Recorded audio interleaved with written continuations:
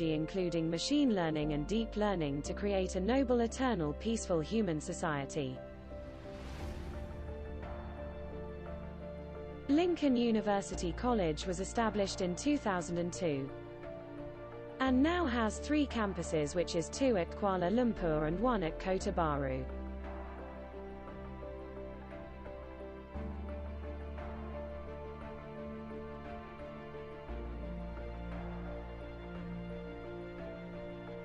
Lincoln University College Malaysia has been worldwide recognized by Multirank Universities, World University Ranking and also QS Asia University Ranking.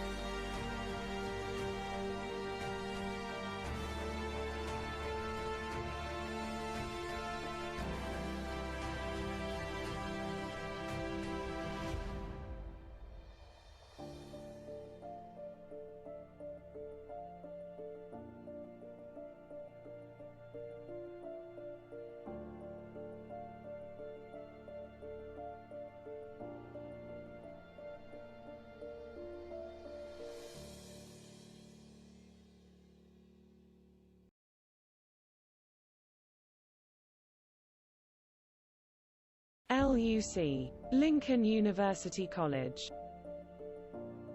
A truly global university.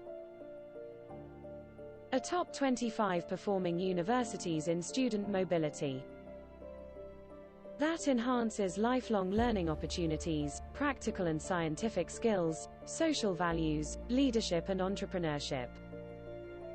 By harnessing information technology including machine learning and deep learning to create a noble, eternal, peaceful human society. Lincoln University College was established in 2002 and now has 3 campuses, which is 2 at Kuala Lumpur and 1 at Kota Baru.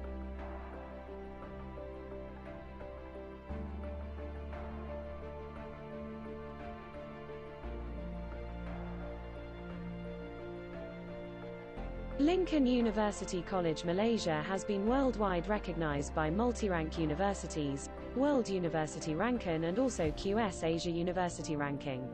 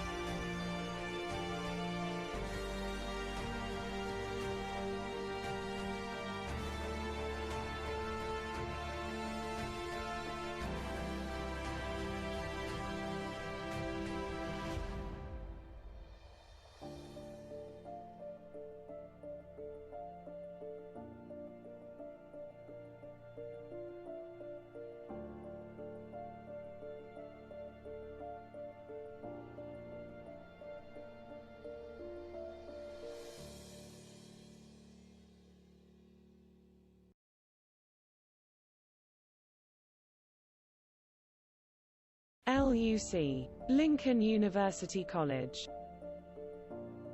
A truly global university. A top 25 performing universities in student mobility that enhances lifelong learning opportunities, practical and scientific skills, social values, leadership and entrepreneurship. By harnessing information technology including machine learning and deep learning to create a noble, eternal, peaceful human society. Lincoln University College was established in 2002 and now has 3 campuses, which is 2 at Kuala Lumpur and 1 at Kota Baru.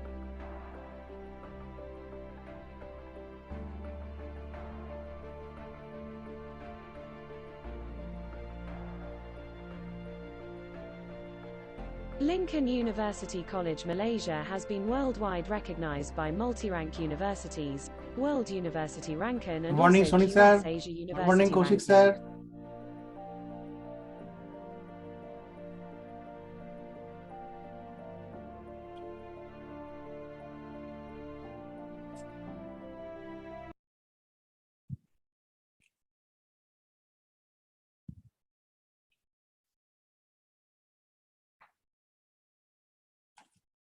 Sir, not audible.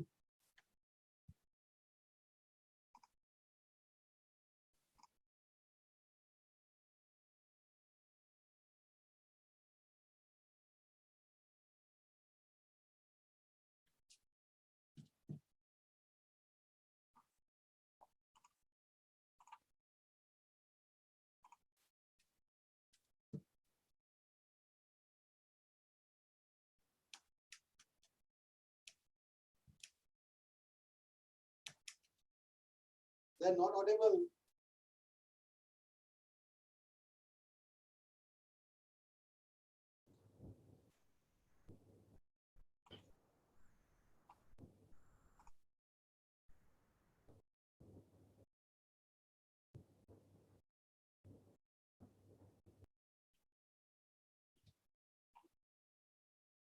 Mian, can you hear? Yes, sir, I can hear you. But Anand sir cannot hear. No? He can hear, but he cannot speak. Means his talk we cannot listen.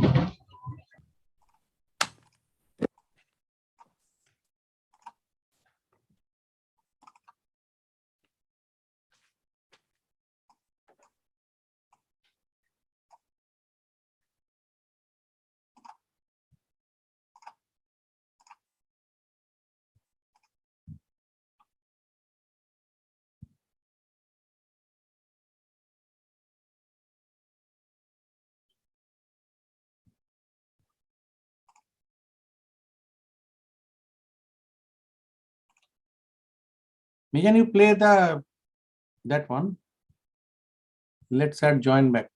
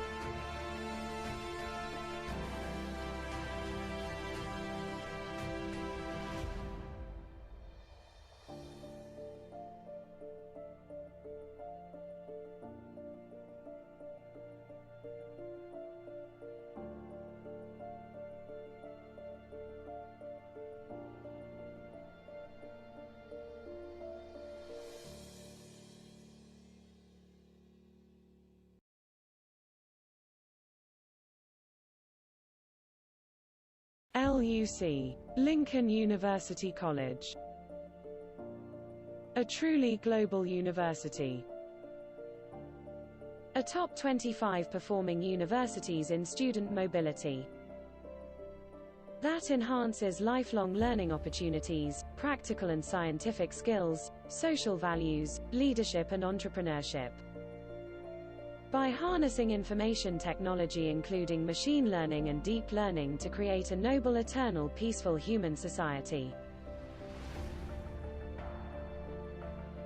Lincoln University College was established in 2002 and now has 3 campuses, which is 2 at Kuala Lumpur and 1 at Kota Baru.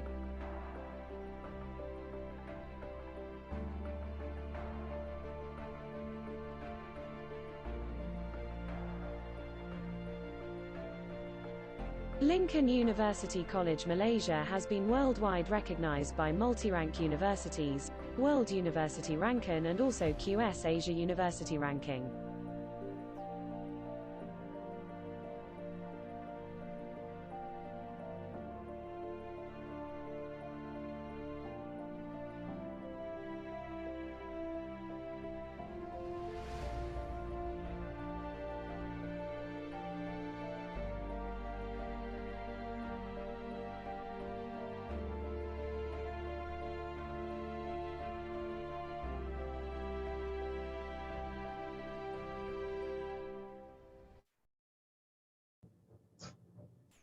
No, sir.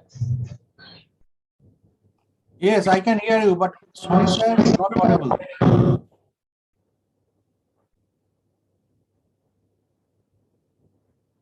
Maybe it's a jack problem, mic jack.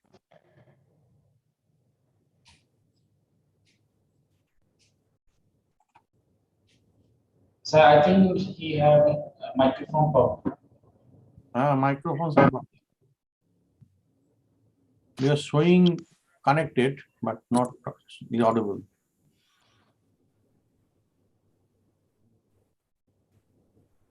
We have to try some other device.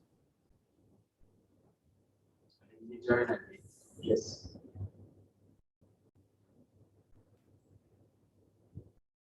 Sir, I think you select the wrong microphone. You go to the microphone symbol, you'll be see the arrow symbol up there.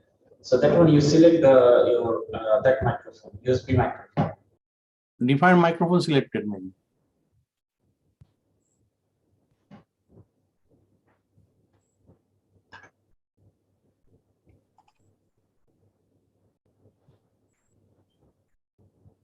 So you click on side of the mute. Oh, cell left.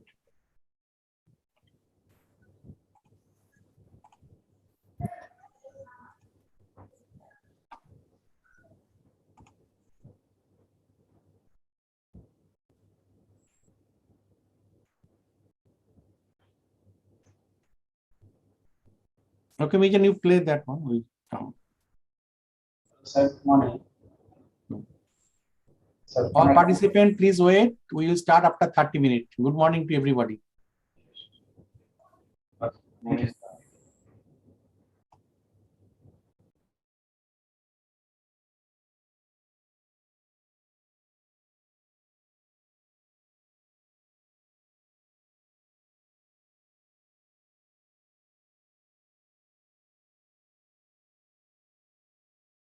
Top 25 performing universities in student mobility that enhances lifelong learning opportunities, practical and scientific skills, social values, leadership and entrepreneurship. By harnessing information technology including machine learning and deep learning to create a noble, eternal, peaceful human society. Lincoln University College was established in 2002 and now has 3 campuses, which is 2 at Kuala Lumpur and 1 at Kota Baru.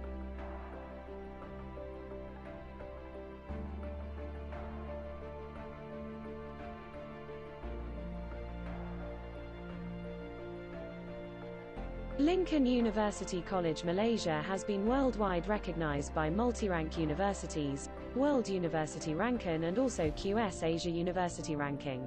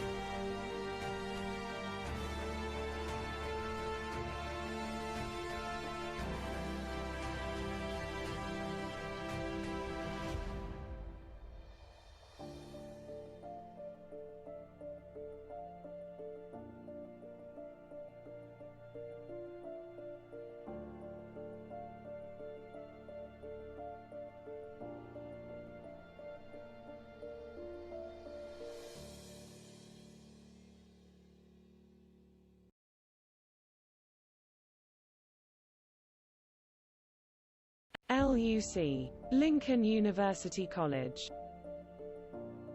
A truly global university. A top 25 performing universities in student mobility. That enhances lifelong learning opportunities, practical and scientific skills, social values, leadership and entrepreneurship. By harnessing information technology including machine learning and deep learning to create a noble, eternal, peaceful human society. Lincoln University College was established in 2002 and now has 3 campuses, which is 2 at Kuala Lumpur and 1 at Kota Baru.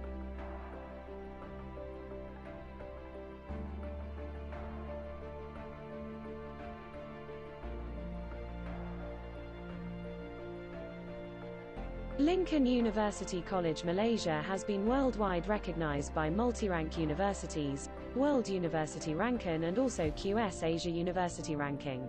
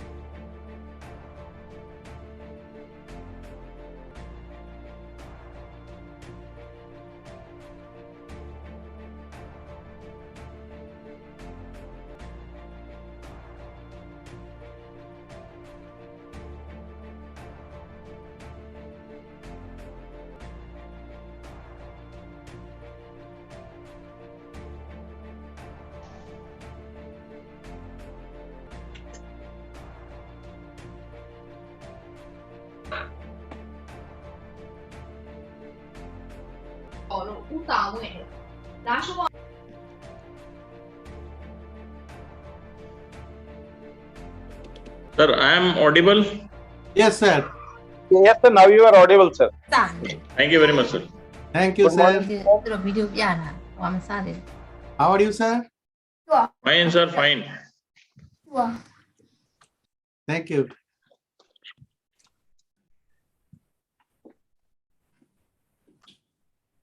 You are joining, sir, within 10 minutes.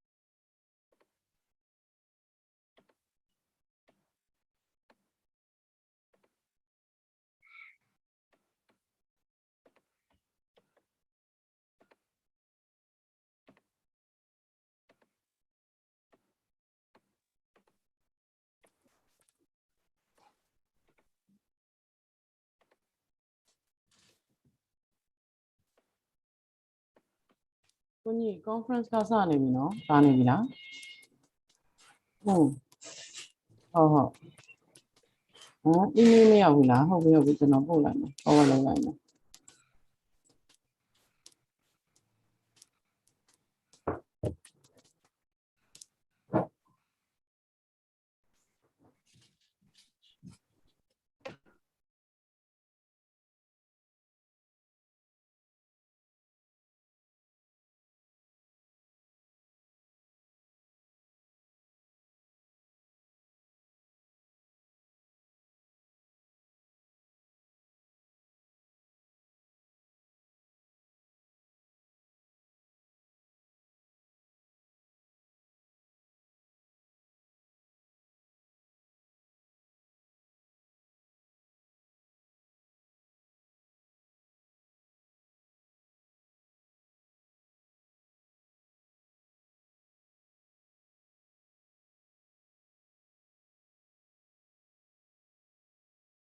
University. A top 25 performing universities in student mobility. That enhances lifelong learning opportunities, practical and scientific skills, social values, leadership and entrepreneurship. By harnessing information technology including machine learning and deep learning to create a noble, eternal, peaceful human society. Lincoln University College was established in 2002 and now has 3 campuses, which is 2 at Kuala Lumpur and 1 at Kota Baru.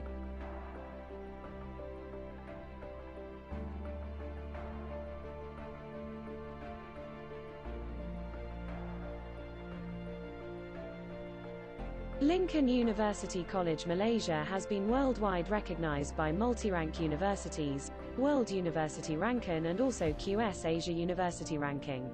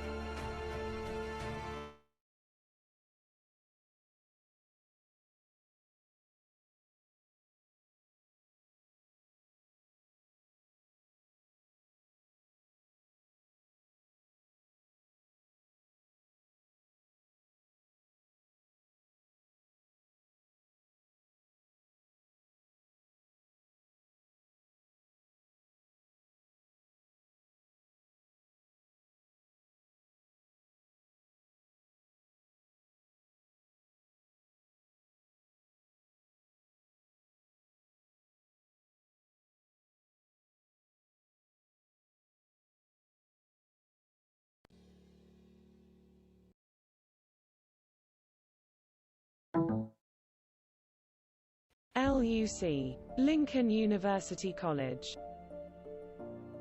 A truly global university. A top 25 performing universities in student mobility that enhances lifelong learning opportunities, practical and scientific skills, social values, leadership and entrepreneurship. By harnessing information technology including machine learning and deep learning to create a noble, eternal, peaceful human society. Lincoln University College was established in 2002 and now has 3 campuses, which is 2 at Kuala Lumpur and 1 at Kota Baru.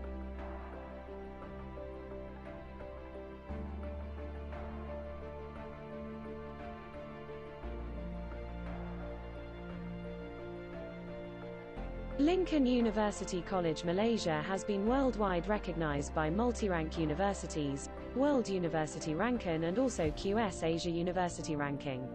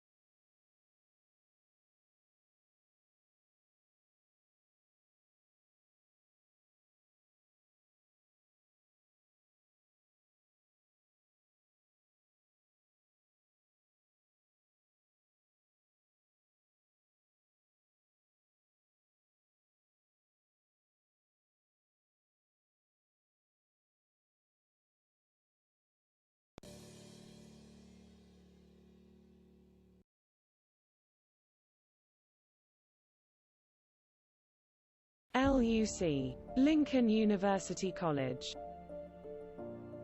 A truly global university. A top 25 performing universities in student mobility that enhances lifelong learning opportunities, practical and scientific skills, social values, leadership and entrepreneurship. By harnessing information technology including machine learning and deep learning to create a noble, eternal, peaceful human society. Lincoln University College was established in 2002 and now has 3 campuses, which is 2 at Kuala Lumpur and 1 at Kota Baru.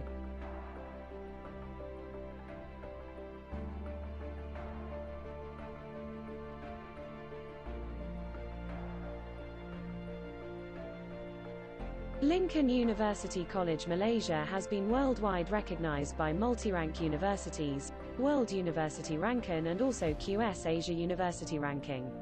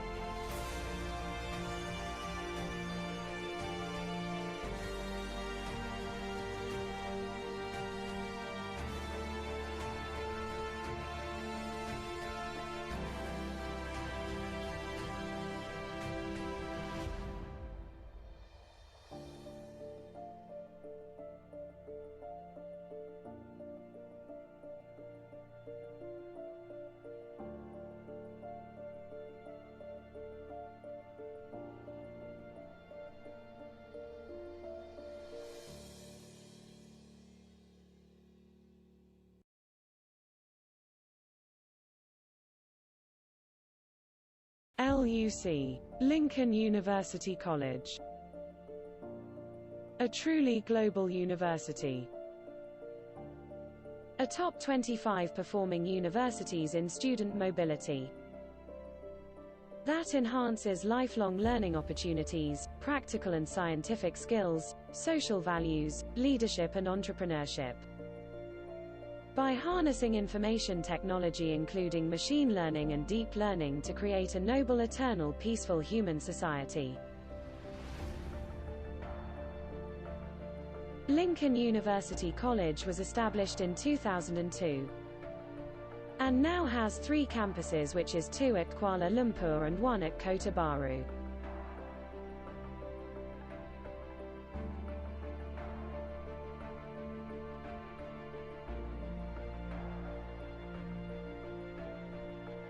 Lincoln University College Malaysia has been worldwide recognized by multi-rank universities, World University Ranking and also QS Asia University Ranking.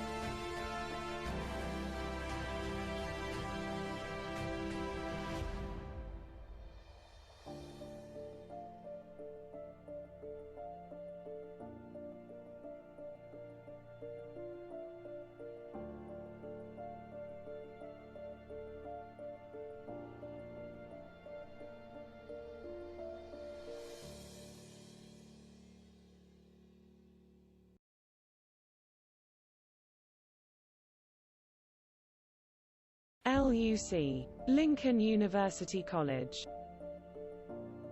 A truly global university. A top 25 performing universities in student mobility. That enhances lifelong learning opportunities, practical and scientific skills, social values, leadership and entrepreneurship.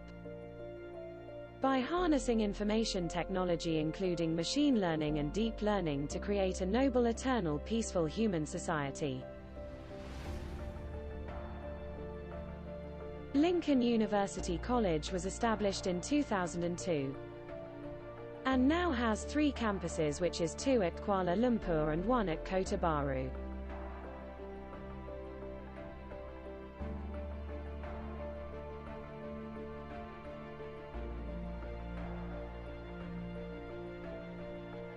Lincoln University College Malaysia has been worldwide recognized by Multirank Universities, World University Ranking and also QS Asia University Ranking.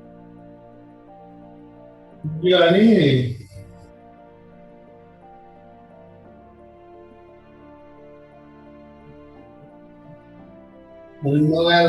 College masuk. Hukuman sesungguhnya ni.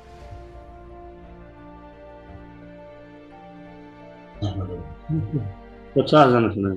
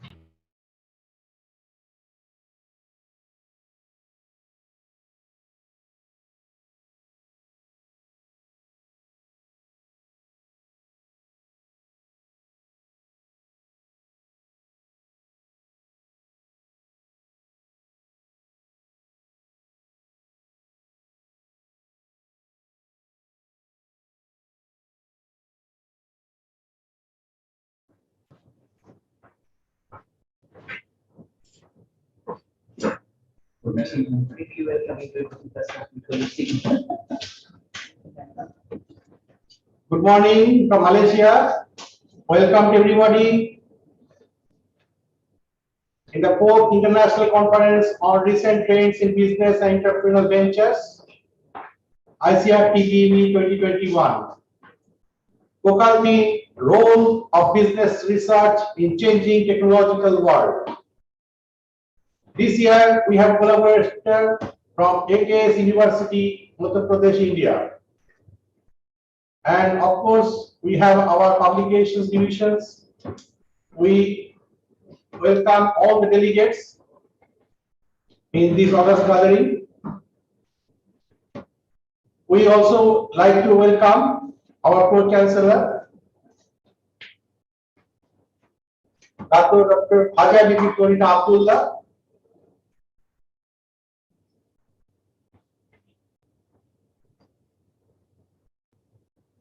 Dato was the first director of Nursing Board, Ministry of Health, Malaysia. She has also served as registered Nursing Board, Malaysia, and has the greatest passion in changing the whole face of nursing profession in Malaysia. She was instrumental in professional nursing as a profession from the diploma to degree level. Undoubtedly, her passion in nursing field has been continually transformed to Lincoln University College. We welcome Dato. Next, we would like to welcome Dato Ambassador Dr. Muhammad Yusuf, our CEO and Vice Chancellor. He is the CEO and of Lincoln University College at present. Before that, he acted as Deputy Vice Chancellor Student Affairs in Lincoln University College from 2014, more than 6 years.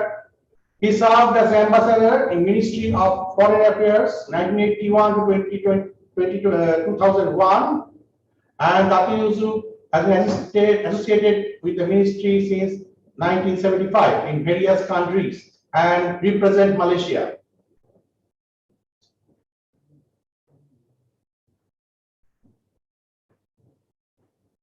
And next we welcome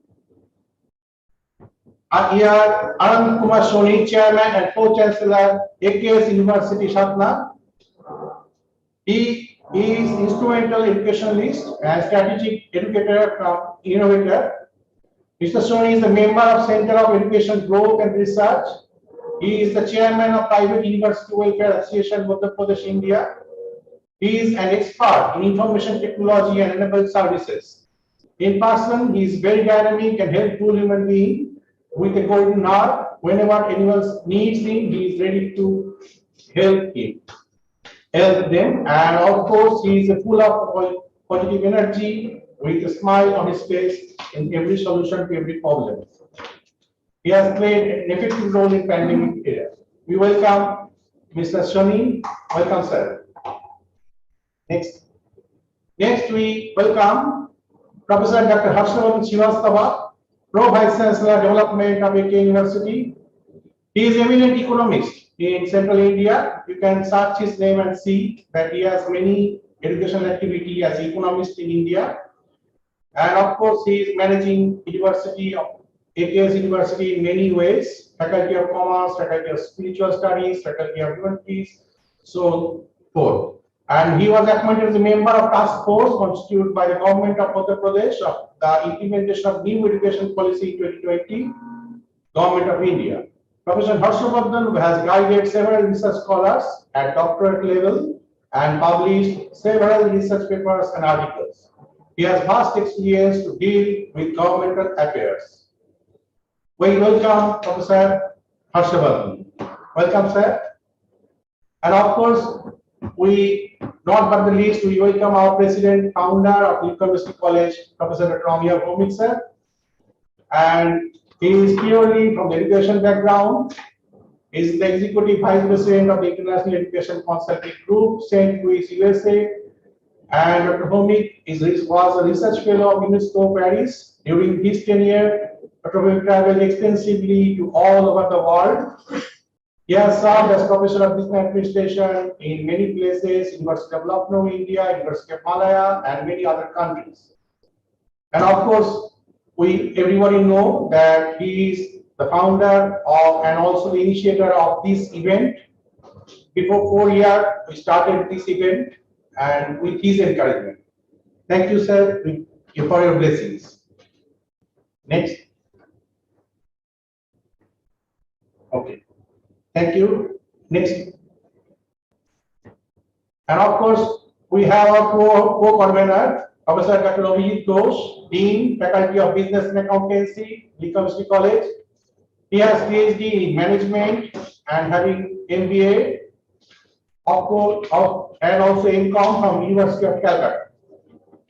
He is member of Australian Society of Certified Practicing Accountants, and Dr. Abhijit Ghosh as member of World Cultural Tourism Association, as well as Australian Institute of Management and many other places. He served in Australia before joining Lincoln University College, and he has reputed publications and editing, all of us know. So we welcome our co-convener, Dr. Professor Abhijit Ghosh. Thank you. Now, with all of your permission, sir, we will play the national anthem of Malaysia. Please stand up or switch off your camera to respect the national anthem. Switch off or switch on? Please stand up for the national anthem of Malaysia.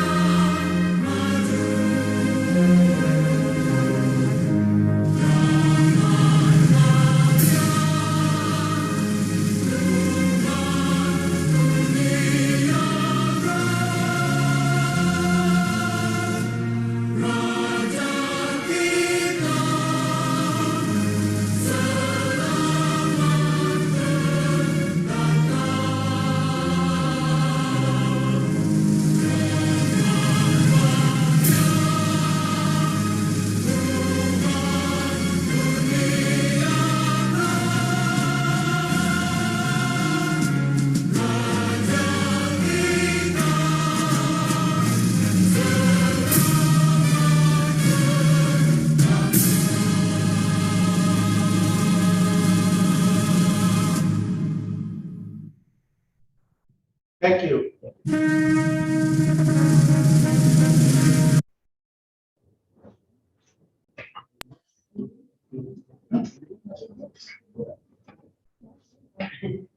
Oh. India.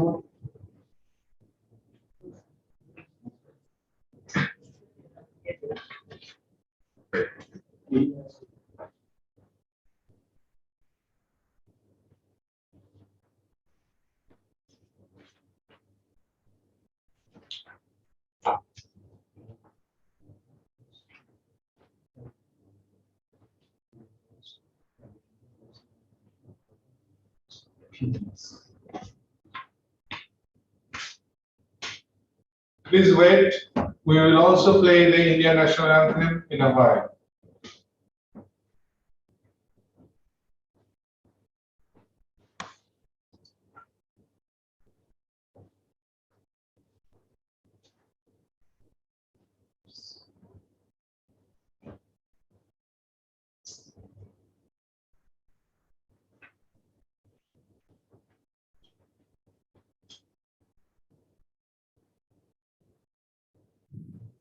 गणमन अधिनायक जय हे भारत भाग्य जन. We are playing Indian National Anthem. Please stand up to respect the Indian National Anthem. Please play. Jana Gana मन अधिनायक जय हे भारत भाग्य विधाता. पंजाब सिंध गुजरात मराठा द्राविड उत्कल बंगा. विंध्य हिमाचल यमुना गंगा उच्चल जलधि तरंगा. तव शुभ नामे जागे तव शुभ आशीष मांगे. गाहे तव जय गाथा. जन गण मंगलदायक जय हे भारत भाग्य विधाता. जय हे जय हे जय हे जय जय जय जय हे. Thank you.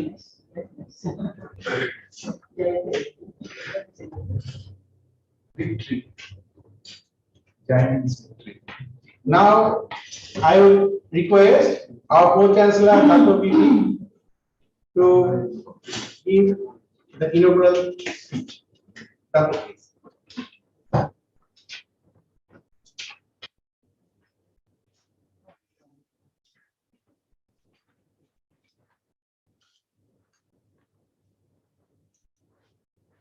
Thank you, Dr. Oda. Bismillahirrahmanirrahim. Assalamualaikum and a very good morning to you all. Yeah, I would like to welcome our chairman, the chairman and pro chancellor of AKS University Satna, MP India, E.R. Anand Kumar Soni, and also Professor Dr. Harshad Srivastava, the Pro Chancellor of, on Development of AKS University Satna, MP India, and of course Professor Dr. Amia, the President of Lincoln University College, and Yang Berbahagia, Ambassador Yusuf, Datuk Ambassador Yusuf Abu Bakar, our CEO, and also Vice Chancellor of Lincoln University College, Malaysia. And also I would like to welcome the keynote speaker, yes, Professor Dr. Andrew Wari, and of course to all speakers and participants, ladies and gentlemen. First of all, welcome here to this conference. In spite of the challenges that we're facing in terms of pandemic COVID-19, but I think we are getting better. And then even though we are not, here physically, but through the virtual seminar, we are, together again. And I'm pleased to announce that actually Lincoln University College once again is hosting this fourth international conference on recent trends in business and entrepreneurial ventures today. And this is in collaboration with AKS University Satna in India to discuss the role of business research in a changing technological world. This conference, I'm sure, has brought together eminent academicians, researchers, and entrepreneurs from all around the world, as well as young and aspiring business people. In today's business world, technology is becoming increasingly important. So business world is becoming more and more technology, especially with the advance of becoming of the Industrial Revolution 4.0. And it's more technological oriented as time goes on, making it nearly hard to separate the two actually. So technology has a significant impact on business research, particularly in marketing, since it alters the way marketing managers do their jobs, which leads to significant shifts in the issue that need to be studied, and it enables new ways of conducting research. It's no doubt that technology is the driver of success for modern businesses. From the marketing to PR to security, everything has gone digital at this point in time. So as a result, through this conference, we hope and intend to discuss these fields in order to obtain valuable insights into developing and maintaining a successful foundation in this technology era. The conference will, I'm sure, enable aspiring entrepreneurs, investors, financiers, and existing corporations to form connections that will benefit them in their careers.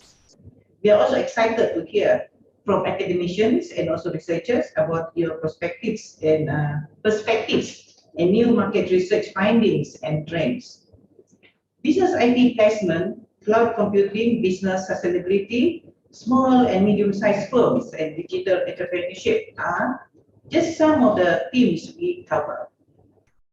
I'm happy, that all of you here, managers, professionals, consultants, entrepreneurs, and researchers, have come to join us in this conference and contribute towards its success. I hope the deliberation for these 2 days, I'm sure, will bring positive insights on the way we move forward. So it is my pleasure to welcome all of you today for the 2-day International Virtual Conference, and I wish all an edifying and transformative time ahead. Thank you and happy conferencing. Have a good day. Thank you.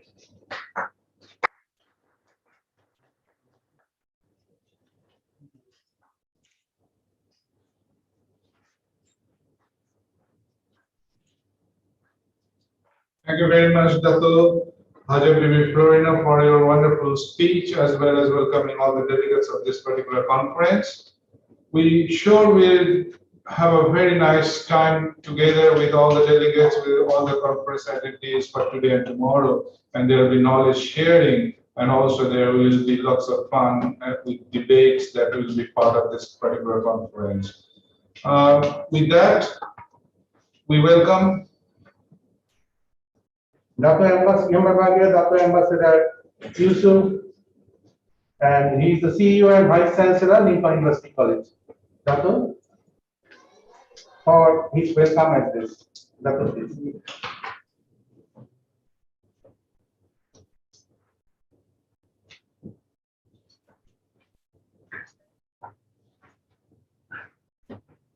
Assalamualaikum warahmatullahi wabarakatuh. Good morning.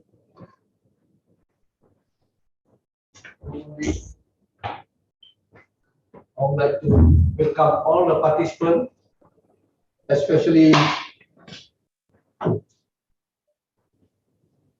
our Chairman and Pro-Chancellor, and our Pro-Chancellor, Pro-Vice Chancellor from AK University, India, and also for our Pro-Chancellor, our President of Dignitaries. I would like to welcome them and all the participants in this conference. I will take along, first of all, I would like to thank you for all people who have involved in organizing this conference. I would like to extend thank you and congratulations for for organizing this conference. As mentioned by our Pro-Chancellor, the background of this conference is involved on the business and the technology changes. We are also aware that this concept of technology is known as the Industrial 4.0, were first announced in 2011. This revolution has gone and expanded for some theoretical concept to the real world application. In particular, can be found in many fields and affect nearly all of us and so many ways, so many ways. While we are adapting the new changes, adjustment and starting to revolve on a national and international level, it is becoming clear that it is not just a new innovation at play. Technical advancement, governmental policy, and market have never been so intertwined. Here, we generally describe the concept of Industrial 4.0 as plain some new terminology and challenges for clarity and complexity. In this event, we will hope that business research can provide with a basic understanding for the quality technique used in analyzing business trend and statistics. The ability to understand the factors that are involved in the making sound management and business decision through analysis and interpretation of data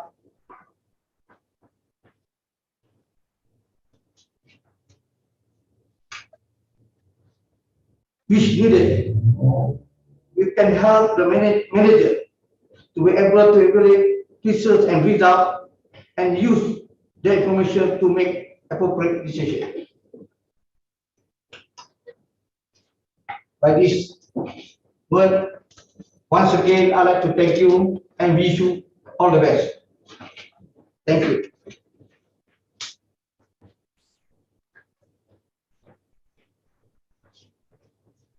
Thank you, Dada, very much for your insight into the area of changes that is happening in the recent and current situation.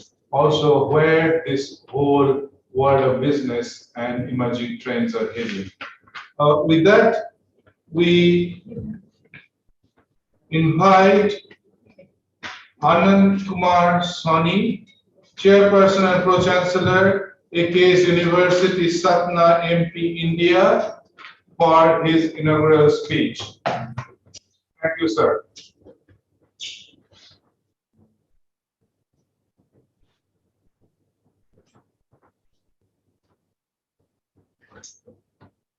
Sir, unmute. Unmute. Sorry. Thank you. Now I'm audible. Now I'm audible. I am audible. Yeah. Thanks, sir. I welcome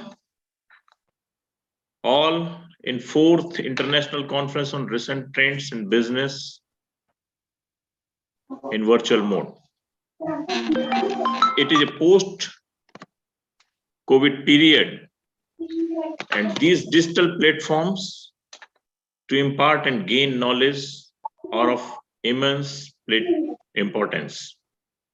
This is an international conference which is held every year. It covers wide areas of business management, entrepreneurship, and allied zones. As we all know that the scenario and directions of business and economy has changed. So in this scenario, such an event will be of great need. Keeping all such in mind, these two esteemed universities plan to collaborate and organize this international conference.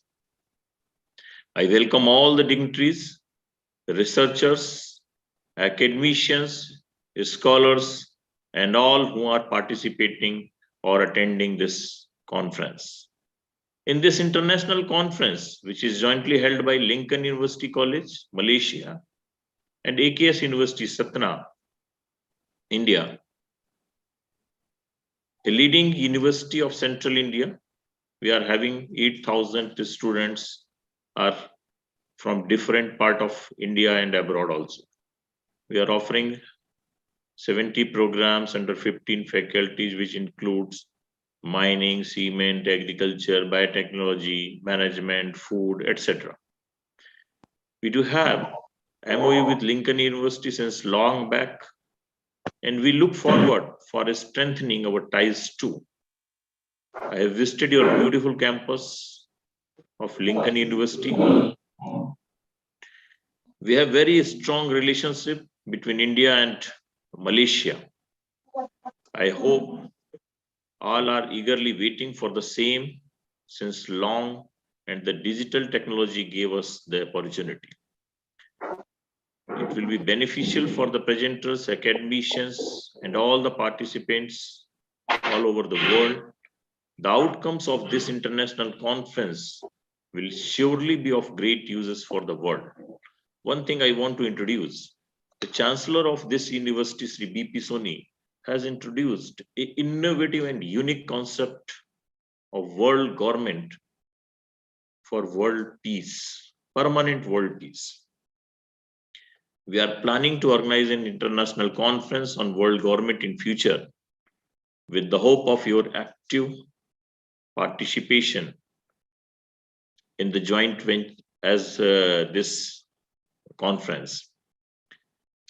I extend my gratitude and affection for the authorities of Lincoln University College and organizing committee for organizing such a value-based event. Dr. Bhaumik is there. We met in Delhi and this MOU was come into existence since a long back. I welcome Dr. Bhaumik and the Vice Chancellor, Pro-Chancellor of this well-esteemed university, Dr. Poddar, and all. Thank you very much. Thanks a lot.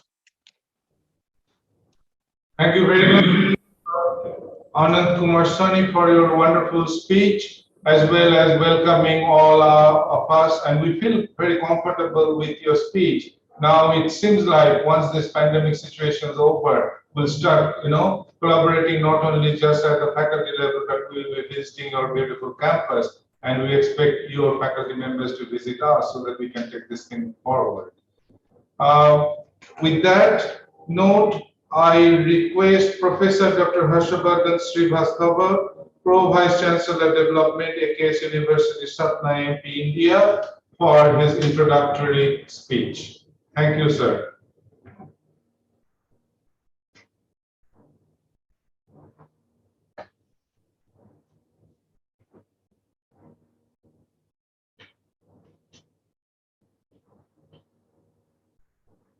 Sir, please unmute.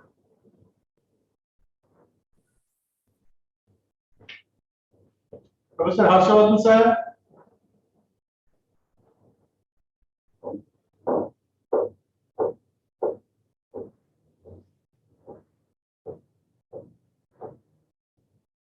Sir, Professor Harshavardhan, sir.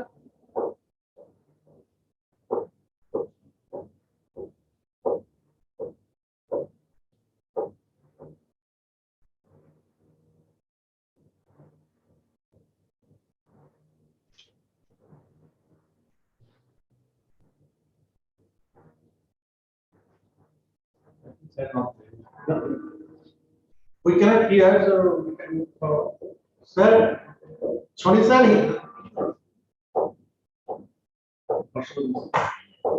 not there, not there. Sir, he is coming just. Okay, we are waiting, we are waiting.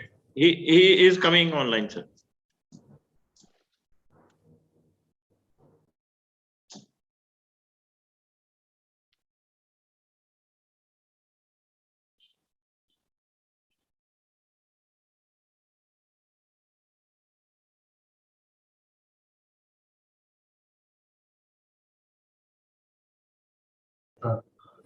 Professor Dr. Harshavardhan Srivastava, it would be a well move for us to release the abstract book for this particular conference. So I invite all the dignitaries to come forward and release the abstract book. Online. We are releasing it online.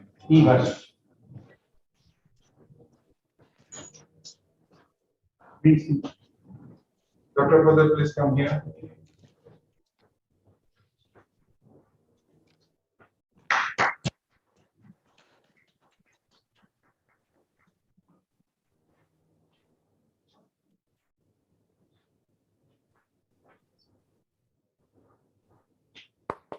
Thank you. Thank you very much. The abstract book is now officially released. Now we are waiting for Professor Dr. Harshavardhan Srivastava for his inaugural speech.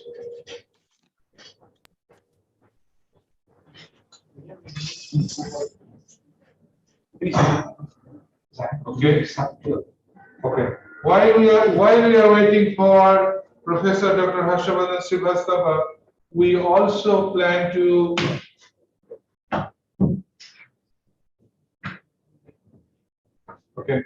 release some of the books that are published by Lincoln University College.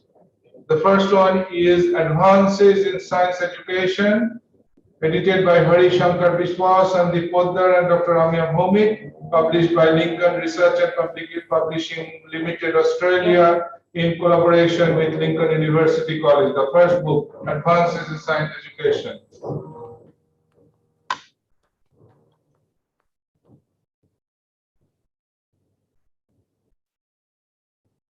Thank you. This is a great milestone as far as we are concerned. Second book, Sustainable Development and Informatics Emerging Issues, edited by Dr. Sandeep Poddar, Dr. Devesh Bhomik, Dr. Amya Bhomik, Chris Tisdale, Matthias Hank Soider, sir, and published by Lincoln Research and Publications Limited, Australia, in collaboration with Lincoln University College, Malaysia. Here is the book. This is a very proud moment.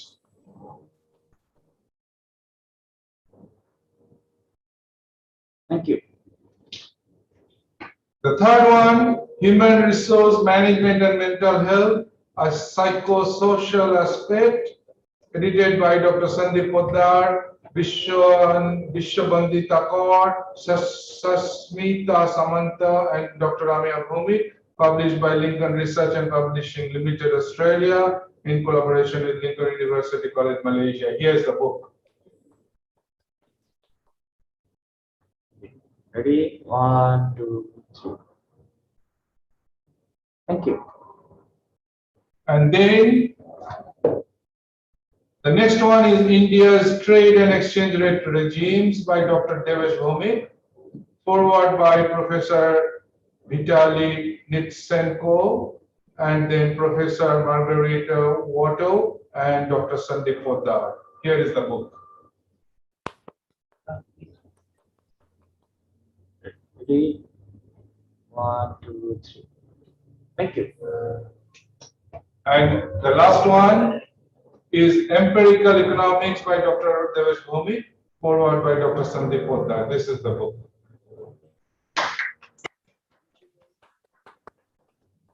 Thank you. So this is a very proud moment as far as Lincoln University College and its publications department concerned. And Dr. Poddar is actually working behind the scene all the time to make sure that our publications and its help towards our ranking or status is always going forward or moving forward.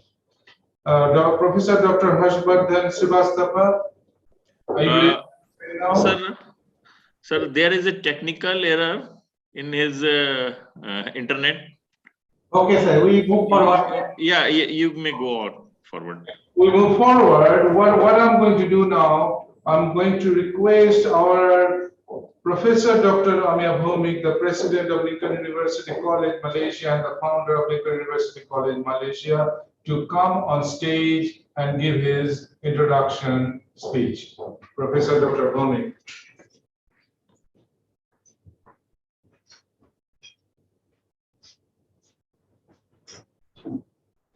Good morning and namaskaram. It is my pleasure to be present on the 4th International Conference on Recent Trends in Business and Entrepreneurial Ventures. Before I go on, I would like to congratulate and thank the organizers of this wonderful international conference, and along with that, Professor Soni, the founder of the famous university in Madhya Pradesh, the Central India, and our true Chancellor, Professor Datu Dr. Haji Farid Abdullah, as well as our CEO, Professor Datu Dr. Ambassador Muhammad Iso, and Dr. Buddha, Dr. Ghosh, and many other delegates, and also some of my PhD students from Myanmar, as well as who have joined. Now, whenever we have conferences such as like this, I would always emphasize the participants, the delegates, the presenters. What is the goal of having such conferences? That's most important. The conference's goal cannot be simply just present a paper, publish the paper, get a certificate, and have a big name, and that's the end of the story. Or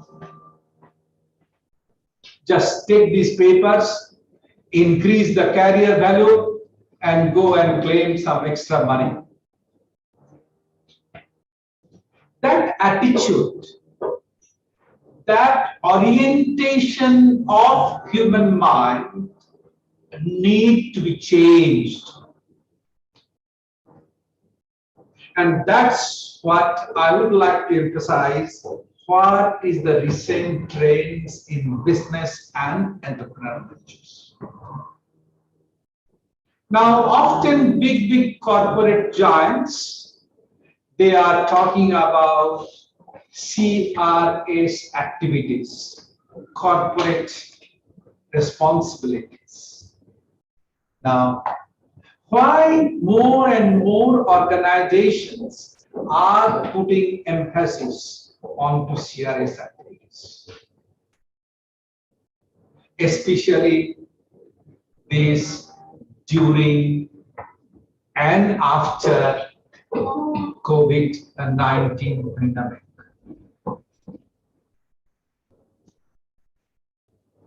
Reach in terms of materialistic wealth,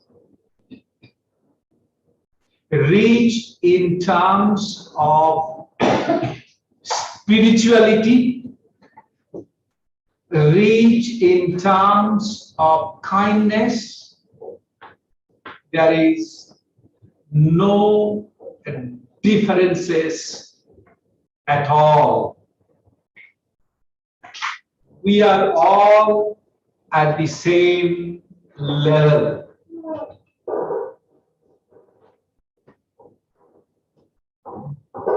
The prejudice, the bias, the socio-economic status differences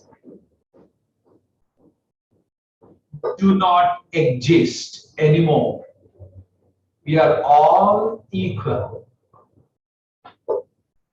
This fundamental platform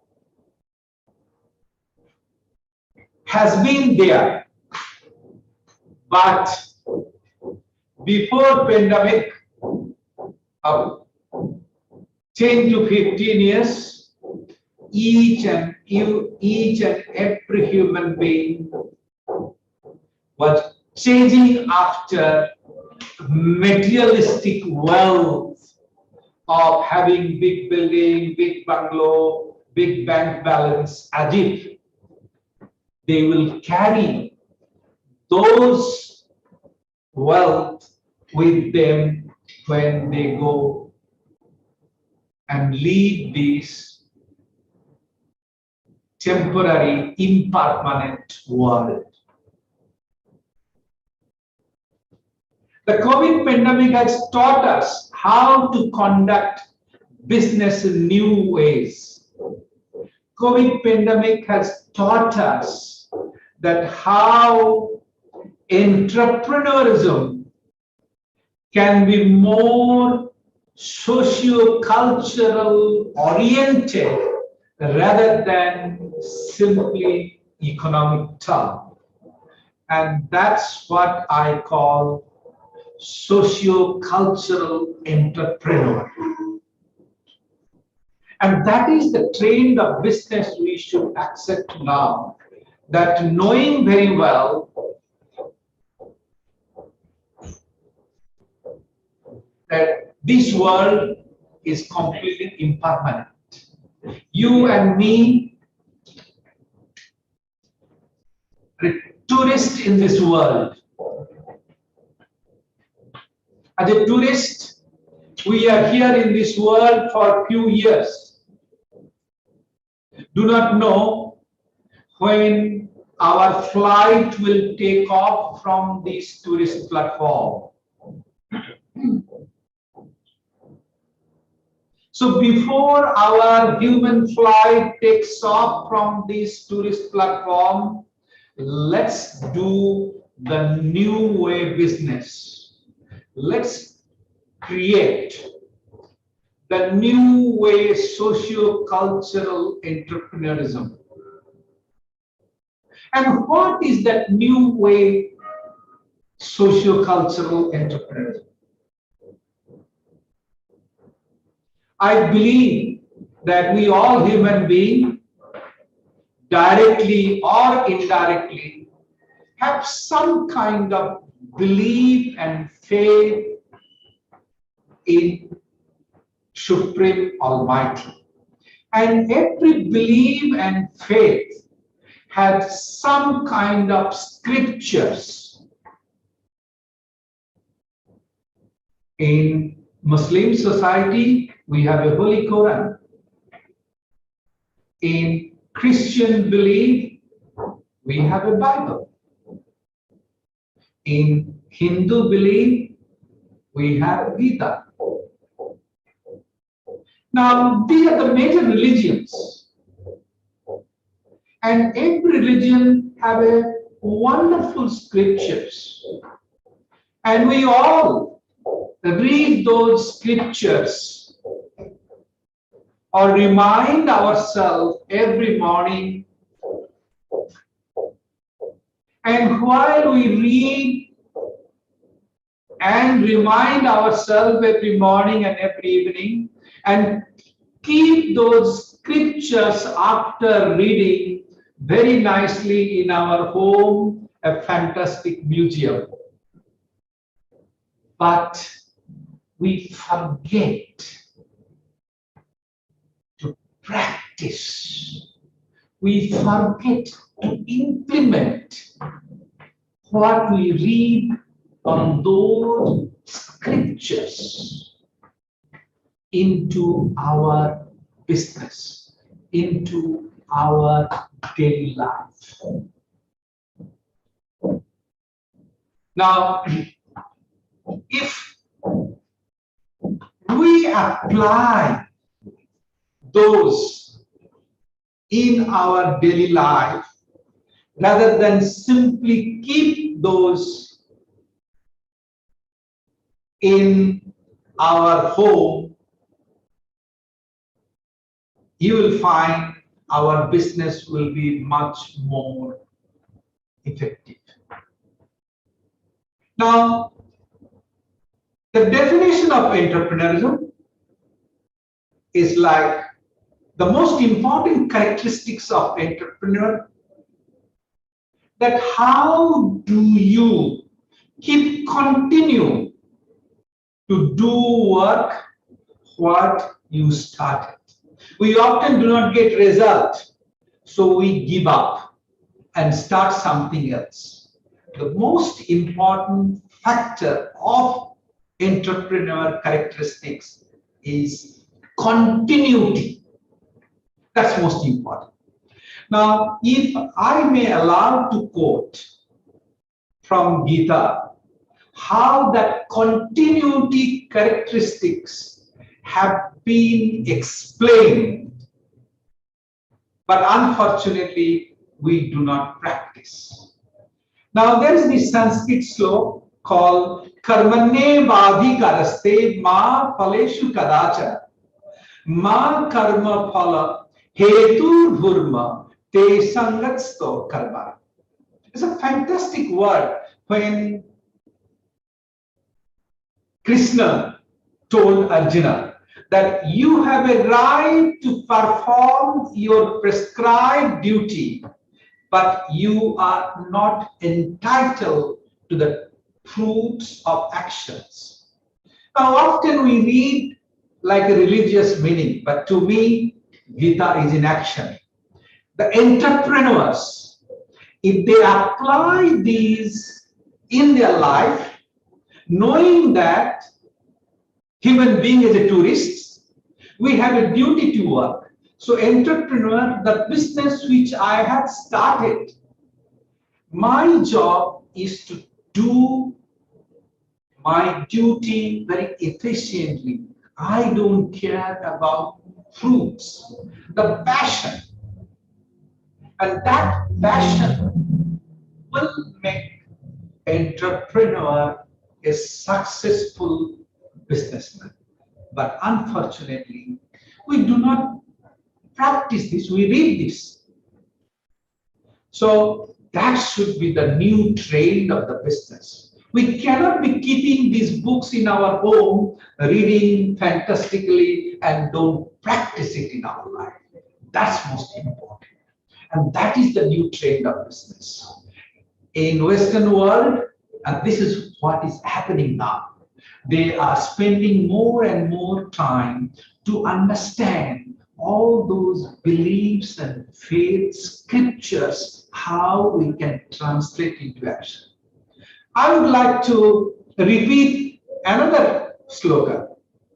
Krodhat bhavati sammoha, sammohat smriti vibhrama, smriti bhramshat buddhinaso, buddhinashat pranasya. What a wonderful message Krishna is giving to Arjuna. From anger comes a delusion. From a delusion, the loss of memory. From loss of memory, the destruction of discrimination. From the destruction of discrimination he faces. Now, this is a wonderful.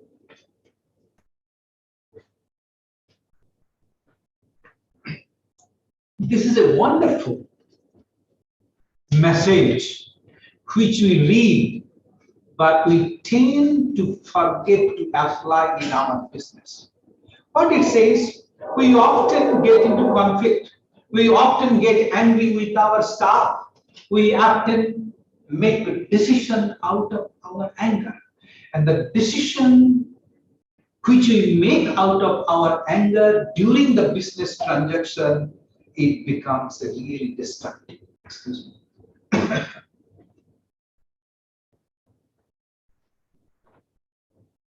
So, if we can control our anger during our daily course of action, we will not have a conflict, human conflict.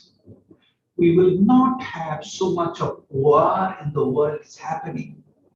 Iraq war, Afghanistan war, Syria war. Look at this. And what is this? This is a purely result of anger, pure result of greediness, pure result of accumulation of materialistic wealth, knowing that nothing will go with us. So these things we need to practice. And lastly, another important, tasmat asakto satatam karyam karma samachara asakto hi acharam karma param apnoti purusha. It's a Sanskrit. In France, in Netherlands, primary school, Sanskrit language has become now very important subject. The Sanskrit language is actually a scientific language. Now, what does it say? Without being attached to the fruits of activities, one should act as a matter of duty, for by working without attachment, one attains the supreme. And that's what I said. I'm a tourist. You are a tourist in this world, my friend. We all have to live. This nothing will go with us. I'm a founder of Lincoln University, but this Lincoln University is not going to go with me at all. But what will go with me?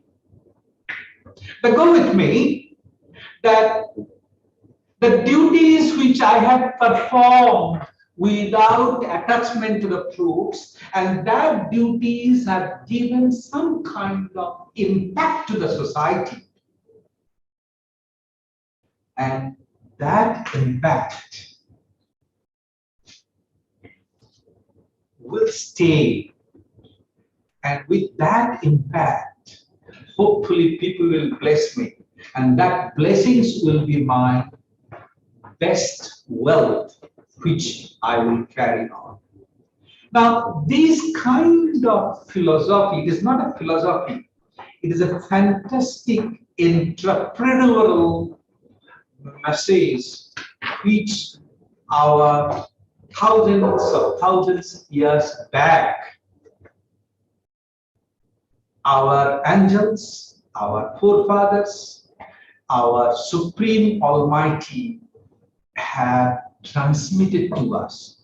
But unfortunately, along the human evolution process, we have kept those scriptures as if just as a duty to read in the morning. And in daily life, we do something else. So we read something in the morning, but daily life, we do something else. And that is not the new business should be. The new trend of the business, what we practice in the morning, what we read in the morning, and in daily daytime, we should be practicing. Then we will see the new trend of business.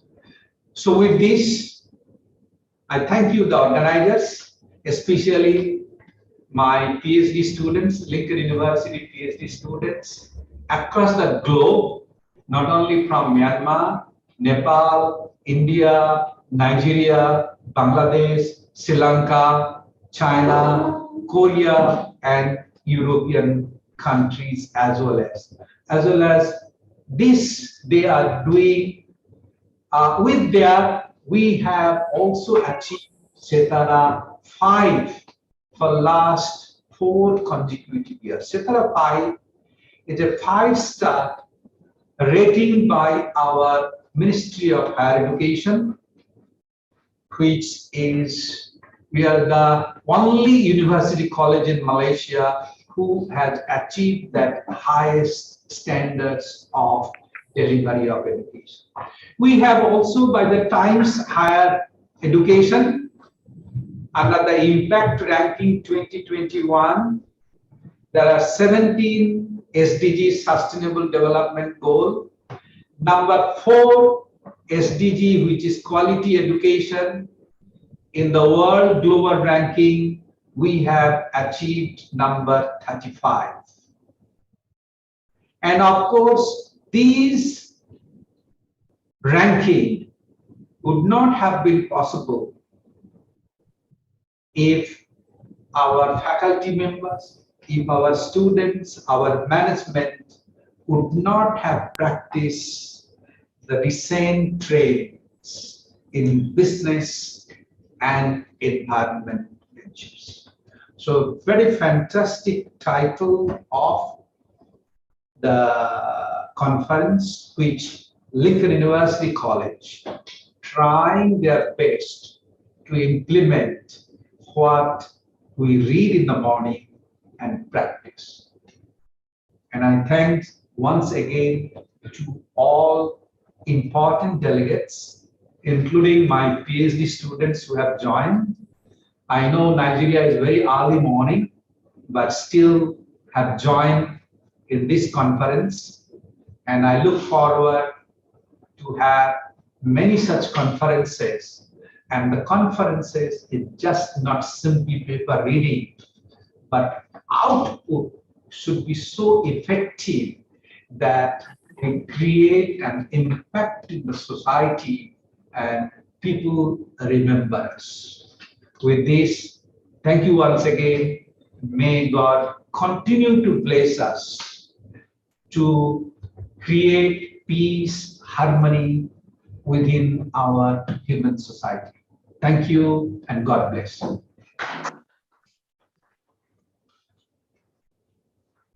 Thank you very much, Dr. Amir, for your wonderful speech. Actually, during this crucial changing time, we are still adjusting and readjusting ourselves with how do we proceed with our businesses and business practices, and more importantly, how we actually categorize ourselves with the pandemic around ourselves, and how do we move forward. So what he has mentioned to all of us is very simple.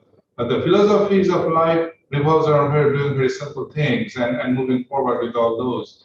And one of the beauties of working for Lincoln over the years, I realized that it allows me to enjoy my freedom. I'm allowed to do many different things that many institutions all around the world will never allow me to do. And with that, we are able to produce wonderful results. Otherwise, how come we are so successful? Our rankings are, proving to us almost on a regular basis that it's working for us. So thank you very much, sir, for your wonderful speech. And then we move forward to the next level. Thank you. Thank you, Dr. Ghosh. And we would like to take group photograph. Group photograph. Please switch on your camera. And we take photograph. Please. After this group photograph, we will move to the plenary session. The keynote speech by Professor Andrew from UK. Please switch on your camera. Ready, Vijan? Yeah, ready.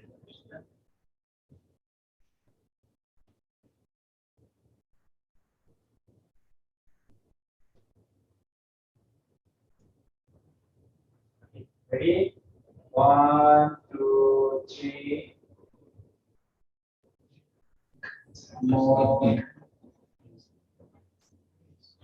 Sorry. Ready? 1, 2, 3. One more.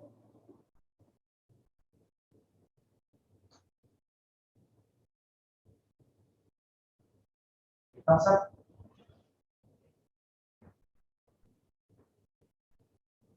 Ready? 1, 2, 3. One more.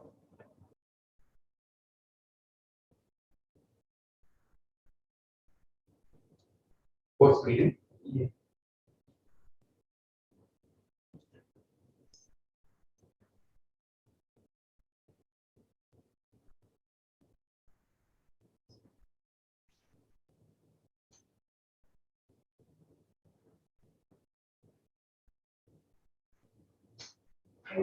Thank you very much. Thank you, Dr. Thank you.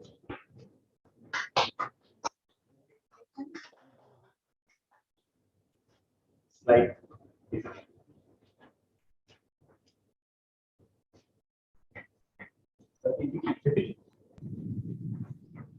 Now we are moving to keynote address by Professor Dr. Andrew Ware,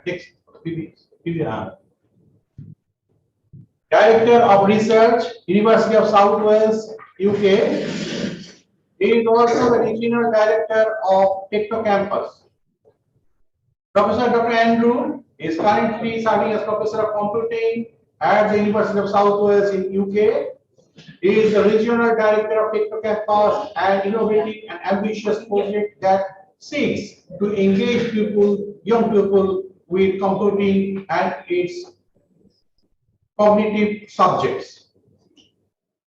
His area of research is on the use of intelligent computer systems to help solve real-world problems. Andrew is currently working on artificial intelligence-related projects with several industrial and commercial patterns across the globe. Professor Andrew teaches various computer-related courses, including artificial intelligence, data mining, and computer programming. Andrew is also a frequent international speaker. Moreover, he successfully supervised more than 30 PhD students and has been an active participant in several international research and teaching projects. So we would now like to play his recorded video because he is in different time zone. So he sent the recorded speech. Please play.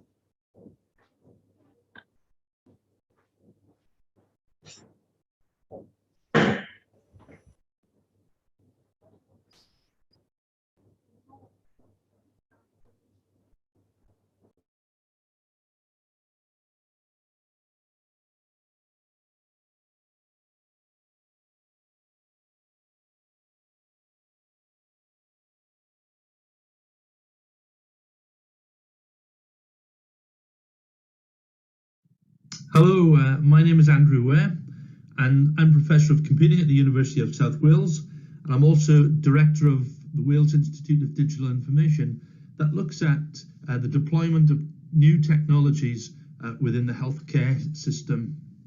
And it's good to be with you, even though it's on video today.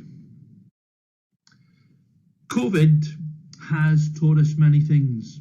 And as this quotation says, pain teaches you more than pleasure, failure teaches you more than success, poverty teaches you more than prosperity, adversity teaches you more than comfort. And while none of us have really enjoyed going through the COVID pandemic, there's no doubt about it that we've learned a significant amount. It has changed the way that we live and work and play, and has transformed lives in ways that maybe we didn't were possible. For example, I live in part of Europe called the United Kingdom. The United Kingdom has 4 countries. It has Scotland, England, Wales, and Northern Ireland. And I live in a little country called Wales. And on that map, you'll see A and B. Now, I live in the part marked A, and I work in the place marked B.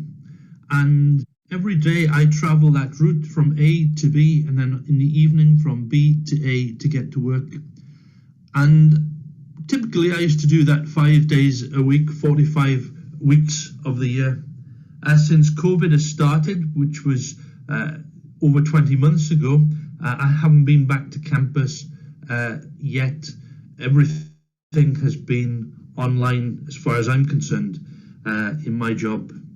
Now, I have saved a lot of money by not doing that travel route. 86 weeks times 5 days times £8 a day in fuel as a saving of £3,440.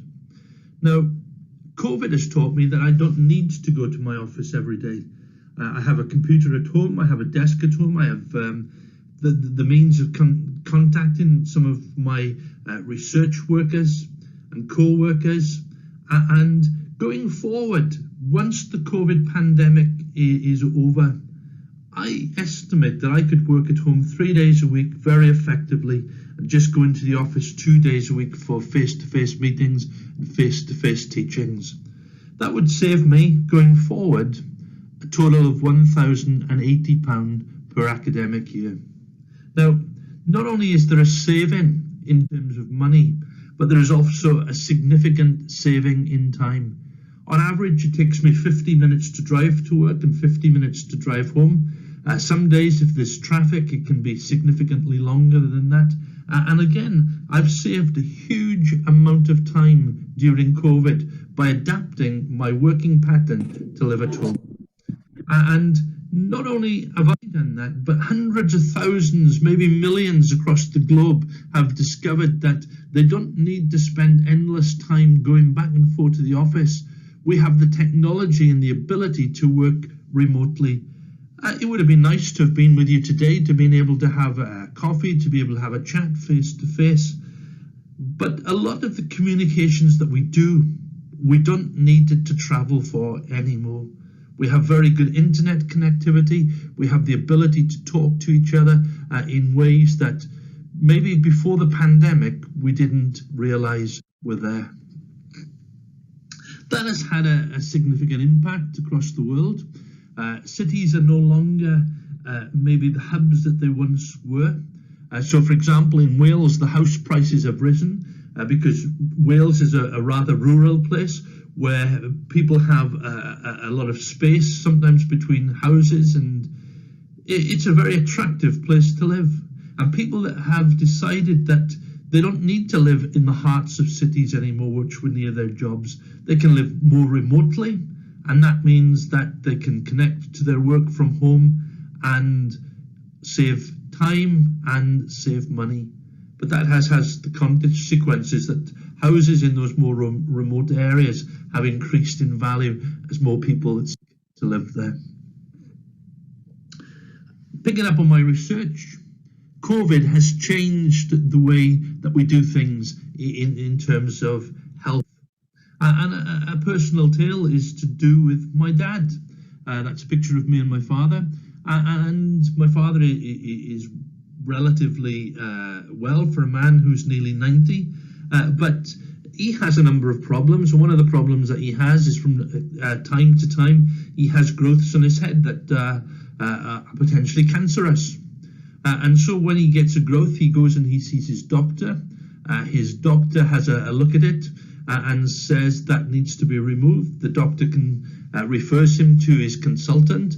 The consultant has a look and says, yes, that needs to be removed. We need to make an appointment for you to come and see me. Now, post-COVID, what can happen is my father takes an image of his head, sends it to his GP. His GP says, that looks bad. He can forward that image to the consultant. The consultant says, yeah, that looks bad, that needs to come off, and now makes an appointment for my father to go in and have that growth removed. And so 3 appointments with senior doctors have been reduced to 1. Time travelling to hospitals has been reduced from 3 to 1. The whole process has been made a lot easier. Now, again, picking up on the way that we do things in terms of medical diagnostics and the way that things work, we're in a situation where very often, because of COVID, we've become far more used to using technologies. And very often the way that medicine works is that we look at symptoms, and based on the symptoms we have medication. So, for example, I have a headache maybe, those are the symptoms, and so I take a headache tablet, a painkiller, to deal with that problem. So the symptoms has led to medication.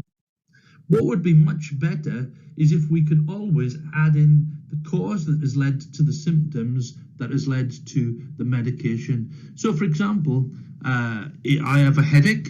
That headache might be caused by dehydration. And rather than taking a tablet, because I know that headache is caused by dehydration, it would be much more beneficial for me to drink water and not to take the tablet. So I'm, in a sense, curing the cause, and the cause being cured takes care of the symptoms. So adding cause into that facility of diagnostics helps. What would be even better, using some of the technologies that we have today that people are getting far more used to using, if we could plug in the medical history, the cause and the symptoms to work out what medication or what other social solution might be the answer to the problem. So, for example, my father has a number of issues. He has heart failure and he has diabetes. And sometimes the medication that he takes for his diabetes has an impact on his heart condition, and sometimes the medication he takes for his heart condition has an impact on his diabetes.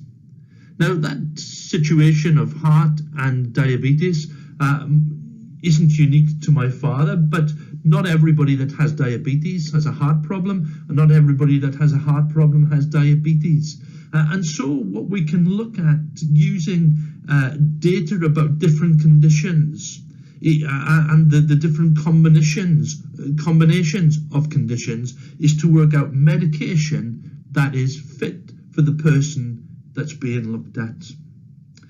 And then the next stage along would be to build models that include not just individual data relating to people with conditions, but building whole models that are based on whole populations. And within that population, you might have people that have similar conditions from different parts of the country, and by combining all that data together, you can end up with systems that are far more effective in giving recommendations for medications or other interventions that are most appropriate to the person being considered. There are obviously ethical issues that need to be considered, and these are very important. It's also important that the AI systems and the medical diagnostic systems that we develop are able to explain the decisions that they make. And so COVID has helped in the development of these kinds of systems because people have become far more used to using technology. And it's not just using technology in the sense of communicating one with another or online like we're doing today, but people have become far more adept at using technology within their homes for all kinds of things. For example, my parents, as I said, they're nearly 90. They are people that are not really technically able, and yet because of COVID, they have got far more used to using things like Zoom. They've got far more used to using telecommunication to speak to people, and it has had a transformative impact on the way that they behave. For many, COVID-19 has made the world a smaller, more interactive place, a global village. And what we've discovered too is that to enable that global village to function in the way that we want it to function, rather than invest in a significant amount of money in roads that get clogged up very quickly, what we need for these technologies very often to work is better interconnectivity. And so going forward, it would be much better if we spent more money on developing internet infrastructure rather than road infrastructure. Again, that has an impact. It has an impact on the way that we live, which can make us healthier, less stressed people, less time traveling, which has a significant impact on us. It also has a significant impact on the planet. If millions of us are traveling less for work, for simple meetings and things like that, then that can have a great impact on the planet. So, for example, we've recently seen what's been going on in Scotland with COP26, where people have been looking at the environment, what's been going on there, the things that need to be sorted out there. And one of the big impactors is travel. And we can look through the new technologies that have come to the forefront during COVID to have a reduced travel footprint. COVID has given us many new opportunities.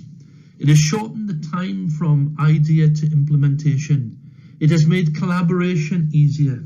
It has made research and innovation even more important. And it has been a wake-up call about other impending issues, such as global warming. Steve Hawkins, the scientist, said that intelligence is the ability to adapt to changes. And Charles Darwin said, it is not the strongest of the species that survive, nor the most intelligent that survive. It is the one that is most adaptable to change. And as we come through COVID and move on to businesses that can adapt, medical infrastructures that can adapt, the ways of communication that can adapt to the new world are the ones that will survive. And so it's important that we learn that impacts the way that we look after our health. It looks after the way that we work, that it looks after the way that we engage one with another, that will have the most significant impact. Thanks for listening today. I hope that you have a great conference, and I hope that one day that I will be able to visit subsequent conferences in person. Have a good day.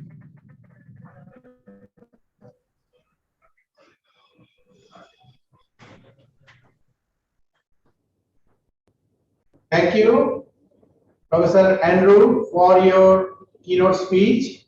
I would now like to request Professor Dr. Abhijit Ghosh to chair our next session and invite our delegates.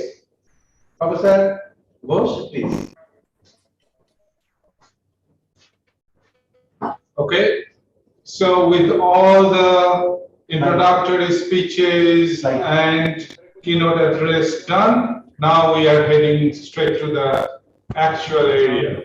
So the plenary lecture 1 will revolve around our presenter Datin Sri Professor Dr. Suhaija Anil binti Dato Muhammad Zaidani. And she is not a newcomer as far as we are concerned, because she is actually a lady with diverse interests in life, including helping Lincoln as and when required. She has helped us immensely in our MBA in Supply Chain Management program, and also she is helping us by becoming the editor-in-chief for our International Journal of Management and Human Sciences. We are very glad, madam, that you are not only helping us, but you are also helping our research candidates to move forward. The topic today for madam is transforming the postal and courier industry business model for survival, which I truly understand where she is coming from. Because during the pandemic, I was also standing in our veranda, and I was watching only courier service guys delivering all the gadgets and tools and clothes and jewelries that all of us were ordering from online. So the way the businesses are happening, the way this whole supply chain industry is reshaping, it's a very strange world now. And without further delay, we invite her to basically give us her side of the story. Thank you, madam. Okay, thank you, Mr. Master Ceremony. Yeah.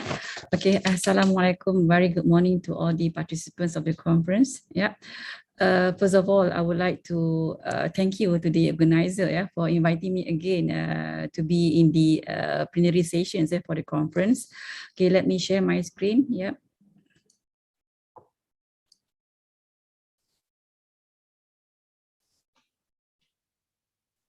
So the title of this session would be on the transforming the postal and let me hang on, transforming the postal and courier industry business models for survival. Yeah, again, why do I choose this topic? Since like the theme for the conference today is on the role of business research in changing technological world. So I believe we have to look into something, what would be the current scenario with the pandemic and everything, right? How would be the challenge to the business world? And one of the industry that always be impacted be the situations, right, will be the postal and courier industry. Okay, a little bit about the scenario, but I can share with you guys. Yeah, so this is a diagram that we can to differentiate the previous situation and the current situations, right, with regards to the industry itself. So the postal and courier, I mean, we also know it as to be the last mile delivery, is the movement of goods from a retailer's transportation hub to the final delivery destination. If you look here, the first diagram on the traditional methods, from the warehouse of the retailers, then it will be straight away to the retail shop. And physically, customers can get the product from the retail shop. But again, with the pandemic, with the growing demands of the customers, right, the supply chain of the courier and services is now becoming more and more complex, because more players coming in to be in the supply chain of this industry. And as we can see here, the process from the retailer's warehouse is now need to be go through all these processes until it will reach to the end consumer. And the more that we can see the players in the chain, means to say that it will be giving a positive significant impact to the delivery time of the products to the end user. So now the players itself, they must be creative enough, how they can overcome the challenge to deliver their products on time to the customers. Because the issue aspect we can see now, the most challenging aspect that we can look into is on the delivery time, because I mean this will be more related to the customer service issue. So as we can see in Malaysia at the moment, we do have the change of the customers' needs. Now, instead of going to the retail shop to get the product, now the customers are becoming more and more rely on the online platform. In Malaysia context, we do have this Lazada, we do have this Shopee, we do have this Alibaba. So these are most of the giants online business platform, which now with the MCO, with the COVID, that customers are not allowed to be do the shopping at the retail shops. So these are the more convenient way how they can get the product is by using the online platform. So it will be a challenge to the providers of the logistics services, how they will to entertain the needs of the customers to get the product on time and in very fast mode. So in Malaysia, there are few established businesses that have been involved in the postal and courier sector in Malaysia. And as what we can see here, there's a total revenue of 2.79 billion last year. I mean, it will be coming from the Post Malaysia, GDEX, and also Nationwide Express Holdings. So these are among the giant businesses in the postal and courier service. And you can see there's a growth in the sales, in the services. But what would be the aspect that actually contributed to this growth of demand?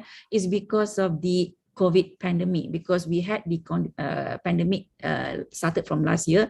So since then, there's a more and more demand that customers are looking for the easy platform to get the products, which will be from the online. And to comprehend the services of this online business, of course, it has to be dependent more on the postal and courier sector. And in Malaysia context, because of this scenario, there are more players coming into industry. And then up till now, there are about 119 courier services which have actually applied for the license to be in the service, to be in the sector. So it is considered now is overly crowded with the members of the players in the courier supply chain. And because of that reason, there's an issue with the competitions, because they need to be competed at each other. They need to be to be creative enough how they can beat the competitions to be survive. And because of this reason, the newcomers hardly to be survive. And without innovation, without digitalizations, right, and without any kind of the regulatory forms actually from the government, then these newcomers won't be can be sustained in the sector. And therefore the government has to formulate a new plans on how actually these players can face these kind of challenges. And there are few strategies that have been imposed by the government, and one of the strategy that they have done is on the freezing the license. So there'll be no newcomers, because the government has stopped, in issuing the courier license, started from September 14 to 2020. And because of that, the numbers of the players still remain up to now is 114, because there's no newcomers anymore in the sector. Because why? The MCMC, the Malaysian Communications and Multimedia Commission, they have actually detected a very significant decline in terms of quality of courier services. You're talking about the numbers, which keep growing because the demands are there. So, but then how about the quality, the services actually they are giving? Because of this issue, the government has actually realized that the quality of courier services actually becoming, an issue, and there are lots of complaints received by the customers, totaling about 86%, which comprise of many aspects, the poor customer service, delivery delays, even the loss of goods, of the products, from the 2019 to 2020. So again, this actually is a very big issue that government has to step up, to look into how this issue can be overcome. The issues of creativity or innovation need to be amended in the services of this courier businesses. So because of that, if you can look deeper here, the average delivery period actually increased. Previously it was about like 2 days, but now it can be up to 5 days, for the customers to receive the order.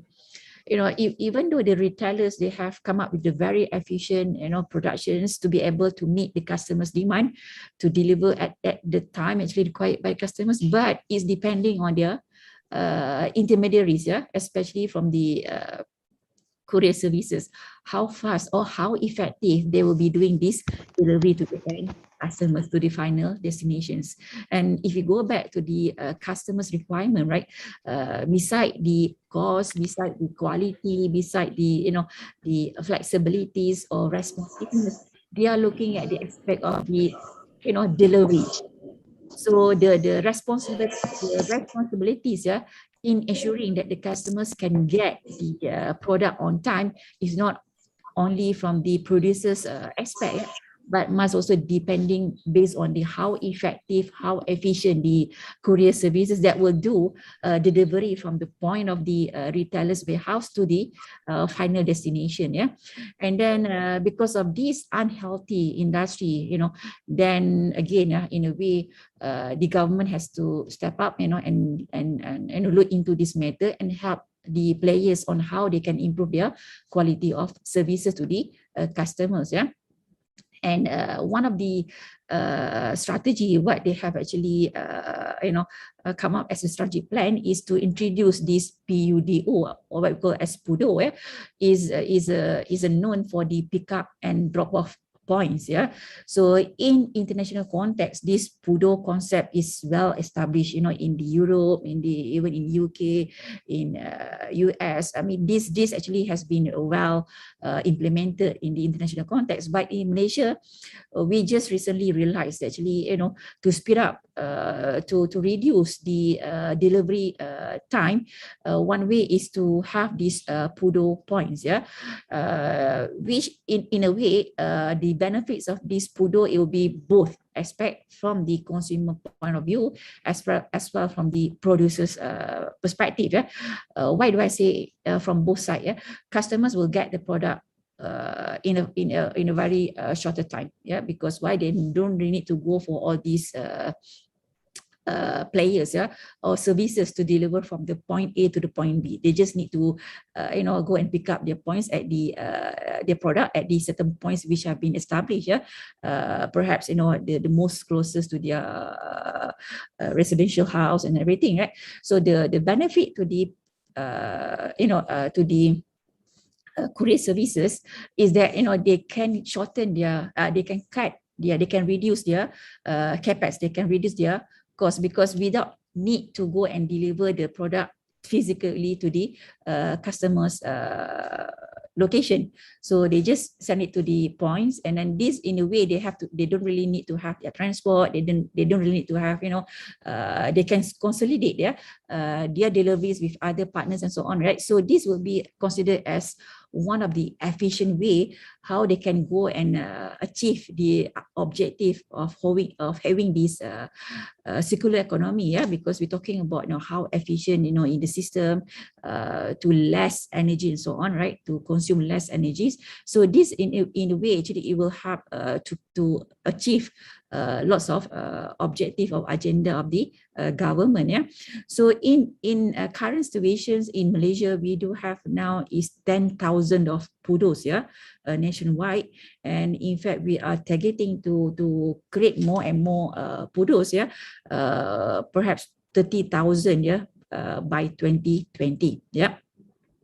So this PUDO, as I said, the benefit is not only to the consumer, but also it will be giving an impact, a benefit to the services as well, to the courier services, and this is actually something a little bit about the video that I can share, what to do by this PUDO. Saya nak But minta mesti it is in bermak di kampung. so therefore I don't think that I need to go through to let you watch this video because it's in Malaysian language, but it is in a way actually is a very common in Europe. So now we're trying to get what would be the PUDO can help the nations as one of the solutions to the issues to have the good customer service to the customers. And yet until now we have not conducted any empirical research to look into how effective these PUDO systems in Malaysian context. And I wish I would do that. I will do a research on this topic later on. Yeah. Okay. And then so if you look at the platform, the whole the landscape of the postal industry in Malaysia, as we can see, the numbers of players are growing. Yeah, so it can be from the point of the retailers, at the point of the producers. Yeah, end product of the producers that to be ready to be delivered to the customers. So they need to involve, they need to engage with the more and more downstream players, right? So and these downstream players are the one will be responsible to be sure that the products can be delivered to the customers as what they are expected to receive. And we can see the numbers, the numbers of this postal agent, mini post office, mobile post office, so on and so forth. I mean, keep growing, compared to the before COVID pandemic, yeah. And then, in fact, the numbers of transportation, the courier vehicle that actually needed to do the delivery actually also is increased. Either we use the land basis or air or road, or sea. So the numbers are also growing because the demand is there.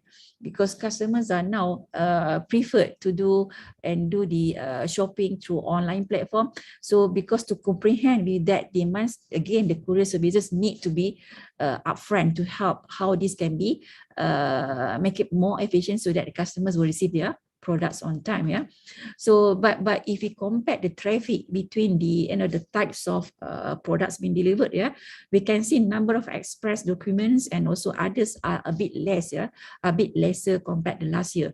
But the more actually increase is number of packages and also parcels. We can see here in second quarter 2020, 2021, started from Q1 2020, the numbers are keep increasing. It's more reflected to the end user, B2C instead of B2B. Yeah? So the demands of these courier services is growing, especially among those B2C. Yeah? And if we compare here for B2B on the express documents, it's really a little bit lesser. Yeah? If we go and like last year, it was about 26, but now it's only 22,000. For the international, it was about 535, but now it's only 506.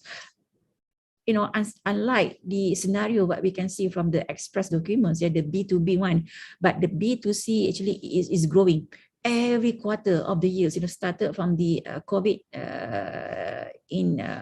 we had it in April last year until now, still growing. And we can expect the same trend can be, in fact, it will be more and more, increase in terms of demands of these courier services. If the demands is there, but there's an issue here. How do the players comply with the customer satisfaction, comply with the services to get so that the customers will be satisfied? Yeah, because there are lots of issues, lots of complaints, yeah, from the customers to the services given by them. Yeah. So, and the complaints includes like late delivery, poor services, lost item, unsatisfied with the customer service, not satisfied with the price, and also refund, and so on and so forth. And these are the among the players of our postal and courier services in Malaysia at the moment. Yeah. And if you compare, these are quite young in terms of the age of establishment, yeah, comparing those like Post Malaysia, DHL, they are quite established already, right? But again, as you can see here, see the numbers even started in 2018.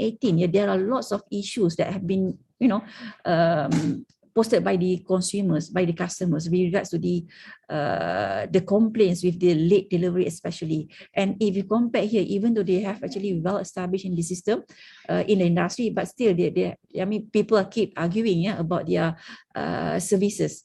So what happened to be, this will be impact to the whole of global business as well, right? In Malaysia, if you can compare this data, it's a very recent data.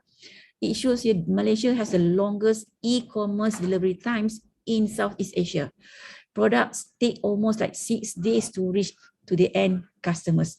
Comparing with Vietnam, Indonesia, Singapore, and Thailand, so Malaysia is at the top.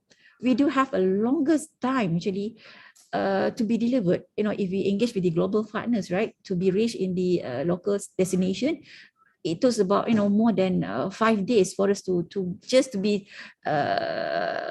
delivered.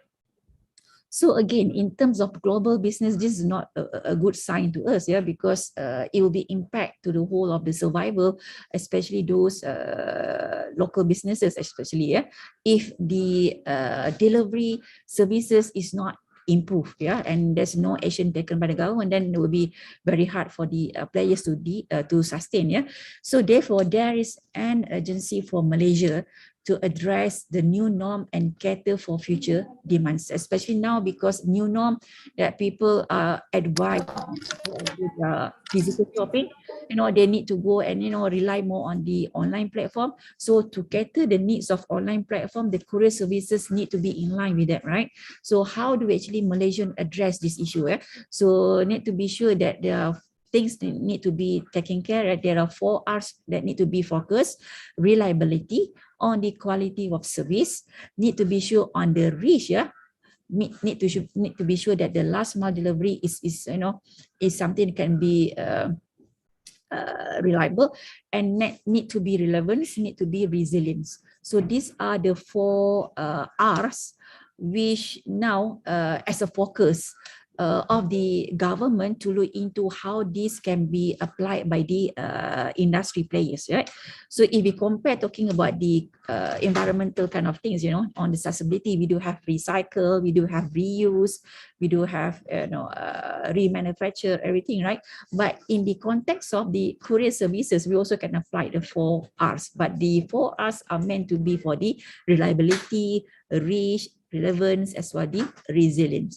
But the effectiveness or the application of these 4 R's in the context of our Malaysian industry is not yet been tested. So we not really know how well our industry players have actually adopted this kind of strategy for us to be able to be the first class courier services. And then because of that, there's one study being done looking at the customer satisfaction survey on the postal and courier delivery. And what would be the good things here? Because I did mention about the B2B and B2C, right? Because both customers are depending on the postal and courier services, regardless whether you are the end customer or you are the business customers, business customers. And what we did, we try to compare, these two categories of samples. We are taking individuals to look into as the end customers, B2C, and we also,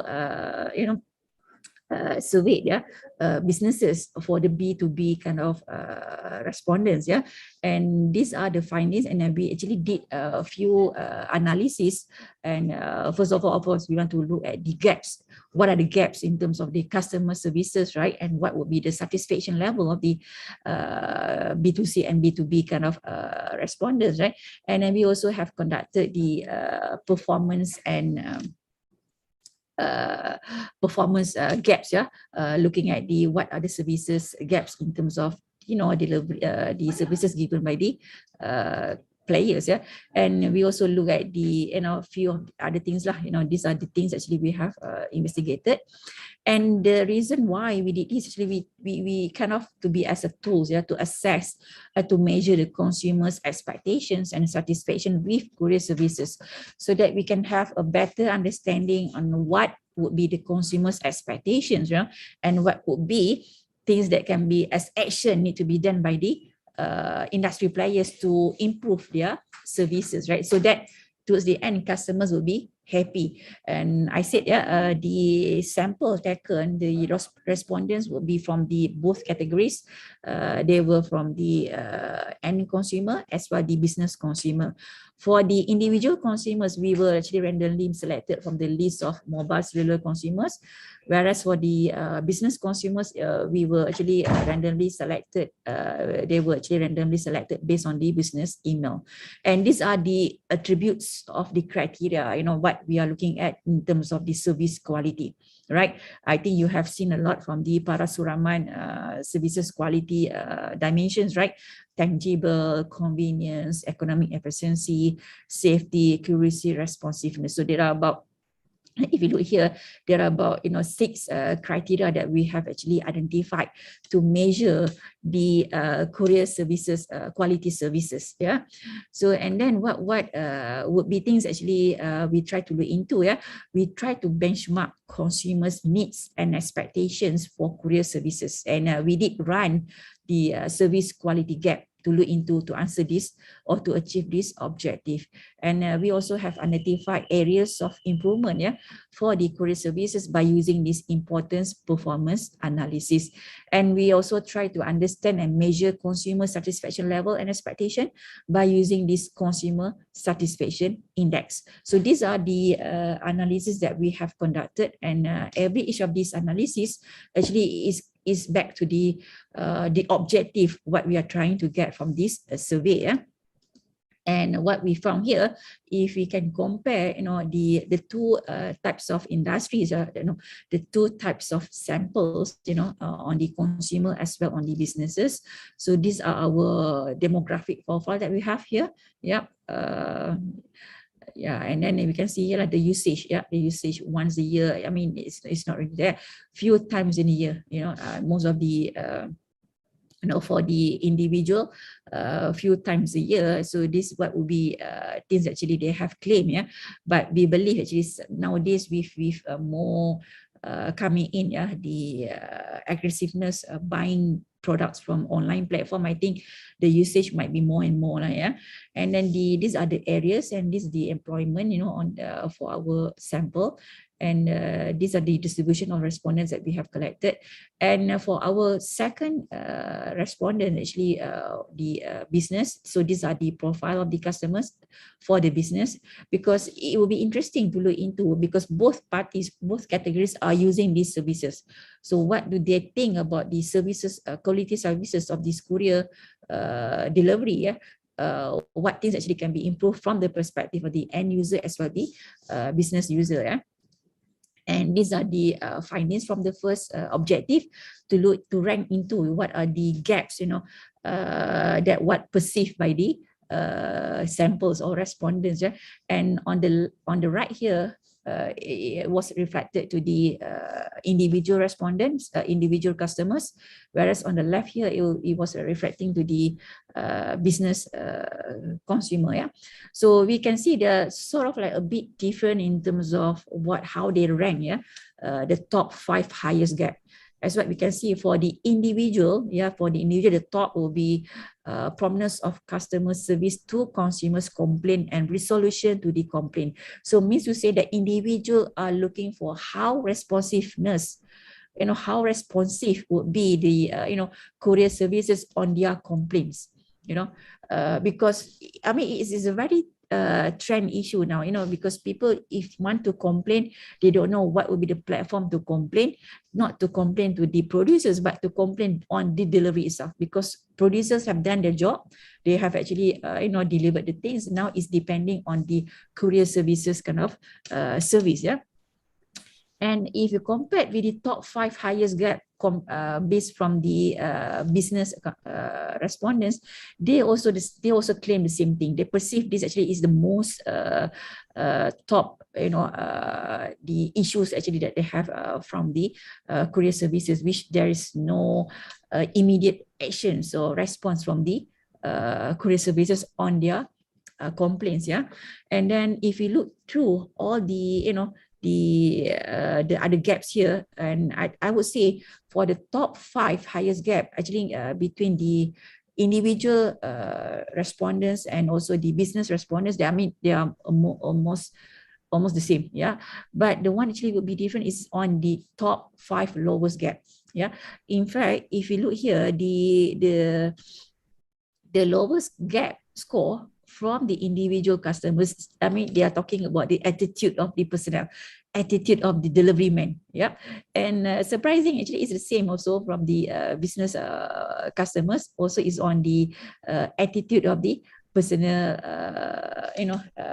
guy. Yeah, but the arrangement of all those others gaps actually a bit different here. Is talking about the convenience of outlets, the item packaging, branches based on the consumer's need, time pickup services as per customer's request.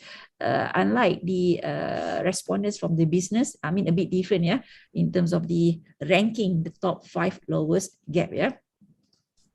And then the second objective that we are trying to do is on the on the performance and importance analysis. We put it in the 4 quadrants, yeah, and then each quadrant will tell us, where would be the point that would be, as perceived by the individual or as perceived by the businesses. And we can see is a bit similar, yeah, because there are 4 quadrants here on the areas to be improved, need to be monitored, low preferences, possible overskills, and most of the on the individual, right, on the individual sample, they highlighted more to need to be monitored in terms of on time delivery requests, accurate address of shipment, network coverage, as well ease of tracking and tracing. Whereas areas need to be improved with would be more on the customer service. And for the business sample, a little bit similar, but they are more focused on the areas to be improved. So there are 3 things need to be improved here: customer service, clear composition policy, as well items condition. So by doing this analysis, then we can know what are the needs of the things that need to be done or need to be taken actions, yeah, by the players based on these findings. Yeah, and then if we look at the customers index satisfaction, and we can see like the individual consumers a little bit higher. the index is 4.12, whereas for the business consumers, a little bit lower, 3.78, right? And so these are the findings that we have, from all the 6 dimensions that we have looked into just now. But nevertheless, there are some kind of trends that we can, highlight, as well as some kind of challenges also we can highlight for both kind of respondents, yeah. And then this what we can summarize from the findings itself, right? So previously the warehouse will do the delivery, right, straight away the point of the warehouse of the producers, right, that will do all the deliveries by the courier services, and it will be end up to the focal points of the end customers. Whereas now is a trend now, is need to be changed, that now the retail stores now be changed their role, not only to become as retail stores, but they also will be part of the warehouse, yeah. With the pandemic scenario that we have seen, so this new business model has been applied by some of the businesses, yeah. If you look example of Apple now started to have this business model that they actually delivering the items that have been ordered by customers through online, not from the warehouse anymore, but from the retail stores, because less people go to the retail stores to get the product. So now to leverage, yeah, to make it the rules of these retail stores to be efficient, so they actually rationalize its functions, not only to sell the product physically, but also can be as part of the warehouse to the company, yeah? And it can goes back to the same delivery, or now they have been appointed more and more crowd shippers, right? Crowd shippers, which at the end they do have this what we call here parcel pudo just now, right? So the crowd shippers either they can straight go to the pudos, right? Or they can also do straight send it to the end users or end customers destination. So again, if you look here, by having the crowd shippers, by having the pudo facility, consumer convenience and cost reduction can be achieved. So this way, is a new model which the postal and courier delivery services need to think of how they can be, part of this new business model, yeah. So what we can conclude here, in 2021 is a very challenging, and the most issues, yeah, the most challenges among those that need to be faced by the players, yeah. Since like the numbers are increasing, yeah, because they know the demand is there, but they have to face the challenge of market liberalization, because there are so many, then they are well established businesses can monopolize the industry, so they have to be rely on government. What would be the policy, what would be the procedure to avoid of this issue, yeah? Technological change now with all the drones, we have the drones in Malaysia. We have not yet started using the drones, but perhaps soon, because I attended one of the meeting with MC. They already have idea, they already started to have the idea to have the drone, yeah, to be as part of these delivery services that we are using technology, yeah. And because of why there's a huge changing in customers' expectations. Customers are wanted to have the products on time. Delivery must be fast. So how do we adapt? They have to be a bit creative, yeah, and they need to be sustained, because there are so many players in the supply chain. They need to make sure that the business can be sustained. And in fact, yeah, the lower margins. It is not, that's why the reason why they cannot make it profit, yeah, they are not making profit in the business, because why? The margin is not really much, doing a business of these courier services, right? And to have the cost cutting issues, and some more with the compliance regulations that, with the MCO thing, with the social distancing, they have to comply with the regulations and globalized market as well, yeah. And then to what we can what would be something that we can look into here, businesses need to reorganize their business processes, right? Go back to the one that I have shown you earlier on the diagram, the mapping out the new kind of business model. So in a way, if you are to be in the player, to be in the this industry, you have to be sure that you have a new kind of business processes. You have to reorganize for those have the established in the industry. They need to have the business diversification, changing in business model, and then they can be sustained. Yeah, they can be sustained. Yeah. So then how to build a sustainable operating model? So here there are some things that they have to be put that to be as part of their corporate strategy. Yeah, need to drive towards the values, what they can propose to the customers, right? So now with the digitalizations, with all this innovation, they have to create that values, yeah, to be in their services, and they have to be sure that delivering the customers' wish list. So whatever customers are demanding, whatever customers are requiring, they have to make it, fulfill all those required things actually required by the customers. And again, enable e-commerce thing, right? So now the e-commerce business is enabler towards this a new kind of ways how they can comprehend with that kind of enablers. They need to strategize, they need to come up with their own action plans, how they can actually comprehend with that kind of demands. Yeah, accelerate the smart diversification strategies, a power shifting to consumers, and then towards the end they can be able to build up a new kind of sustainable operating model. So if you are thinking of to be part of this courier supply chain, be a member, a newcomer, right? So you have to think, how your business will be different than the existing one, how you differentiate your courier services than your competitors, because now customers are looking for that values. So if you are doing the same thing as what people have done 10 years ago, so you won't be able to sustain. So need to look into all these kind of aspects, to have a good kind of courier services. Okay, that's all my presentation. Thank you for your attention.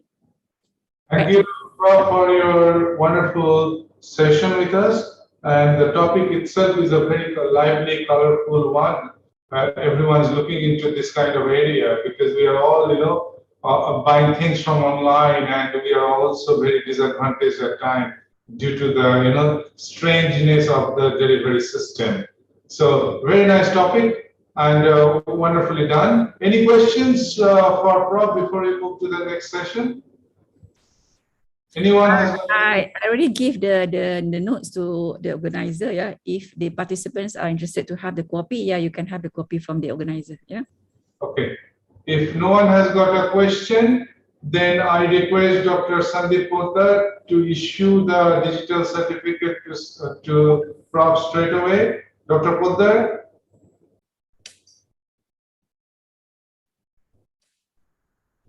That's your certificate, Prof. Wow, thank you so much. Yeah, can I take a photo then? Thank you. Thank you so much. I will be sent to you. Okay, thank you. Great. Thank you very much. Okay, bye. So good luck with the conference. Bye. Thank you. Bye. Okay, now we move to the next plenary session lecture. Professor Dr. Pranam Dhar is a PhD holder in commerce from University of Calcutta. He also received DLitt in management from Commonwealth Vocational University at World Management Congress. Dr. Dhar has more than 19 years of teaching experience in various universities and colleges. He is also the chairman and convener of postgraduate board in commerce and management and undergraduate board in commerce. Apart from his main trust area of finance, he takes a lot of interest in information technology. He has authored 20 books and also more than 100 research articles that he has published in different regional, national, and international journals. He has supervised 20 MPhil dissertations of different candidates under Calcutta University, West Bengal, State University, and many other universities.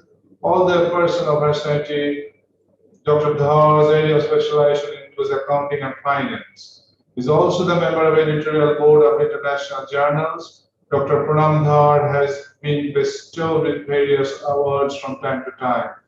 And also Dr. Dhar is a sound, helper, caretaker, and well-wisher of Lincoln University College's Faculty of Business and Accountancy. whenever we have a need, we know that we can rely safely on Dr. Dhar. So without further delay, Dr. Dhar, the next session is for you. Your topic is users' perception on the usage of cryptocurrency and Bitcoin, a study in Indian context. Dr. Dhar. Thank you so much. Welcome, sir. Professor Ghosh. Am I audible? Yes, sir. Yes. Oh, thank you so much, Professor Ghosh and Professor Poddar, and Honorable Professor Amiya Bhaumik, sir, and all other dignitaries present today at this very auspicious program we enjoy every year. And I welcome you all on behalf of Lincoln University College, because I am also part and parcel of this college. And very interesting topic today, that is the emerging trends of business and its recent trends. So my topic will be in line with that, and without wasting much time, I'm directly going to my topic. Very interesting one, because I was listening to the keynote speaker. He rightly introduced that in the new normal we have to move from pandemic, and lots of ways he have given. And after that, ma'am has rightly introduced the new ways to deal with the postal and courier services. But certain blessings are also there of this pandemic. It has given certain blessings to us, like use of digital platforms like we are using now, and also transacting in digital currencies. So without wasting much time, I'll be directly moving to my slide, my presentation. 1 minute.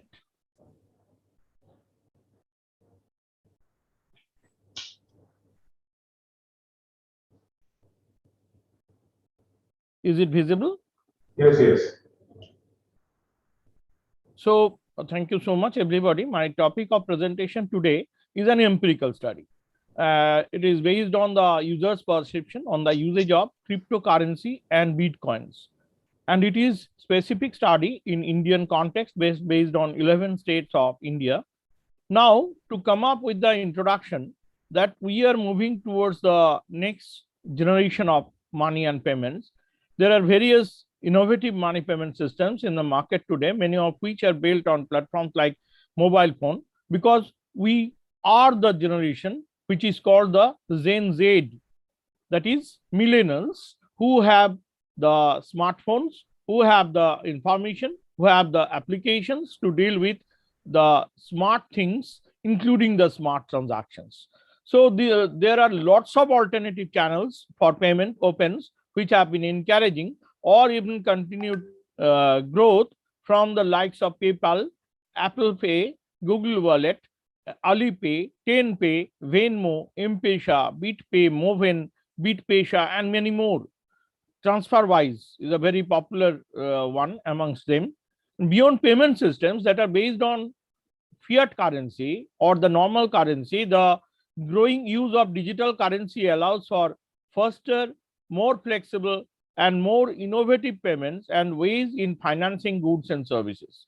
One digital currency, however, stands out among the rest, that is Bitcoin.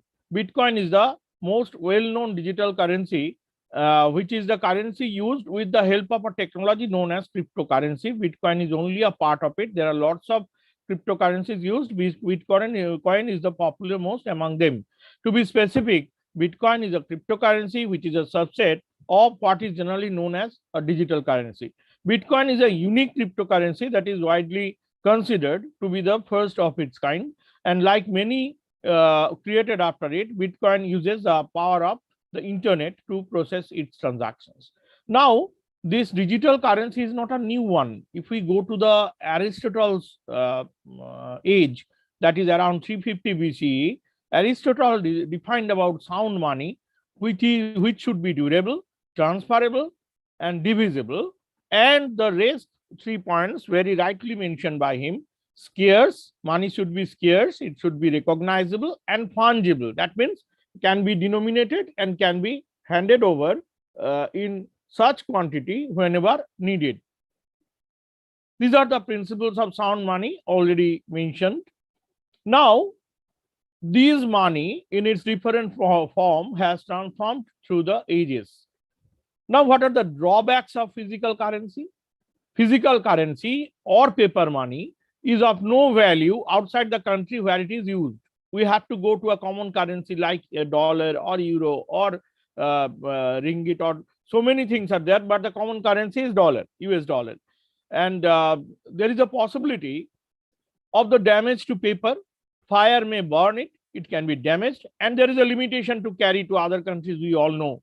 Government can ban it anytime, like Modi ji did in 2016 in India. And international transactions are much difficult with paper currencies. And even in digital transaction like bank, Paytm, we have to depend upon the banks. Now, risk of hacking is there in digital transaction. So there are advantages and disadvantages of physical and digital currencies, but we have to move with the passage of time. Now, we have to move back to the earlier forms of currency. The earliest known currencies were receipts for grain storage found in Mesopotamia. In the Bronze Age, ingots were used for trade, but currency didn't really take off until coinage was introduced in the Iron Age. Now, Marco Polo notoriously came back from the Far East with the detailed description of exotic currencies such as banknotes, salt, and cowrie shells. Different other things were also used as currencies. Now, you'll be amazed to know that tobacco was also used as currency. Many more limited economies found no use for rare metals and instead relied on goods as currency. The pound of tobacco was an official currency unit in Virginia during the colonial era. Rice could also be used in South Carolina. Pelts were used as currency by the Hudson Bay Company. Now, with the concept of Western Union and the dematerialization of money, the telegraph company opened in 1851. By 1861, it had linked both coasts. By 1871, it allowed money transfer over its lines, taking the first step in the fundamental virtualization of money. Now, there is a virtual scarcity, and we'll be coming to that concept of nonsense and hashes which are used in cryptocurrencies. Now, all currencies rely on scarcity. Now, due to this scarcity, there is a physical scarcity of physical money experienced by different central banks, including the Reserve Bank of India. And that's why the cryptocurrencies are now becoming the substitutes, although not yet legalized properly all over the world. Now, digital currency versus alternative source of currency, we can make a comparative study. Although digital and virtual are often used interchangeably, there is a difference between digital currency and virtual currency. Now also we used cards, now also we use coins and banknotes and everything. They are virtual currency but not digital. So when describing currencies based on an electronic medium, the term virtual has a negative connotation. Now, virtual currency signals something that is something real but not exactly real when referring to a currency that is stored in a digital or electronic register.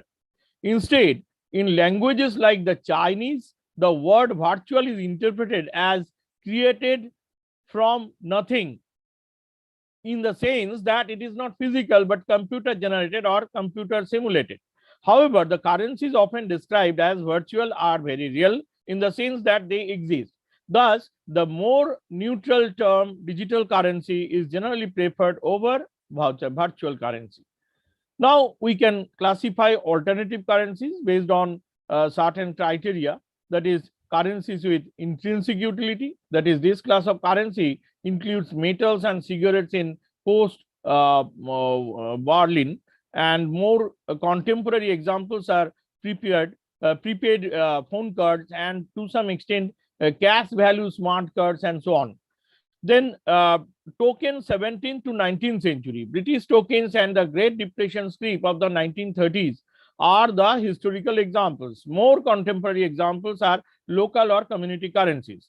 Then centralized digital currency. Examples are loyalty points from financial, telecom or retail companies, air miles from airlines, Second Life's Linden dollar, and World of Warcraft gold which are closed system with transactions within specific entities, and flash and range, which are open market system and can be transacted with other entities. Then we can discuss about distributed and or centralized digital currency. This includes the cryptocurrencies such as Bitcoin, Litecoin, and Dogecoin. They can be transacted with any outside agents, and governance is decentralized mainly, but not necessarily to open source software. There is no legal entity responsible for the activities, and therefore they fall outside the transaction regulations. Now, why we think of alternative currencies?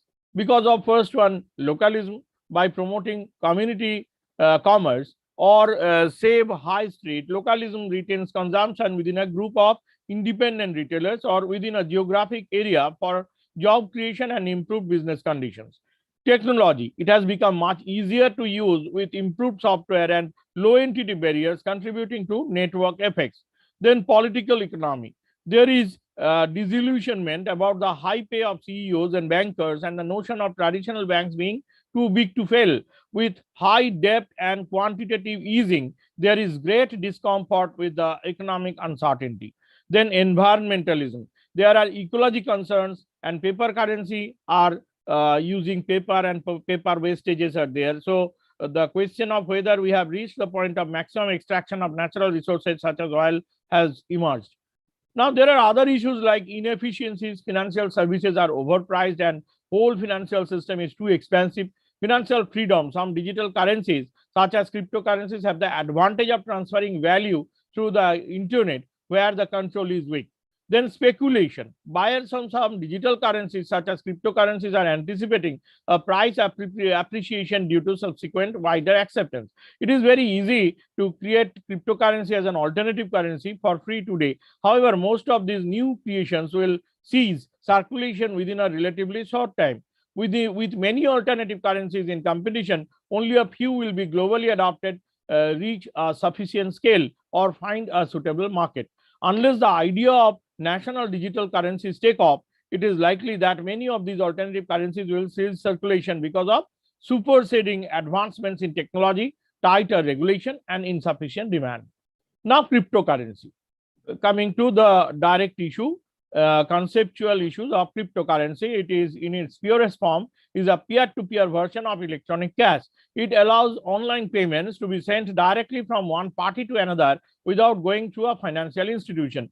The network timestamps transactions using cryptographic proof of work. The proof of work Bitcoin protocol is basically a contest for decoding and an incentive to reward those who participate. For Bitcoin, first participant to crack the code will be rewarded with the newly created coins. This contest will form a record of the transactions that cannot be changed without redoing the proof of work.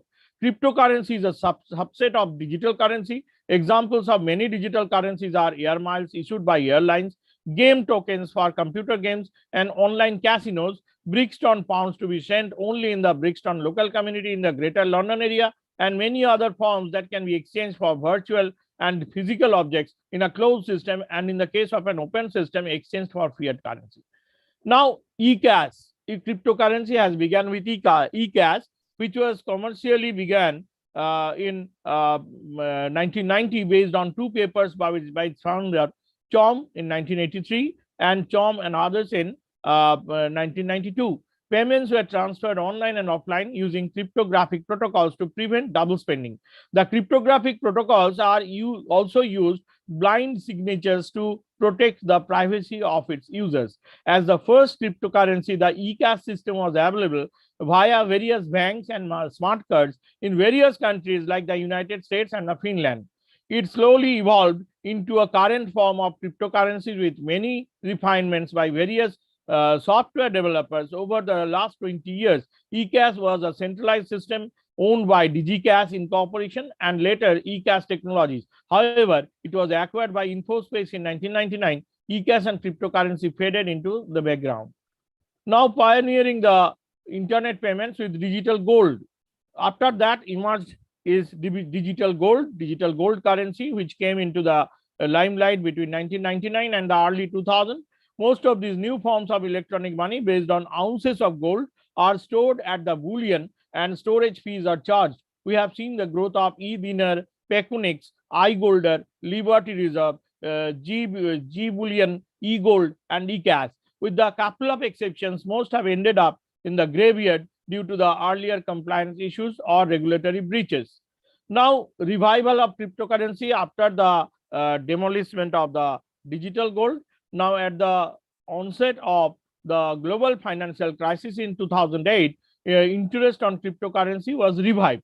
Cryptocurrency had the potential to counter a few problems associated with the fiat currency or normal currency system, argued by Szabo in 2008 in a blog post just at the beginning of the global financial crisis. Given that it is cumbersome to transact, we all remember the Great Depression in 2008, which was mainly the providing of subprime loan to certain corporates and which collapsed the whole world economy. Now, given that it is cumbersome to transact using commodities, the concept of beat gold was mooted. As the name suggests, there is gold to be mined and beat recorded on a digital register. The digital record would resolve the issues of a trusted third party. Despite sounding technical, what Szabo described was a simple protocol that requires participants to spend resources to mine the digital gold or beat gold, be rewarded, and in the process validate the public digital register. What differentiated his approach from failed digital currencies of the past were the timing of the financial crisis and the distributed nature of the protocol.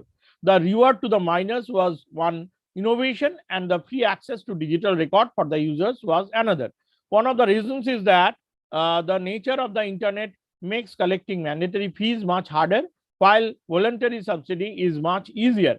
Therefore, there must be no barrier to access the content or digital record, and there must be ease of use and voluntary payments.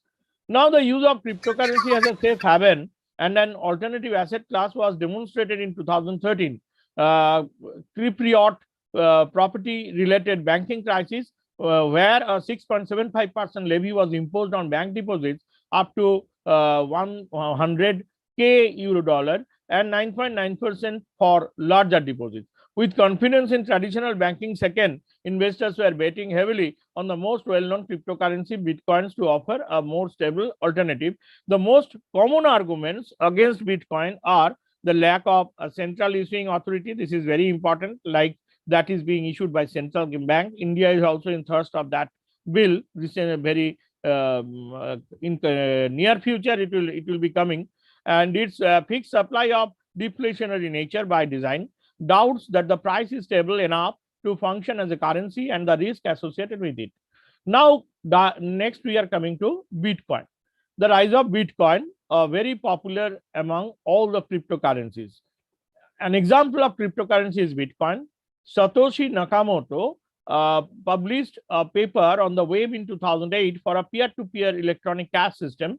Despite many efforts, the identity of Satoshi remains unknown to the public, and it is not known whether Satoshi is a group or a person. The cryptocurrency invented by Satoshi Nakamoto, called Bitcoin, is run using open source software. It can be downloaded by anyone, and the system runs on a decentralized peer-to-peer network. It is not only decentralized, but also supposedly fully Satoshi in Japanese means wise. And someone has suggested that the name might be equivalent or the combination of 4 technology companies, that is Samsung, Toshiba, Nakamichi, and Motorola. Others have noted that it could be a team from the National Security Agency, that is NSA, or an e-commerce firm. Other suggestions are David Chaum, the late Hal Finney, Nick Szabo, Wei Dai, Gavin Andresen, and the Japanese living in the neighborhood of Finney by the same surname, Dorian Nakamoto. There are other suggestions like the few names already I am not mentioning, and Bitcoins were invented by, actually we claim that Satoshi was the inventor of Bitcoin, but many others are related to it. Now, what is Bitcoin? Bitcoin is the first decentralized digital currency.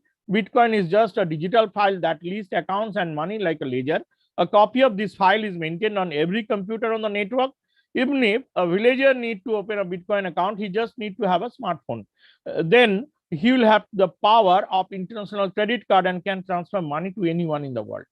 Now, what are the general features of Bitcoin? Bitcoin is a decentralized network and digital currency that uses the peer-to-peer system to verify and process transactions. Instead of relying on trusted third parties like banks and other card processors to process payments, the Bitcoin technology uses cryptographic proof in its computer software to process transactions and to verify the legitimacy of Bitcoins, which was stated in Nakamoto in 2008, and spreads the processing work among the network. We make a clear distinction between the Bitcoin system, where a capital B is used for the word Bitcoin, and that of a Bitcoin, which is the unit of the currency or the digital address created by the Bitcoin system. With the invention of Bitcoin, payments can be made over the internet without the control and cost by a central authority. For the first time, prior to the invention, transactions carried out online always required a third party as a trusted intermediary like a bank. But now, for example, we have given an example. For example, when Alice, a person, wants to send $10 to Bob, she would have to use a third-party service like a credit card network or a PayPal. The function of the third-party service is to provide an assurance that the sender, Alice, has the funds to transfer and the recipient, Bob, has successfully received the funds. This is possible because these intermediaries help maintain a record or ledger or balances for their account holders. Here, when Alice sends Bob $10, an intermediary like PayPal would deduct the amount from her account and accordingly add it to the Bob's account, and so subject to a transaction fee. Now, this third party is remaining totally absent in the Bitcoin transaction. You see the Bitcoin history in India in comparison with the price in US dollar from 19 July 2010, the data is available up to 2017, and we see manifold increase in US dollars and in Indian rupee also. From 19 July 2010, which was only $0.06 and rupees 3.84 in INR, it has now enhanced to almost manifold, that is 4572.27 US dollar or 2,92,054 in 2017. And you will be amazed to know 1 unit of Bitcoin in 2021 is almost 42 lakh INR in 2021. So what are the features of Bitcoin? I have already mentioned.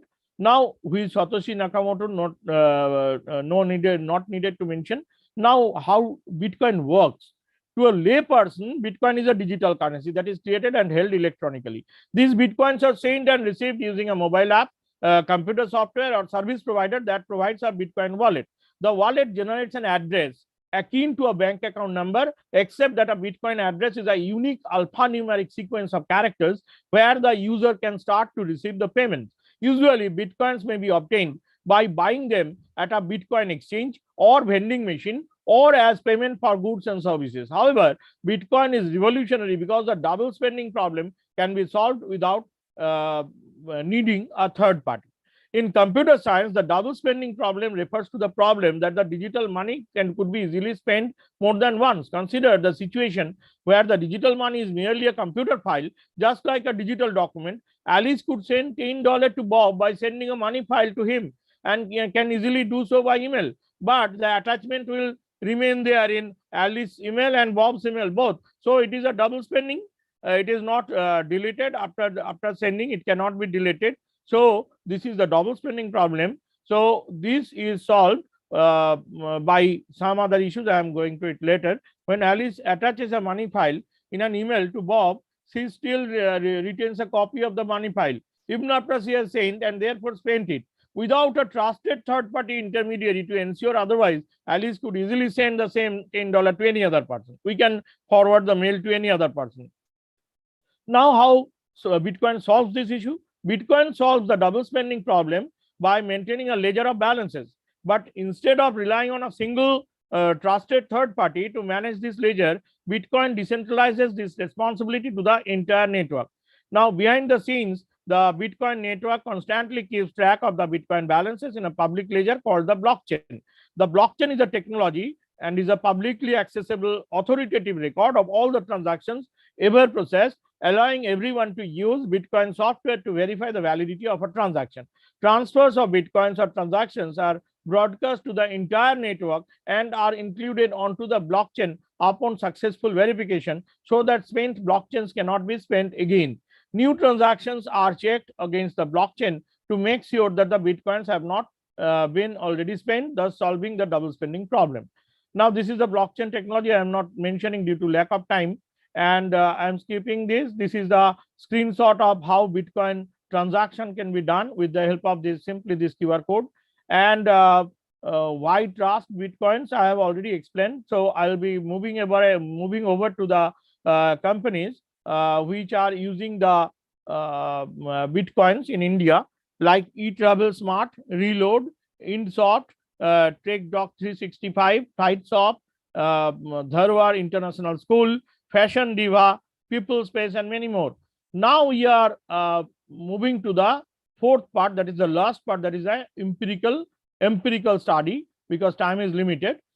We have used this empirical study, just Bitcoin and other cryptocurrencies are on the move. So at this stage, during this pandemic and post-pandemic period, I took an empirical study to take the user's perception among the different states of India, and definitely Bitcoin usage needs a sufficient literacy, and most of the people should be financially literate. So I have used primary data, and the sample size was only 400 because we have to use the literate people who are sufficiently financially literate in this area.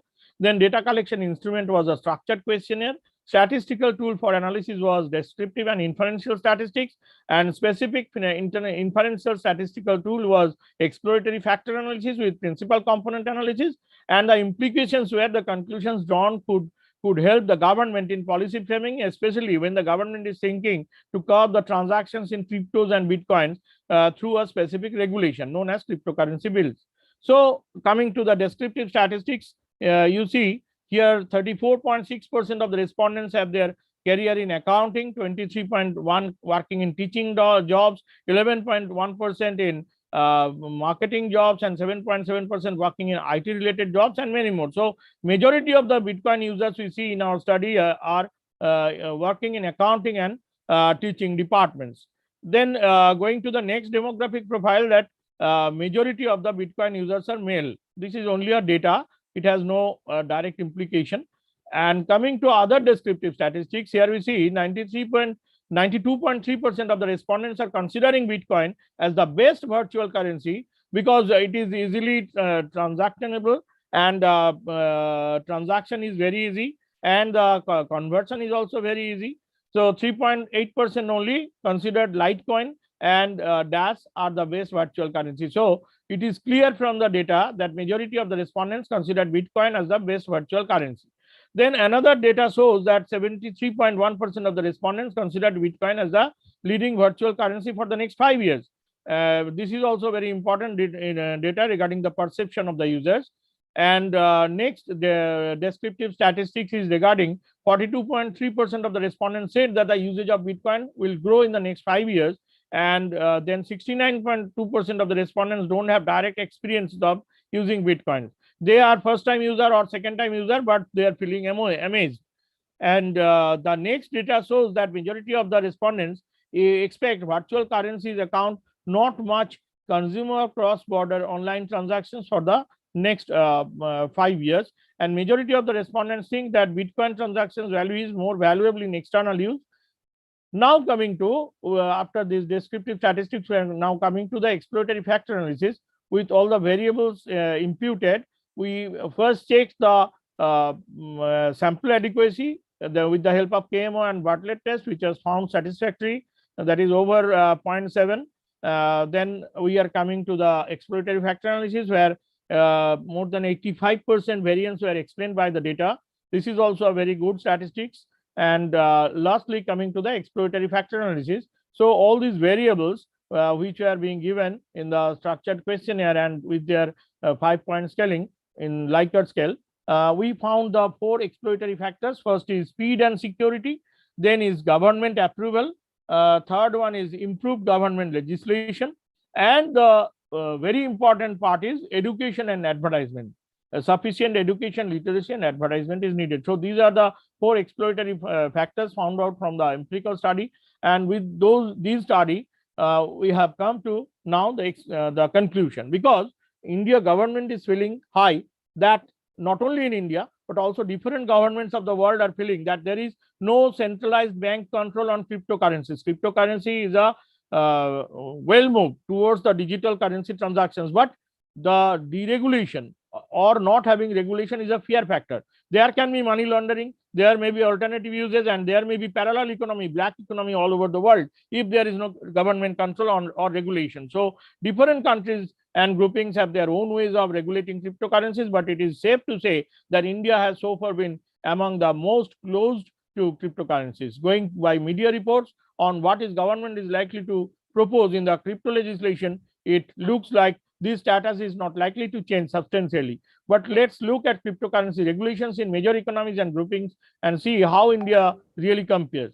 A suspected scam involving a meme coin based on the, there are lots of scammers and they are using these scams on the hit Netflix. So Squid Game has left the global cryptocurrency ecosystem shocked. In India, it has once again highlighted the need for regulation. The Squid Game token experienced a meteoric rise soon after its launch a few weeks ago, and a swift market crash last week saw the investors lose millions of dollars. Despite the industry's efforts to educate crypto enthusiasts, the many Indian investors burned their fingers in the frenzy. Here have been enough debates around cryptocurrencies over the last 12 to 18 months. Some believe that it is the greatest innovation in the financial sector, while others think that it's a bubble created to fool youngsters. Both can be right, both can be completely wrong. We don't know yet. The only thing we are sure of as of now is that millions of Indians have invested in cryptocurrencies. A report suggests that number of crypto investors has crossed 10 crore, while the crypto platforms are claiming that there are 2 crore crypto owners in the country. In either case, the number is already big enough to convince the government that cryptocurrency should not be banned.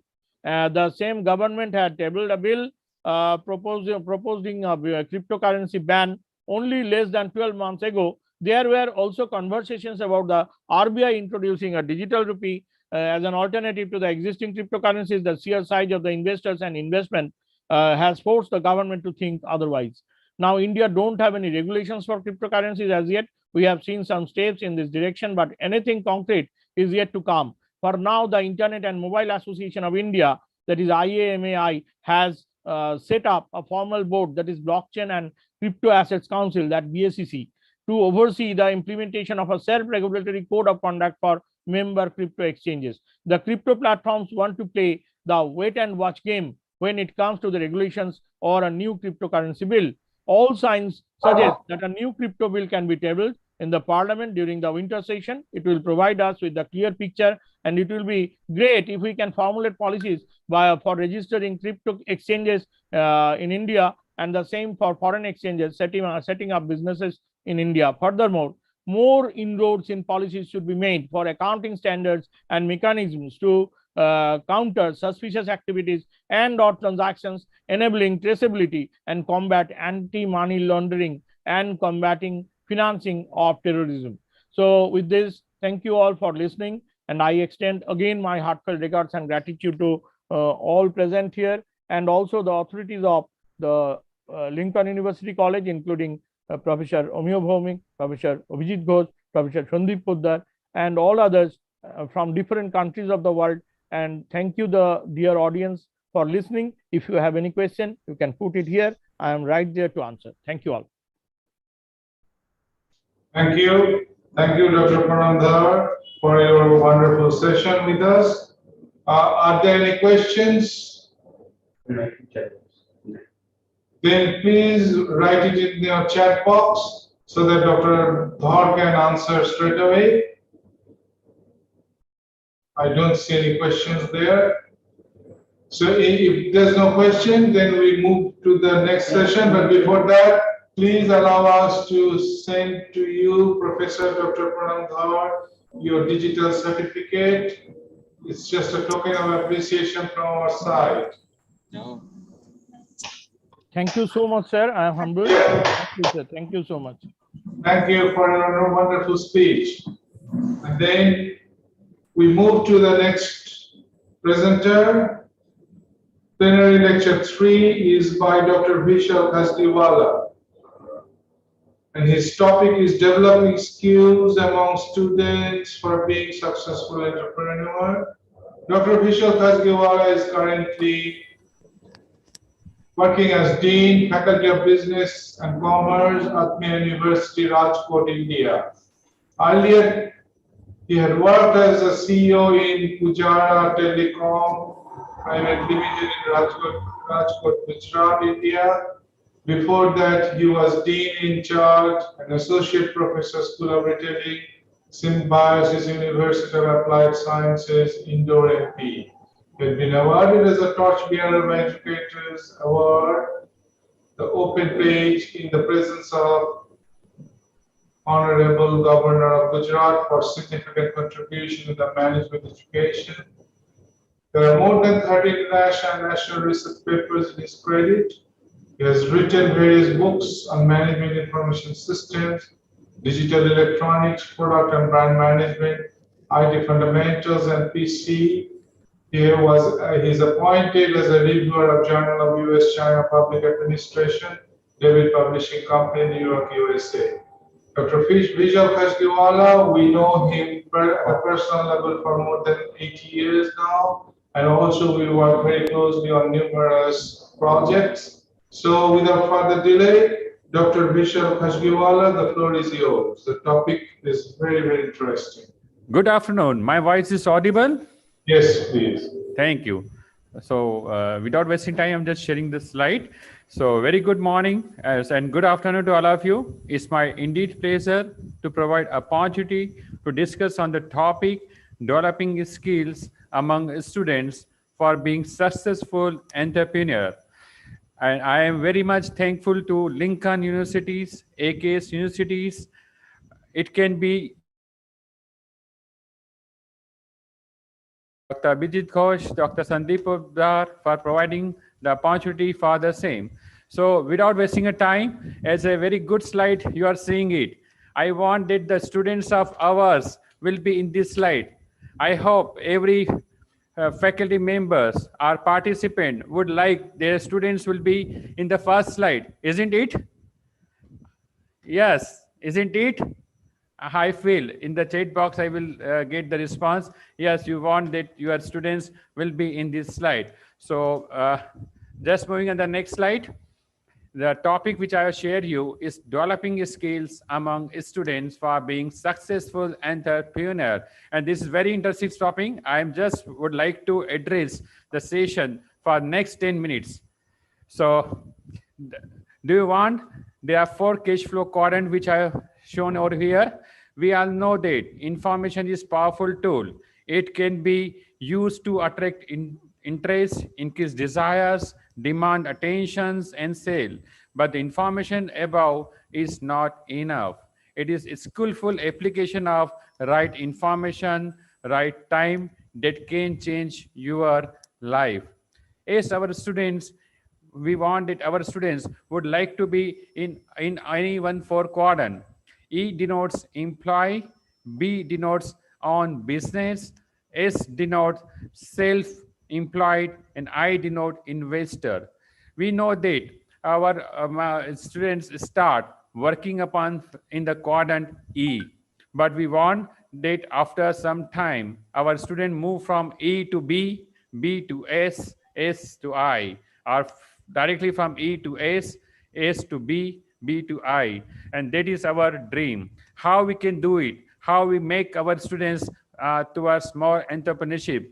It is how we can make our classroom very interactive and provide a platform for learning. So that is very, very important. Now I'm moving on the next slide. That is talk about how we can motivate our students and how they can identify the choice of a domain where he would like to start their own business. If our student want to start business, first and foremost, our task is to identify how many students would like to become entrepreneur in the future. These are the 3 contemporary business, our sectors, our industries, I'm noting down over here. One is wealth, health, and relationship, which is very contemporary sectors are there. We want to divide our subgroup into the different subsectors. If we just read out for understanding, wealth will be like in the wealth, maybe they go for finance, investing, real estate, or sales. In health, they may go in the domain of diet, nutrition, weight loss. And in relationship, they may go for love, dating advice, marriage, acceptance. So now, we look closely related to one of the three core market, let's we identify one of the core market, which we fit, they need to dig at least two level. This is the first level of digging, which I have shown you. Suppose we want to dig into second level. For example, wealth is a one major sector. It is dig into the real estate. In the real estate, might be our student would like to go for flipping house to eBay. This is another digging. Maybe in the health, there's a nutrition segment is there. Under the nutrition, they may go for high fat diet. In the wealth, in the relationship, like is a dating, that in this we can also subgroup into how to recover after breakup. So these are the niche that our students has to identify. Otherwise, what happen if we observe that most market are red oceans and it is full of blood, is all of the shark feeding on the same pool of fish. And smart people would like to identify a new opportunity and create their blue oceans once again. So it is our role to demonstrate our students that how they able to identify the blue ocean area where there is a little bit competitions or no competitions, which create a different market for our students. So that is our role, being a mentor, being a counselor, being a teacher. Now, there's another way by which we can involve our student in the discussions part. We all are belong to the, most of the faculty members are belong to the business administrations. So we don't have laboratory where the student can perform the work in the form of practically. So in order to provide practical exposure, what we require, where our students check the concept in the practical format. The case study or caselet will provide practical oriented learning to our concept. It provides intellectual platform to the students for discussions. So my dear all colleagues, if in our management educations, if we would like to start with the discussion on caselet and whatever the concept that we have taught in the classroom, that has to be discussed in the form of caselets that help them to develop interpersonal skill, self-employed skill, self-learning skills, practical oriented skills, and decision-making skills. So this is a small situation. We are not discussing because of shortage of time. I'm just putting such kind of small situation which are created, and this kind of situation we can put up in every class for 10 to 15-minute discussions which help them to understand the concept. Let's say 1 hour classroom we have, in 40 to 45 minutes, 30 to 35 minutes, we are having a conceptual discussions, and then remaining 20 to 25 minutes, we can put up the situation in front of students, and students start brainstorming on this one. That's way we can provide a platform. It's a very simple situation which I put up in front of you. That is Mad Milk, Kuching, Malaysia-based company want to launch mango shake in Kuala Lumpur, Malaysia. The company has limited fund of 50,000 Malaysian ringgit for launching, and company target is to sell 5,000 packets in a week. Being the head suggests the best strategy to fulfill the target. Yes, any students would like to participate in this one? Just for a minute. just for a minute. If any student want to want to put some answers for 1 minute, if you are having these situations, what you would like to do it. Yes, anyone? I know that they are all eminent participants are there. Anyone would like to participate? No worry, no worry. You just put these situations and later on you can discuss such kind of situation in the classroom. I move ahead. So this is one kind of business canvas I am putting in front of you. This is a one kind of situations, one kind of business canvas competitions we can do for our students, where students can learn and put their whole idea of business in business canvas. I have put up one business canvas of refreshing lemonade. What they are the 9 important ingredients of this business canvas. These are key partners, key activities, value propositions, relationship, customer segment, key resources, channel, cost structure, and revenue stream.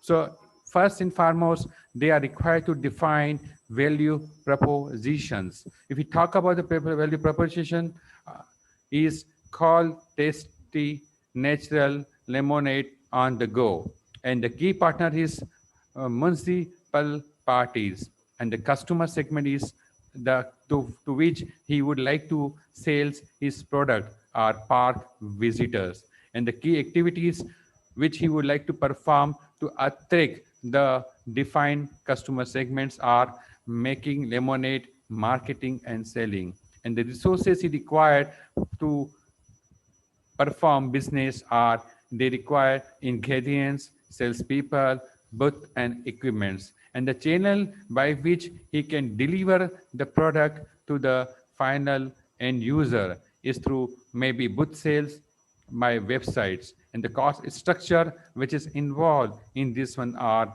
salaries, ingredient, equipments, flyers, and the revenue which is generated by them is limited sales and tips. So my dear all colleagues, this way, this business canvas we can put to the students who would like to become entrepreneur. They can demonstrate their ideas in terms of business canvas, which help them to understand whole business by 360-degree way. Another, a very much popular business canvas model, which I'm putting for you, that is WhatsApp. So the value proposition of WhatsApp is very simple: secure cross platform for free messaging, and also customer services channel with more than 1.5 billion users worldwide. And the key partners of WhatsApp are Facebook and OS integrator. And the customer segment, you know very well, is smartphone users and business class people. The key activities that WhatsApps are running is platform development and maintenance and cryptography. And the customer relationship is by self-service network effect. And the key resources he requires is digital platform, user base. And the channel which he use for this business is like mobile applications, app stores, browsers, or desktop. And the cost structure involved is platform development and maintenance and people. And revenue stream is required is free. Ultimately, he would like to collect the database, and by which this database is using in the Facebook, and through which he is generating a huge amount of money. So now the question arises among the students when we are in the part of the counseling: what goals should you set when you have no idea what they want? This is the biggest question in the mind of students. They are into the confused stage. They are into the dilemma stage. And our being a mentor, our role is to identify the skill sets of our students. We have to identify the interest level of our students, and accordingly we have to counsel them, motivate them to turn up with their own ideas, what they really want to do in their future career. So this is an important question which give the direction for future career. So Not we have to listen, but we have to provide a platform for the demonstrations. There are different ways by which we able to provide demonstrations platform to our students. It may be in the form of competitions, like in Atmia University, we are conducting a retail kind of bazaar where the students are required to put up their own entrepreneurship skills. They have to start from scratch to end. Might be he has to plan, he has to coordinate, he has to collect the sponsorships, he has to outside sell the stalls for outside people, then conduct the whole activities, and this way he able to learn lot of entrepreneurship skills. So we have to provide a platform. We have created a kind of incubation cells for the students where the ideas are to be demonstrated. Then we are also helping them to identify the venture capital through which these ideas are to be buy by any venture capital. So this kind of environment help them to be more entrepreneurship. I just want to explain one more examples. When I was working in Symbiosis Universities, we have created the retail store for the students. This store will be purely dry by the students. We are giving 15 days rental basis to a particular group of students, and they have to run the whole store by its own. We have converted this activity in the form of competitions. So they are the students who are earning a good amount of money. He has to show the balance speeds, everything else to us. And with this, we also make appreciation those who has done the store and run the store very beautifully. Apart from this one, for the students who are in the finance sectors, we have opened a mock bank in our premises. The role of mock bank is like a student has to operate the bank. They have created a small funding by collection a small tip of money from the students, and the students are investing this money into there. They're also investing money into share market, mutual funds, equity markets. So that way, students are trying to the students who are running a bank, we are assigning some of the group to run the bank for given time period. So the students are running a bank, investing in a different context, and they are generating money for those people who has invested, providing the complete practical environment and demonstrations to the students to learn the entrepreneur skills. So we have to listen the voice of our students. By listening the voice, we are able to more understand what they really want. And apart from this one, we require to give a kind of responsibilities. We have to make them independent. And there's one more things we can do with our students, which we are doing over here. Whatever the ideas that the students are sharing it, this idea has to be shared with the strangers also. Why with the strangers? Because strangers are the people which may be the prospective customers or client in the future. So they know the idea will be rejected. It is good. It is a process of learning. If they are demonstrating their idea in the form of exhibition to the strangers or sharing ideas to the different kind of people, which are in the form of survey or other ways. So don't worry. There are many times students worry about our idea can be copied, but idea can be copied, executions not. Idea can be copied, but execution not, because he know the each and every minute details of his ideas. So this way he can test it, their ideas, what the people have reaction and response about this idea, whether this idea is really syllabus or not.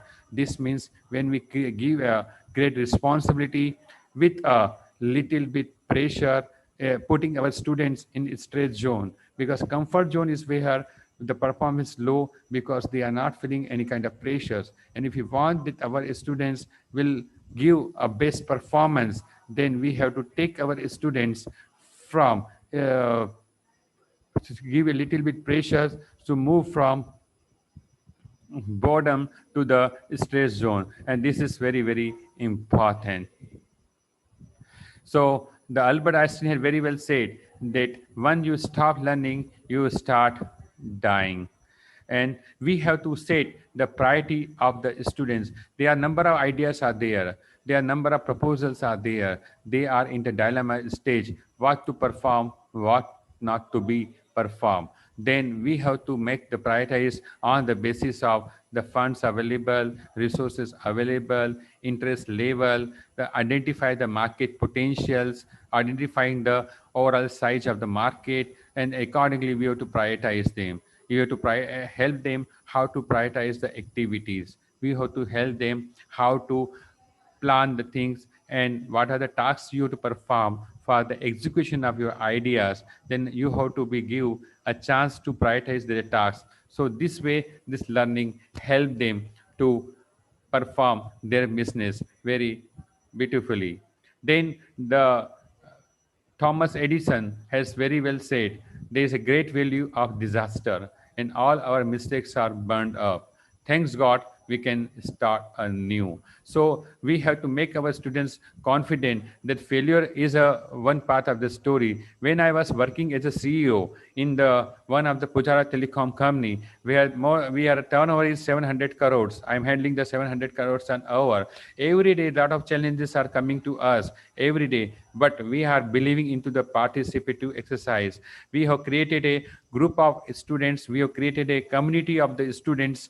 We have created a community of our customers, where whatever the great ideas come in our mindset, which is shared by the directors, we will through the WhatsApp group and through other parts of discussion, we share this idea to our community customers. And whatever the feedback we receive, accordingly we decide whether to go for these ideas or not. So that way we are also believing participative exercise, and by this way we are able to take the organization at the next level. So my dear colleagues, this is a way by which we can impart the learning to our student. And they say Miss Fanny Hard has well said, a creative writer has a goal to get a story published in the famous magazines of the time, and her 37 story were rejected, but she was persisted her effort, and her 30 stories was published. And Mr. Bansal, who is a CEO of Airtel, has very well said, most of the successful entrepreneur story start with failure. So what are the skills set that required for successful internship? We can divide and understand there are three kind of skills which are expected by the markets, which are we have to imbibe such kind of skills in among our students so that they become a successful entrepreneur. One may be a technical skills which come under advancement technology, interpersonal skill, management style, ability to organize, monitoring the environment, business management skills, which talk about decision-making skills, human relations, finance, accounting, planning, strategies, and general management. And the third type of skills which require is personal interpersonal skills, which talk about inner control risk, creativity, change orientation, visionary leadership. Before going to next slide, I just want to share one small story of Ratan Tata. Ratan Tata, when he was moving on Mumbai Road, on the green signal, he was staying over there. At a time he saw that there was one middle class family was staying over there on the two-wheelers. His elder son was standing on the two-wheeler, and the younger one that mother is holding, because he is only 3 years old, and there is a heavy rainfall is going on. Ratan Tata have come an idea, why should not I will do something for this family? So he just shared this idea with his team and one of the reporter. This idea is turned up into the verdict, and this verdict has been published into the newspaper that Ratan Tata is coming into the $2,500 car. Then Ratan Tata has two options. One option is to just fight against this reporter, and second option, convert this statement into the executions. Ratan Tata has did it. He has converted this idea into the executions. The project which was handled of this Tata Nano. The name of that person is Girish Wagh. He has given this challenge to, under the leadership of Girish Wagh, to create a car of $2,500 only, which is also termed as people car. He has worked upon it. At the time, he doesn't have any kind of model available, how to make a car of $2,500. What he did, he had just one idle model in the terms of Maruti Suzuki 800, which was coming at the time in 2008. It was coming with the price of $500, and he would like to make a car of $2,500 because the rate of dollar at the time is near about 42.53. So at the time, he just want to make a car of $2,500, and he has created this history. He has created a people car which is affordable for everyone. Although just because of marketing issues, this project is not very much successful, but it's create a new market for the other organizations. So that's way we also identify the ideas of our students, and we would like to provide a platform where our student can explore their ideas. So what we require to know perform in our classrooms, we have to provide holistic understanding of all business domain. We have to imbibe the such kind of activities, such kind of conceptual learning into our curriculum design. We may plan for business plan, activity, retail bazaar, case study, role play, field project, internship project, opportunity-based projects. So that way we able to make our student differentiable. That is the only way by which we create the unique identity of our students.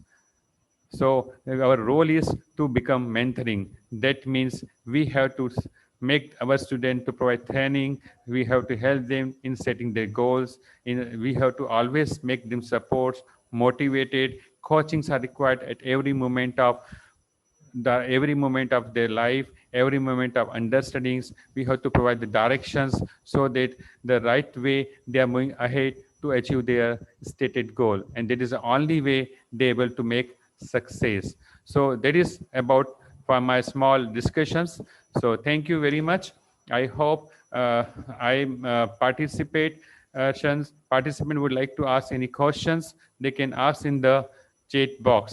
Thank you very much. Thank you, Sandeep sir and Abhijit Ghosh, for providing wonderful opportunity to discuss with the eminent partakers. Okay, thank you, Dr. Vishal Kashiwala, for your wonderful speech.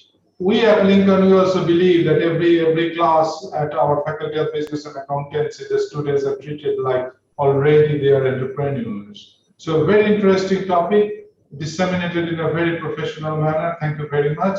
With that, if there's no question, I request the IT guy to provide the certificate straight away to Dr. Vishal Kashiwala, certificate of appreciation.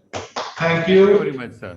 Thank you very much. Thank you. And we need you on a regular basis to support all the other initiatives as well. Thank you very much, sir. Thank you. Thank you. With that, we come to the conclusion of this particular session, and then we will go straight into the open paper session without any lunch break.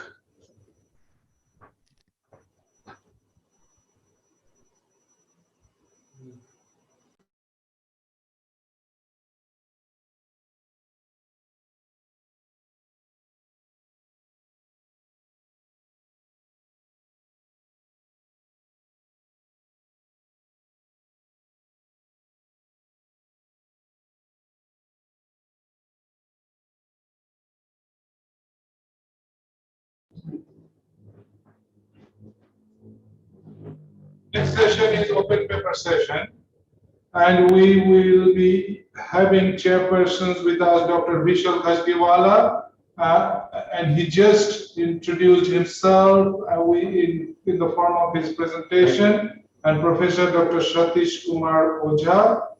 Dr. Ojha is a well-known figure amongst us. He is a great supporter of Lincoln University College, and basically he is supporting from a distance from Nepal. Dr. Ojha served for 36 years in Juba University, Nepal, Faculty of Management by teaching graduate and postgraduate students. His field of expertise lies in research, teaching and training on data analysis with R, Python, Excel and Spaces. He is a member of the editorial board of Asian Journal of Information Communication, which is published in South Korea and some journals of Indian universities. He has helped more than 35 PhD scholars, more than 50 masters and MPhil students as main supervisors for their thesis. He has published 100 plus articles in Nepalese and international journals. He has also worked for various institutions within Nepal and abroad, and he has been awarded Professor Dr. Oja.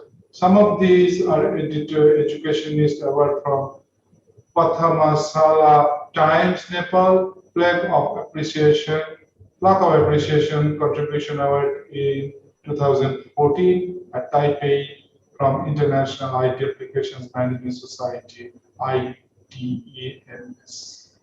So without further delay, I welcome both the chairpersons to manage the open paper session.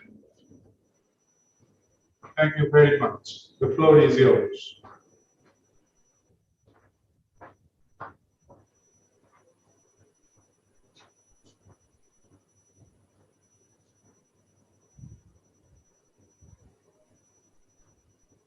Dr. Vishal? Yes, sir. You will call the participant. Professor Satish, sir, please on the mic. You are in mute. Mute, sir. You are in mute condition, Satish, sir. Unmute, sir. Unmute. Yes, sir. I did unmute. Yes.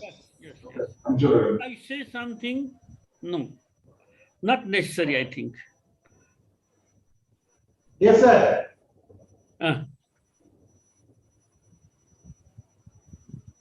Sir, please call the participant one by one. Vishal, sir. Yes, sir. So, very good afternoon to all of you. So now we are going for open paper session 1. So I request Deepti for paper presentations. Timing is for presentation is 5 minutes and 2 minutes for question answer. So he ought to be strictly followed the guidelines which we have shared with you. So I request Deepti to start the presentations.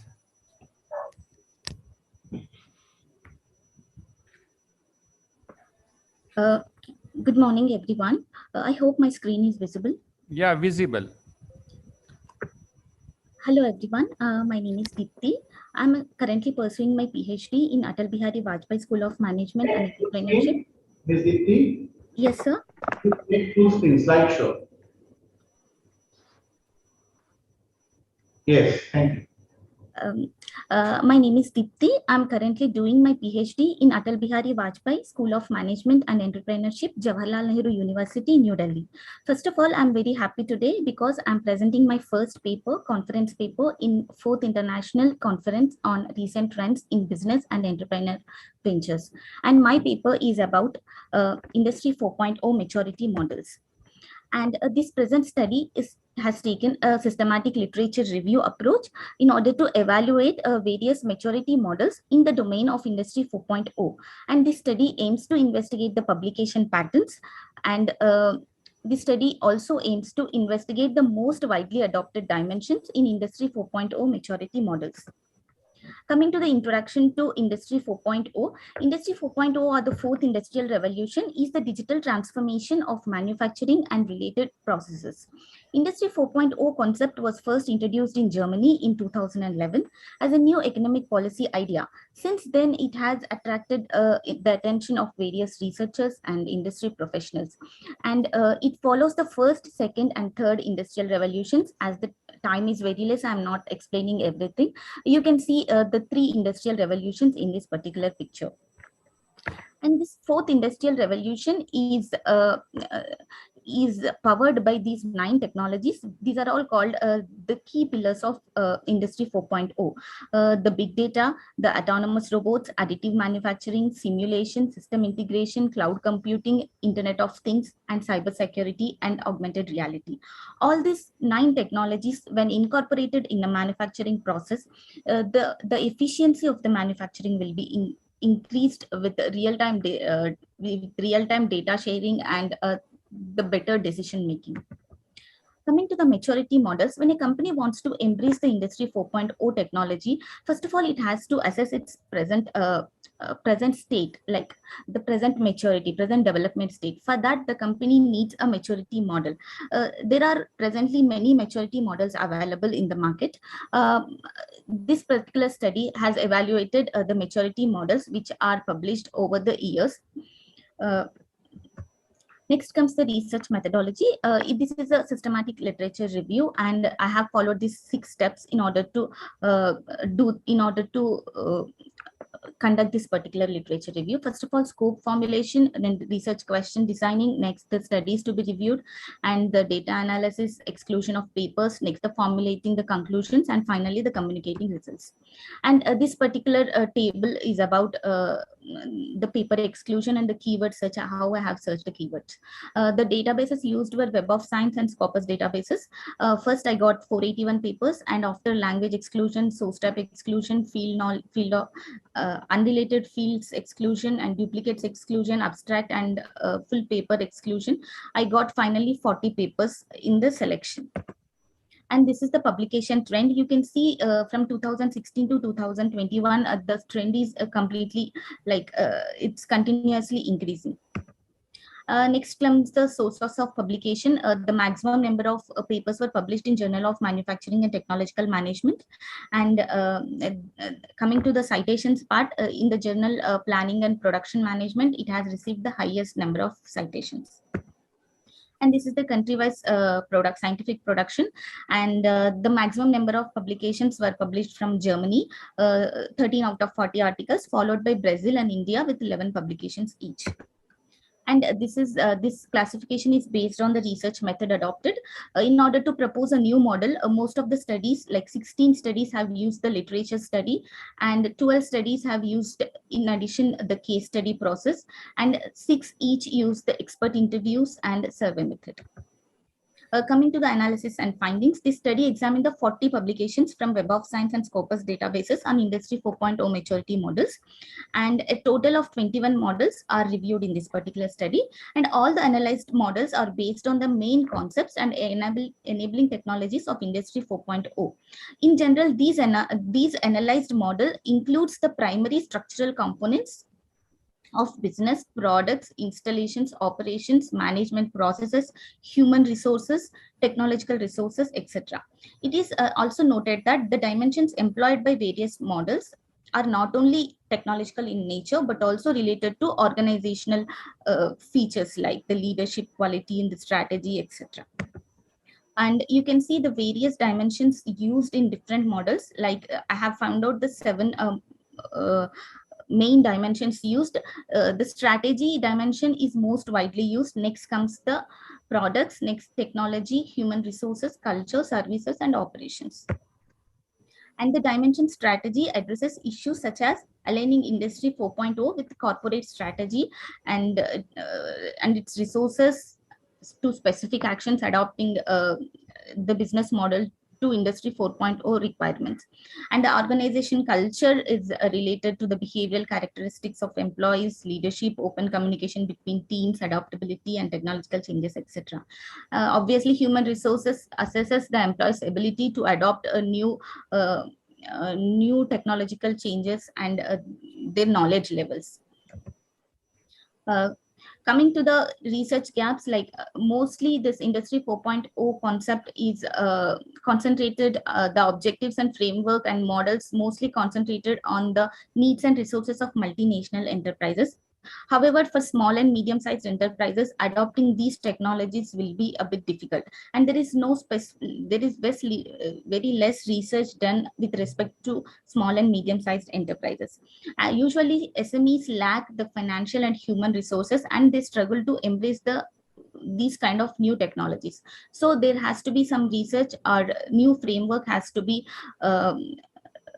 framed for small and medium-sized enterprises, especially in emerging economies. And it is also observed that insufficient research has been done on how companies can choose the appropriate maturity model for its specific needs or the company type. And coming to the limitations of the study, in our study, the limitations are specific to the databases that we have used, the Web of Science and Scopus we have used. Even though these are the largest databases available, there are still some journals which are not indexed. And the second limitation is regarding to the keywords, that I have used the Industry 4.0 and maturity, these two keywords, in order to search for the papers. But however, some authors may use different keywords like digital assessment or company readiness in order to propose new maturity models. So some papers may be excluded due to this reason also. And I'm very much thankful for giving me the opportunity to present here. Thank you so much. Thank you, Dipti. Yes, anyone who have any questions? The forum is open for you. Any questions? You can put them in the chat box.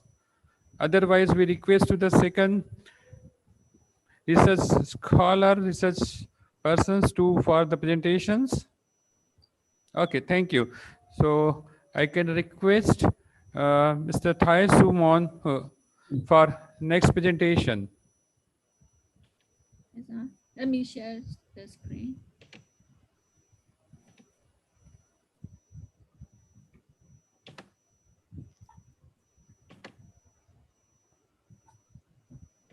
Hello, good afternoon, all professors, organizers, and PhD students. My name is Desimoto. Hello? Next full screen. Sorry, sir. Full screen slideshow. Okay, please go for slideshow. Full screen, ma'am. Full screen. Oh, yeah, okay. No, go down. Yes. Okay. Yeah. Oh, sorry. My name is Desimoto. I am from Myanmar. I am a PhD student of Lincoln University. Hello. The topic I would like to present impact factors affecting the success of women entrepreneurship and SME business of Myanmar. Click for full screen, please. Sorry. Full screen. Slide. Yes. Go for slideshow. Click again, not click properly. Sorry.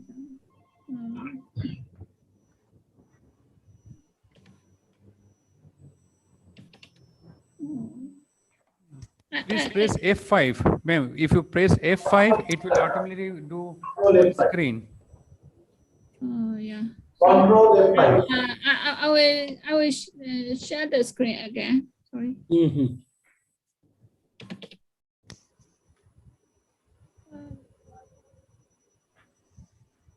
No, next one. This one. Next, left.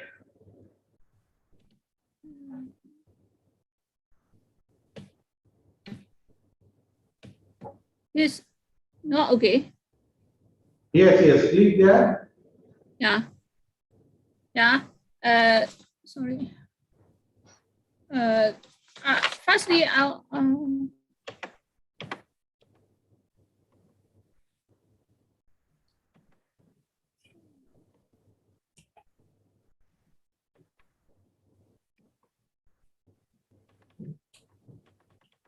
Miss, click here, top. You can see here, top. This one. Click here, top. Here, the marking I give. Yeah. Here, the top. Top, here, you can see the green mark, top. I move the arrow. Oh, sorry. I put the arrow here, you click. Top. I can't. Top. You can see the top. Crop. I keep the arrow here, top. Oh, okay. Yeah. Sorry. Yeah. Firstly, I'd like to present introduction. Yeah. Entrepreneurship is an innovation of new business through new product in new market penetration or modifying to existing product or services. At this time, women entrepreneurship is essential performing role for economic growth in all over the world.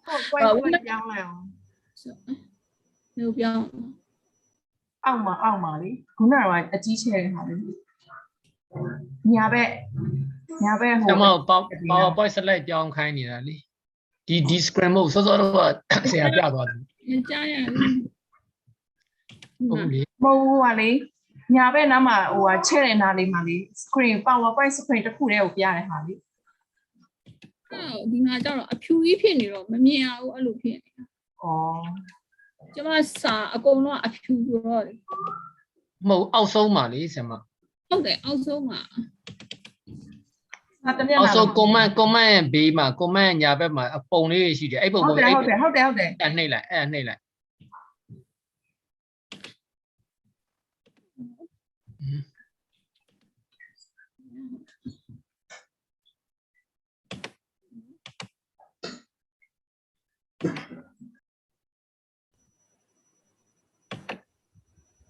ဒါ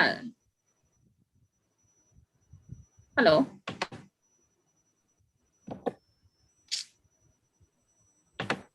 I think you not share the full screen. You stop sharing, make full screen share, then make slideshow. Otherwise, you magnify and show. Share the full screen, not only the slide.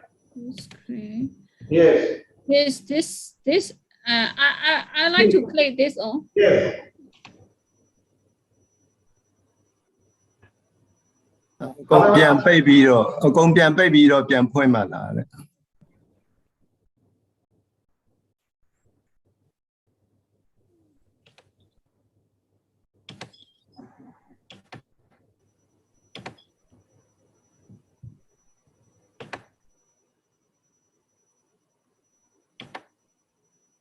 Hello, Lemho. I think some problem. You continue. You just magnify it and continue.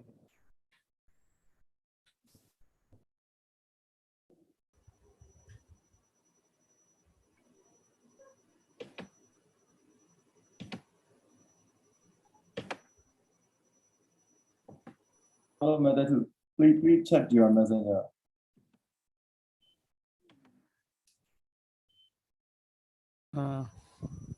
Ma'am, you just, yes, no problem, ma'am. You just magnify your slides and then continue. Sorry.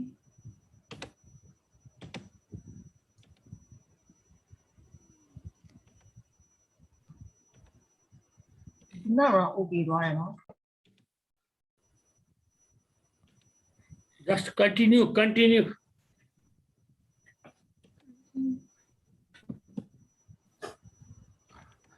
Hello, please continue, ma'am. You just magnify and continue, no problem. Yeah. Continue. Yeah.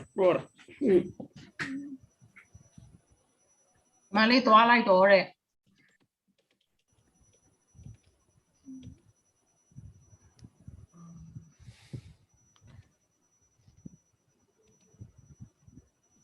Hello. Can you hear? Can you see my screen? Madam, we can hear you. You continue. Yeah. Okay.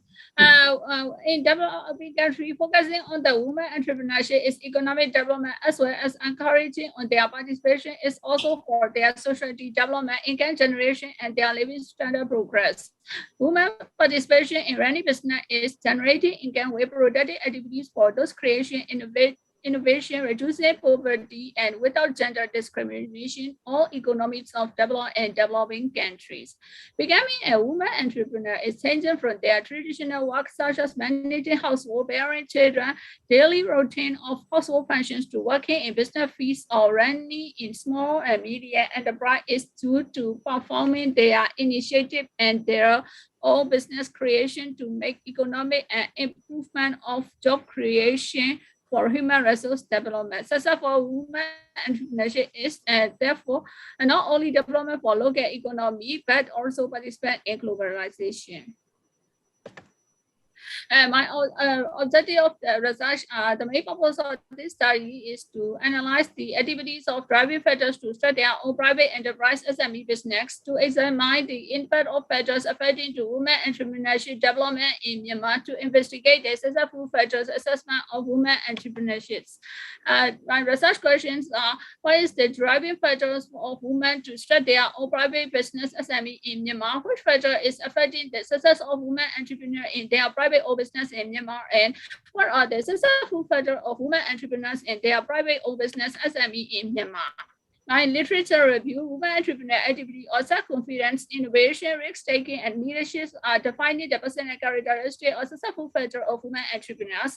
Social and cultural factors are social capital and network affiliation, access to finance, access to market and customer demand, cultural value in economic situation, family pressure, traditional custom, and external environment pressure in others. All of the motivation factors are combined with pull and push factors such as independence, achievement, recognition, and personal development are pull factors of women entrepreneurs, and push factors are employment, job security does not fit in are most of the motivational factor on the women entrepreneur process.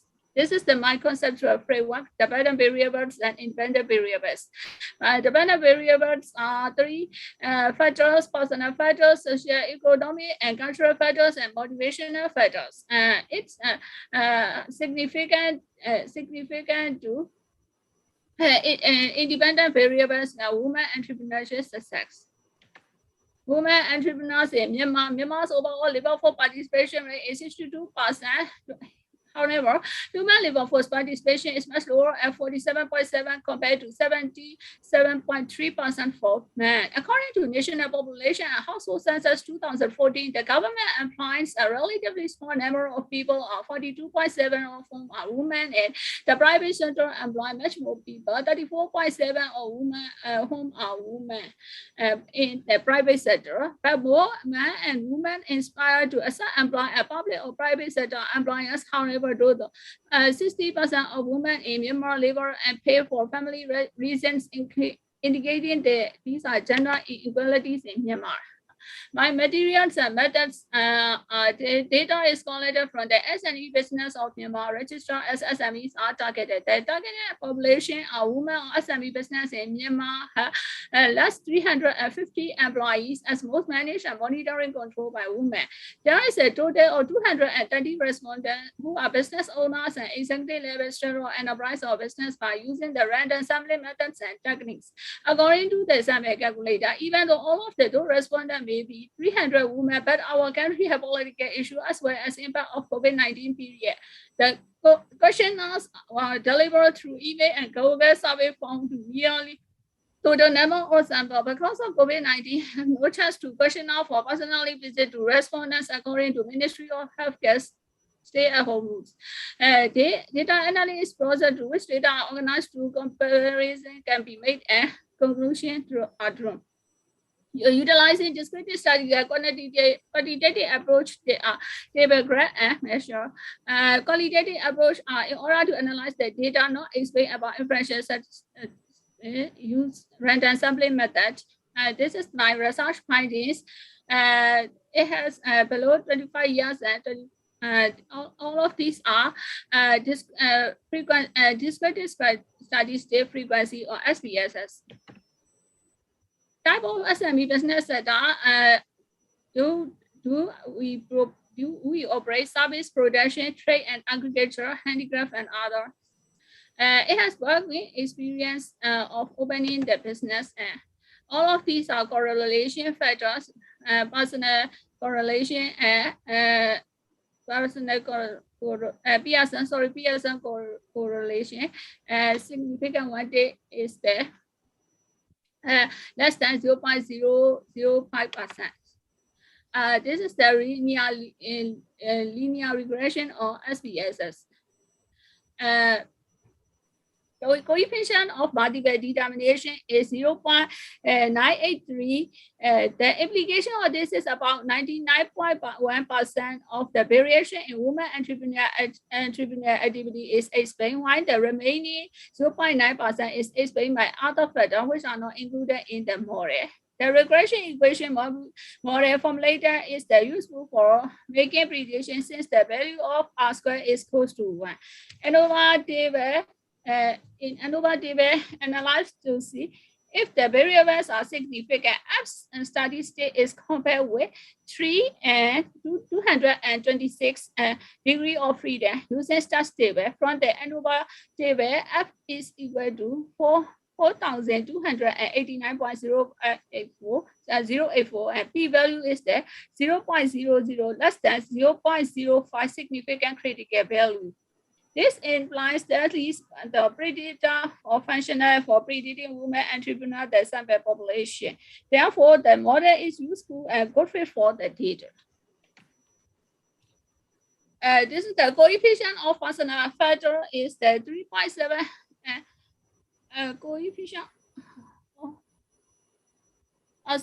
Personal factor is a 3.764. Significant is 0.00 and less than 0.05% critical value. Social coefficient of social cultural factor is the 3.433. So that significant is the 0.001, less than 0.05 critical value.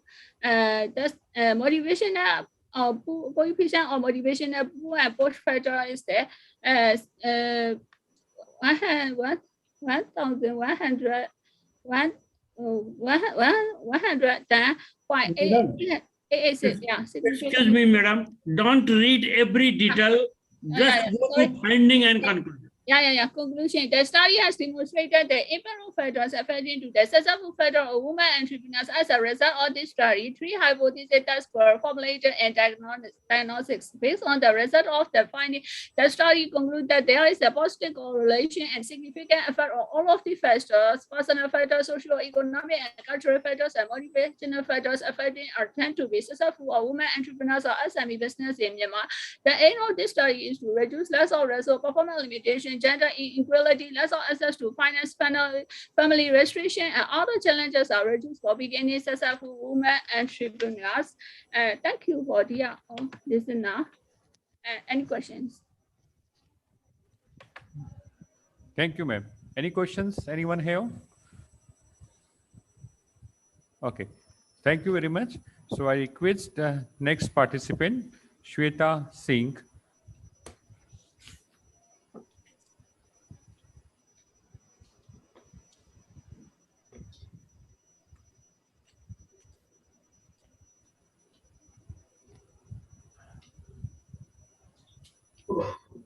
Ms. Shweta, are you here? Please unmute yourself.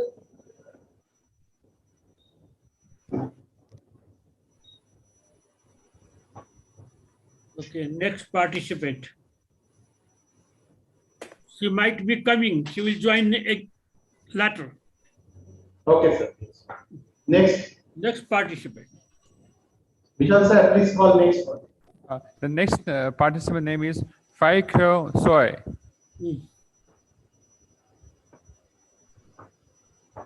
Please unmute. Teacher, so I'm ready to present. Okay, sir. Good afternoon. Please start your presentation, sir. Yes, sir.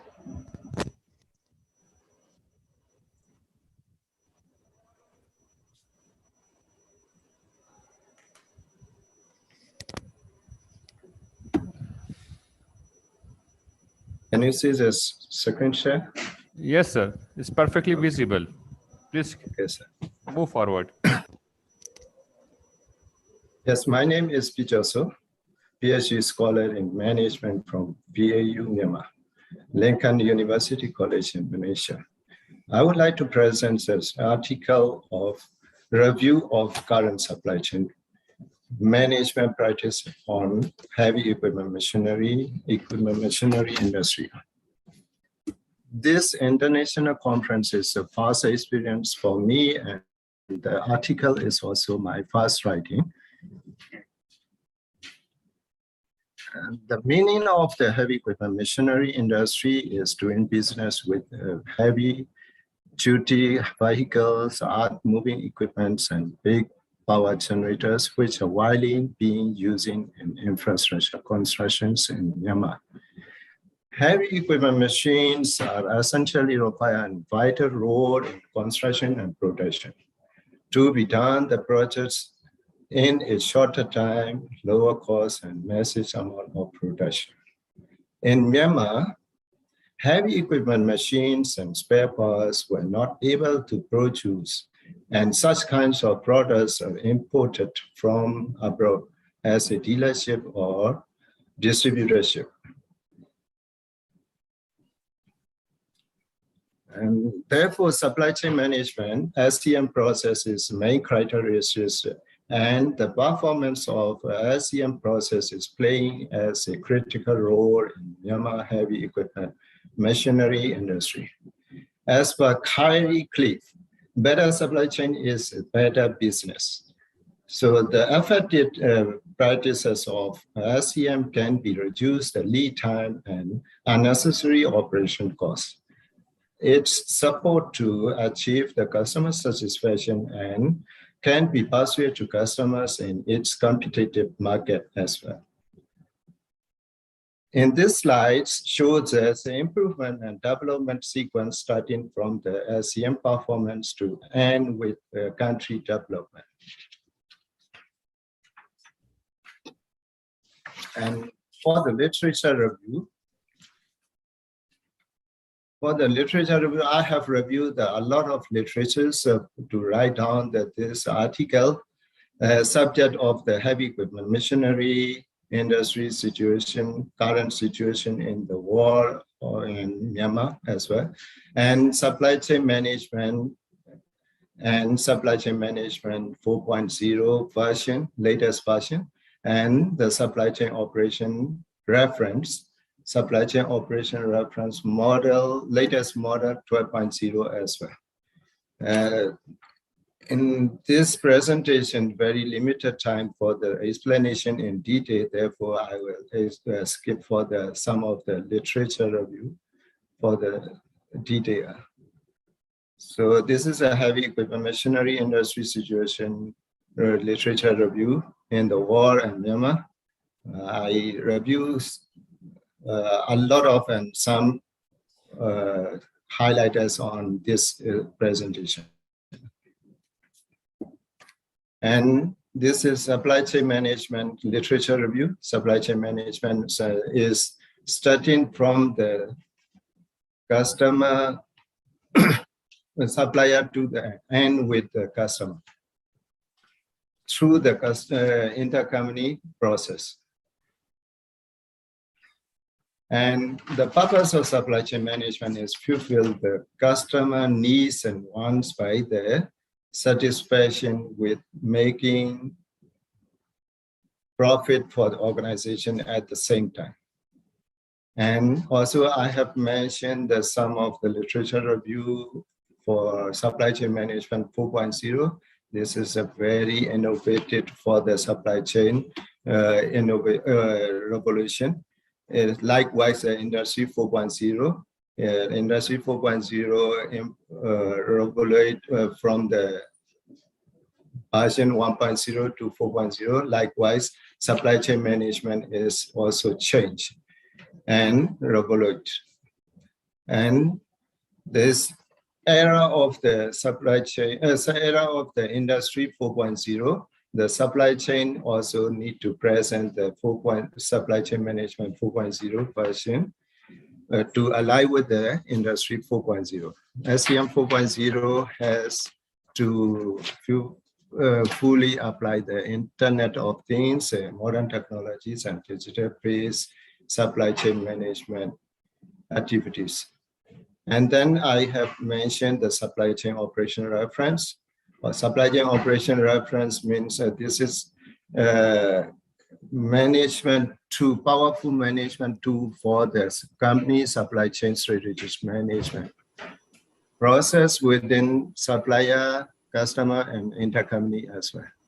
In 2017, APITS released the latest model of the supply chain operation reference 12.0 agreement under the supply chain council. Supply chain operation reference model 12.0 is focused on 6 key areas of the supply chain management process. Those are plan, source, make, deliver, return, and enable. In this chart shows that SCM process starting from the supplier to end with the customers to the intercompany. And research design, I have conducted review and evidence-based research design and qualitative method for the data collection.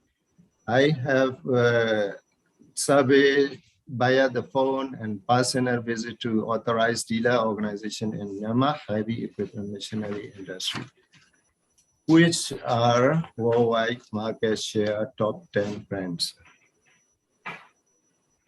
And then current supply chain management practice were reviewed and compared with supply chain operation reference 12.0 performance management measurement standards using by the SWOT SWOT analysis.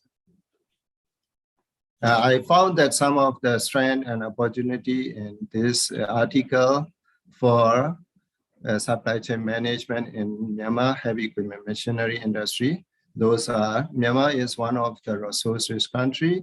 Currently, huge numbers of heavy equipment are available in country. Dealers and distributors are available in country for worldwide top 10 market share brands. Big demand are available in existing and future market projects and government plans as well. And some of the weakness and threats are also found. Those are not able to produce their products and equipments in local, and heavy equipment machinery industry in Myanmar is totally depend on the importation and suppliers' performance. Lack of applying latest model of SCOR 12.0 performance measurement standard. And current supply chain process is very complex and cost is high and lead time is also very long. And lack of modern technologies using in the supply chain management process. Myanmar heavy equipment machinery industry has found many unauthorized dealers and distributors for doing business of after-sales service. Now, conclude. Yes. This is my suggestions on the my suggestions. I have suggestions based on the each of the school performance measurement area wise. There is mentioned. I will not mention that very detail on that this one. Area wise means the school main key process areas. What heavy equipment machinery industry has to do for the getting the best practice of SCOR 12.0. Yes, there is a plan, source, make, delivery, return, and anywhere. 6 main areas. And then finally, I have recommended that Myanmar heavy equipment machinery industry need to understand the very well knowledge of the SCOR latest model 12.0 and how to measure the performance. And then has to contact the modernized supply chain management 2.0 version and industrial 4.0 in future. Conclusion, likewise, I have already explored this SCM practice of Myanmar heavy equipment machinery industry by SWOT analysis and aforementioned. And Myanmar heavy equipment machinery industry is applying basis of the score, but they are not doing properly for the practices of the SEOR 12.0. The school process need to educate to the heavy equipment machinery industry for knowledge about educate about this SEOR latest model 12.0, which can be support to supply chain management practice detail in each level process of the process to be perfect and able to provide the many benefits to organization. The further research I have recommend to do the further research. Modernized supply chain management process is very important, so that it can be persuaded to customers and to develop the organization. Therefore, modernized SCM practice to be adapted to the Myanmar heavy equipment machinery industry, likewise SCM 4.0 and SCOR 12.0. This is just reference of the paper. Thank you, sir. Thank you, sir. Thank you any for questions? your attention. Anyone have questions? Okay. So thank you, sir. We request next participant, Pramila ma'am, for the presentations.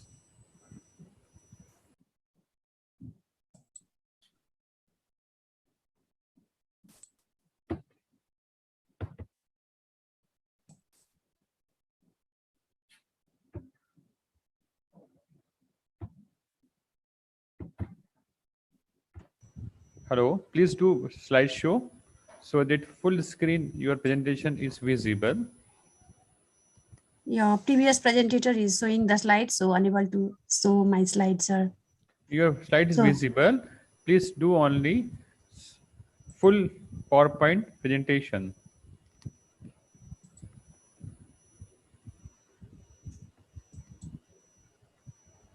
On the status bar, there is an option of slideshow. You can start screen share while the other participant is sharing, showing in the screen, sir. Okay, okay. Requesting the presentation, Mr. Faiko. So please close your PPT. Okay.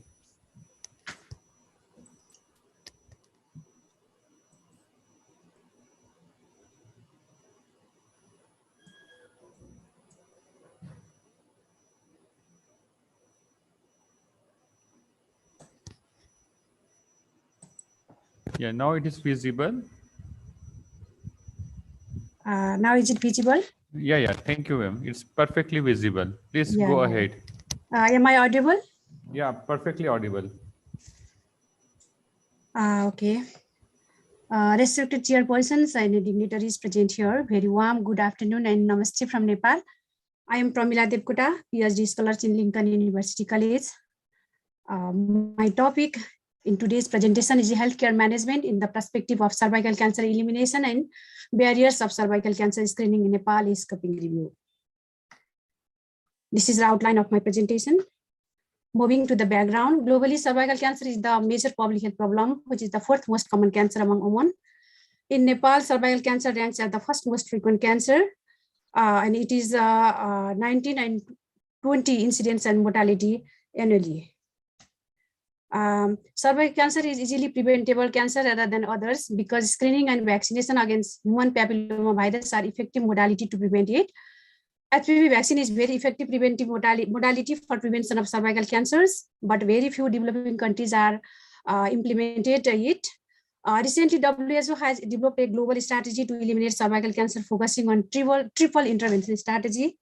I have shown in the table. This is the WHO global strategy, targets toward the elimination of cervical cancers. The target is 90%, 70%, and 90%. First 90% means 90% adolescent girl will be fully vaccinated with human papilloma virus vaccines, and 70% means 70% of women have to screen in their lifetime, 2 times in their lifetimes. Similarly, another 90% target means 90% of women identified with cervical cancer treated treated. From this strategy, we can reduce the 32% of the maternal mortality by 2030 and achieve the Sustainable Development Goal 3.4. This is the objectives of my review. One objective is to describe the status of healthcare management and identify the barriers to uptake screening, cervical cancer screening among Nepalese women in Nepal, described in the literature. And the another objective is to conduct intervention study as part of my thesis to uptake screening by women in Nepal by addressing barriers which identified from the review. The relevancy of the review. Findings from the review will help Nepal government to prioritize the health sector program for filling the areas of need in cancer prevention and treatment. The barriers in cervical cancer provide the evidence for intervention study to make the woman motivation for cervical cancer screening in local community. On the basis of finding, researcher will conduct the intervention study addressing the barriers to increase the cervical cancer screening in Nepalese community. And the other importance of the study or review is to provide the overview of status of global targets and most needed areas in Nepal to the concerned policymakers and stakeholders. And now moving to the methods, I applied a scoping review which was conducted and which is verified by Arce and Mali and justified by the Devi et al. The review included the 5 phases. For the review, search was conducted primarily on online research engine using search keywords such as Nepal determinants, facilitating, cervical cancer, health policy, management. Search were carried out reviewing articles in Google Scholars, PubMed, Global Health, Online Journal of Nepal, including Government Policy Plan, Step Survey, and Grey Literature. The review included original research studies conducted in Nepal, published in English in academic journals from 2002 to 2021. Regarding the ethical consideration, the study does not require ethical approval as only secondary data from published articles have been assessed. Regarding the inclusion criteria, literature and grey literature concerning to health policy and program which are related to cervical cancer prevention, related to the cancer screening, treatment, and HPV vaccines, and the research work conducted in Nepal were included. Step survey also included, and the research article with methodology which is suitable was included, and the another inclusion criteria research article and concern article written and published in English and Nepali language, and both qualitative and quantitative studies were included in the review. The searching process database search initially 110 records, total 27 records remanded after duplicates were removed. Literature that contains abstract only, poster presentation, opinion case reports, and intervention study were removed. All records were considered as eligible if they meet the inclusion criteria. For this process, Prisma flowchart was used. This is the Prisma flowchart. I used and only 27 recorded articles were included for the narrative synthesis. For the data extraction and synthesis, we extracted major characteristics of the study: citation, year publication, study design, sampling technique, sample size, age group and mean age, barriers, major findings, percentage of women screen and non-screen, and barriers with percentage and summarized in table. Articles were reviewed, extracted by using software of Mendeley, and narrative synthesis have been synthesized based on table 1 and table 3. I have a link here. I'm moving to the results. Regarding the result about the healthcare management, I mentioned here there are many healthcare programs have implemented in Nepal. Besides these, the various interventions, vaccination to adolescents had to be implemented. The another healthcare management functions or programs about the screening are mentioned here: Step Survey 2003, 2002, 2019, cancer registry system, hospital-based and population-based was started in Nepal. National guideline for cervical cancer screening was developed and implemented in 2010 and re-emphasized in 2020, but the screening coverage is very low in Nepal. Similarly, about the healthcare management for cancer treatment, service is not accessible via primary health centers and district hospitals. Regarding the treatment, cancer care is very expensive. People have to pay out of pocket expenditure, which are shown in figure. It is more than the income, average income of the Nepali people, and having only 2 publicly funded hospitals for cancer care. And government provide only $1,000 for cancer treatment. And cancer treatment or drugs are not listed in essential drugs. Human resource is not sufficient to address the cancer care all over the Nepal. Nepal does not currently having a national cancer control program, though cancer. It is concluded that cancer treatment or cure is not affordable and accessible to the general population in Nepal. Regarding the WHO targets 90, 70, and 90, I compare to the Nepal's figure about the target 1, 90% of girls fully vaccinated with HPV in Nepal.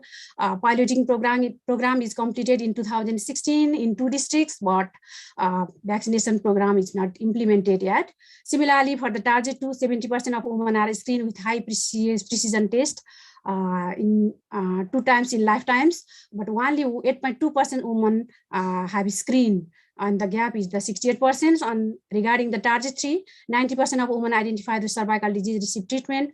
Only 63.5% women receive the treatment. The gap seems Madam, go to the finding and conclusion.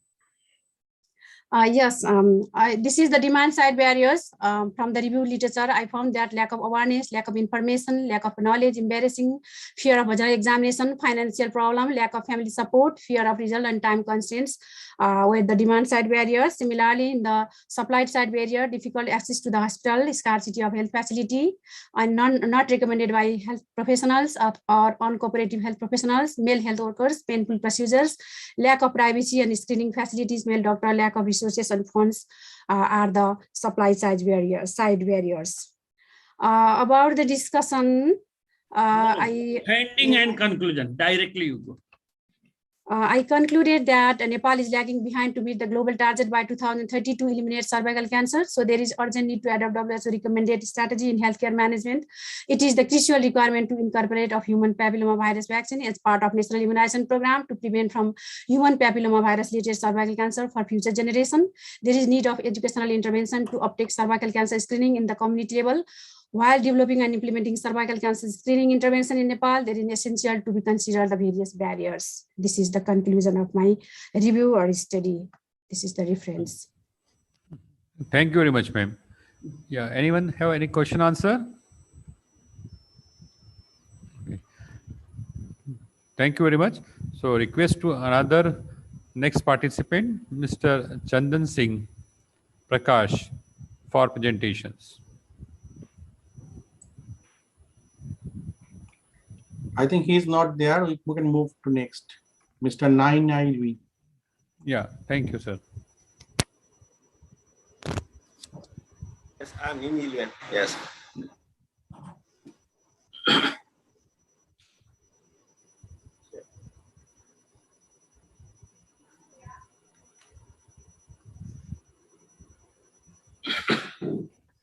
Dear President, good afternoon. Dear President, professors and my colleagues. Today my presentation is green and farmers pesticide uses, bestseller pesticides, and correlation between pesticide and pesticide by behavior. Sorry to interrupt. Please go for full screen, sir. Yes, yes.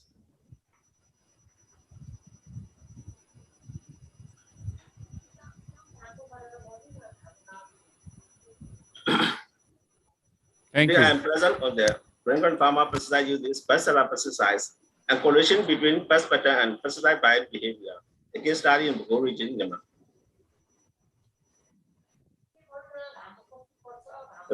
FAO estimated that crop losses are 20 to 40% all over the world. So the farmer has the right to use pesticide with standard recommended doses according to the integrated pest management system. Myanmar is the agricultural country and green is the export crop. According to the data of the local pesticide distribution company, the Bogor region is one of the 6th largest pesticide consumption region and study in this region. According to literature, attitude and behavior, farmer attitude and behavior is the main important influence in the farmer pesticide utilization. This is the study region of the Bogor region in Myanmar. The main problem is the research. The main problem is the indiscriminate pesticide utilization, causing the environmental and health problems. So to solve this problem, we use this farmer intention to pesticide application standard on the understanding of the farmer behavior. The main aim is the study is what agrochemicals are used in this green farmers, and I want to know how to use these agrochemicals according to the past pattern, and also their attitude towards pesticide and environmental awareness. In analyzing that, I also use the description as percentage, and I also I use survey questionnaire to get the data that's selected by university. And also, I interview with the 100 farmer, and also interview with the agrochemical distributor, and also the regional manager from agrochemical companies. And also, I got data from the 4 main agrochemical distribution in the Pesticide district.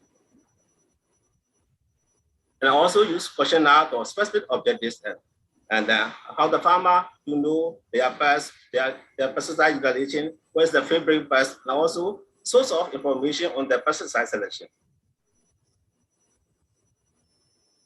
So according to the survey, in the study area, the green farmer use fertilizer, and herbicide before planting. After planting, they use foliar fertilizer, primary regulators, fungicides, and also insecticides. This data is collected from the agrochemical distribution centers. They are the top 7 pesticide favorite agrochemical by the farmers. And also, these are 7 agrochemical companies in the insurance in the Myanmar. So according to the attitudes, perception of the pest pattern changes. All the farmers in the area accept their pest pattern changes, and they know on the selection of the right pesticide, they have the ability to get right pesticide and also spraying with recommended pesticide dosage. This figure shows the pesticide buying behavior of the grain farmers. Following the selection, pesticide distribution dealer is the main influence on the farmer pesticide buying behavior, and the second is the advertisement. This finding is also similar to the finding of the Sham error 2016. The farmers' knowledge on major pests. All the farmers in the study area know about the major pests, but they don't know integrated pest management system. But they know they have enough knowledge on the pesticides or hazardous chemicals. So according to the survey, the bestseller pesticide is the top fighter. This is the relevant with the interview with the agrochemical distribution center, or also interview with the farmers. And Midapa is that. So farmers accept the pest pattern changes, and pesticide buying behavior is changing according to the pest pattern. All the farmers in the study area use the pesticide according to the instruction with recommended dosage. And also pesticide selection is influenced by pesticide dealers and advertisement. All the farmers know major pests and pesticide hazards, but they don't know IBM, and they don't wear PPE. According to the results, it's a pesticide management model. The main problem is in the study area in the pesticide misuse. How to solve this problem is two reasons. The first reason is the right pesticide selection, and then we can solve this problem. And the second, the screening with recommended dosage. The right pesticide selection is influenced by the pesticide dealers and pesticide advertisement. So we can educate these pesticide dealers and pesticide advertisement to solve this problem. And the second is to educate the farmers and attitudes to read the pesticide instruction. So the best pesticides show that the farmer use the right pesticide, and as they understand the pest pattern changes, and they know about the meta pests, and pesticides are dangerous, although they have weak safety standard. They don't use PPE, but they read instruction carefully and obey the standard recommended dosage. For good pesticide selection, with reference to finding is educating on pesticide dealers, advertisement because of their influence power on farmers' buying behavior. Thank you. Thank you for your answer. Thank you very much, sir. Thank you. Anyone have any questions answered? Very good. You have finished. Thank you. Thank you, sir. Right time. Yeah, thank you, sir. Thank you. Thank you. Anyone have question answer? Okay. The next participant is Mr. Deepak, sir. So Deepak, sir, request to start your presentation. Deepak Chaudhary. Are you there, Deepak Chaudhary? Yes.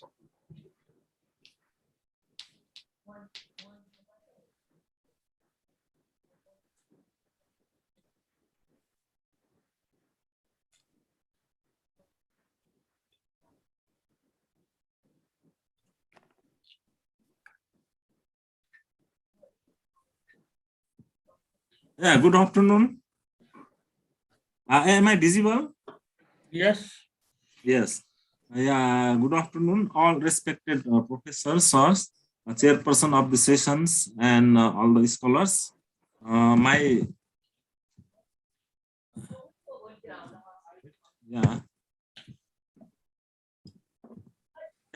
a PhD scholar in Lincoln University, Faculty of Social Science, Arts and Humanities. My paper is Implication of Smart Village in Nepal, Rural Developments and Rural Urban Migration Perspectives. Due to times lacks, I go directly in my papers. My outline is in the following way: 8 chapters.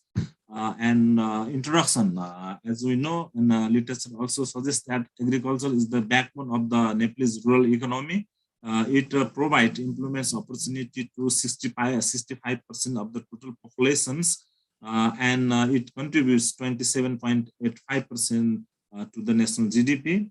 But agriculture represents the subsistence form of Nepal. It is not in commercial way developed, so there are huge gaps between rural and urban in terms of infrastructure and technology.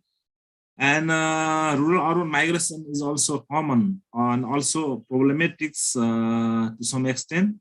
Haphazard and unplanned urban creating many problems, and therefore the concept of the smart village is intrinsic. Smart village is understood based on the local economic development, considering a sustainable way. As per the AGIA and Susanto, views that concept of the village developments could provide solution to village problems by utility of technological innovations. This study discusses the importance of the smart village concept analytically through review literature in comparison way and available research document. Now, Nepalese rural setting, if we see 79.8% of the population reside in the rural areas as per the World Bank's 2019 reports. And geographically, Nepal is mainly divided in two distinct geographies like Hill Mountain and Plain Tarai. But Hill Mountain covers 2/3 of the areas, but populations below half. And settlement pattern in the Hill Mountain is scattered and thin, and in Tarai dense. And poverty headcount rate is rural Nepal is 27%, and urban only 15%. It is more than urban. Villages are rich in natural resources like water, forestry, but are less used for economic upliftment. Some villages are unique in terms of the cultural characteristics and are mixed up in the nature. And present governance system, Nepal is divided into 77 districts and 753 local levels. Among 753 local levels, 460 rural municipalities, so there are more villages. And if we see rural-urban gaps, as per the UNDP and National Planning Commission's report 2020 Human Development Index, very clearly seen that rural Human Development Index is poor. It is 0.561, whereas urban's SDI is 0.647. So whereas the populations of the rural more than around 80%. Majority of the rural area have been lacking basic amenities and quality of lives. 22% of the Nepal lacks electricity. Many villages of the Nepal are still not connected by good type of the road. It is the rural-urban gaps. Now, if you see the migration patterns, migrations happens due to the unemployments and for the economic opportunity, better life. We see 1961 and 2019 figures. It is clearly that the urban center is increasing, but rural is decreasing patterns. And if you literature, I'm not mentioning all the literature review due to my time.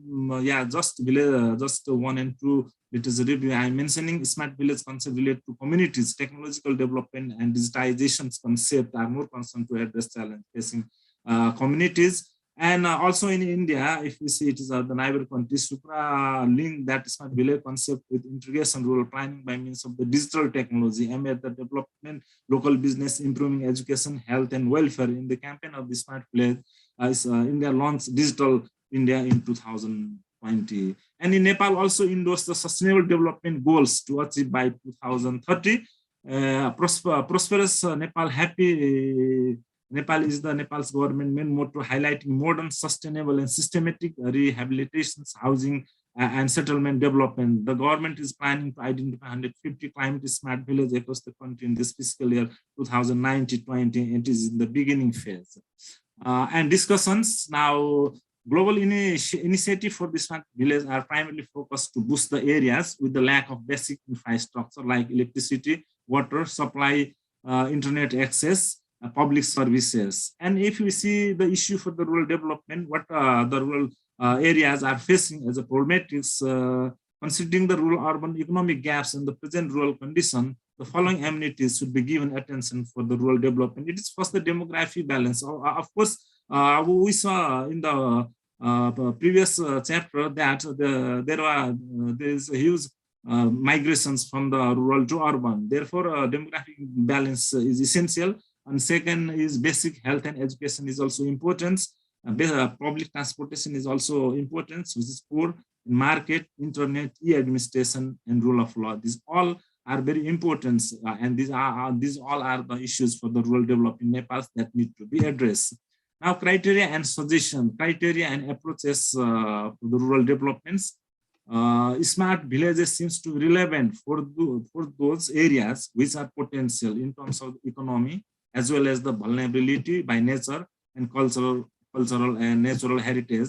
Because I mentioned that the many hilly areas have been suffered by the natural disasters, like the landslide, soil erosions, and plain area is also suffering by the flooding like this. And many places on the hill that have been threatened by natural hazards need to be relocated to the periphery of their old settlements, and the smart village can be considered here.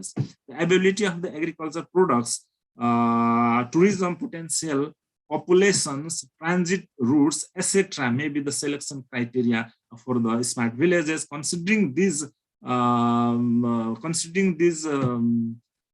facilities or agriculture product, like if any places that is rich in the agriculture productions and tourism potential, and if there is a high population, and if those places which is transit for many routes for many places, maybe the good selection criteria for the smart village. It means, and areas of intervention, particularly in terms of the smart villages. First, in the public services, we need to develop in these fields. So we're mentioning here power supply, like health and education, waste management, public transportation, internet, like this. And also we need to take private sectors to enhance the private sectors, to enhance the smart village, like the private internship in agriculture, rural tourism, online trade, cultural center, etc. Now, conclusions. I'm going to conclusions. Based on the discussions, implication of smart village is obvious and intrinsic. It will address messy migrations and unplanned urban centers. Smart village can make little balance between rural and urbans in terms of the developments and migrations, and can reduce the economic gaps. There is a need for an integrated approach to developing the rural economy and the concept of the smart village. Of course, we cannot develop the smart village in a single way policy like the integrated approach, because there is the issue of the economic, social, cultural, like this to address. And it is related to the policy programs, particularly that improve rural economy and community through innovations and technology. It is also the indigenous technology I would like to link here. It may require smart organizational structure. We also need to organizational structures, new structures, smart structure, and smart policies that can address the concept of the smart villages. And finally, this study may also be the vibrant field of the research in the changing context of the village, urbanization, and migrations in Nepal. And a reference, here is the presenting some references in APA systems. Due to times, I made it very short. Thank you for your kind listening. Yes, sir. Yes, anyone have any question answer? Okay, thank you very much, sir, for nice presentations. So request you the next participant, Mr. Basudev.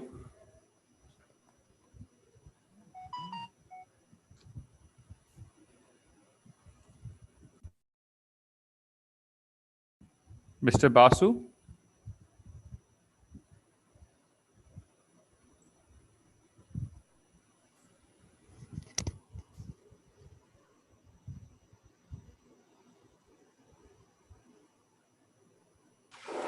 Please unmute yourself, Mr. Basudev. Unmute yourself. Your screen we can see. You can just unmute yourself.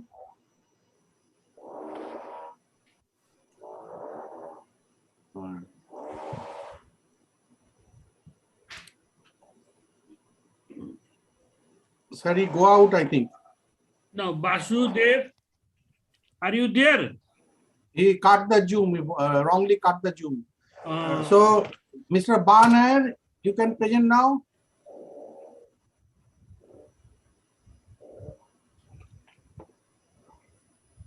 Yes, please present, Mr. Barner. Okay.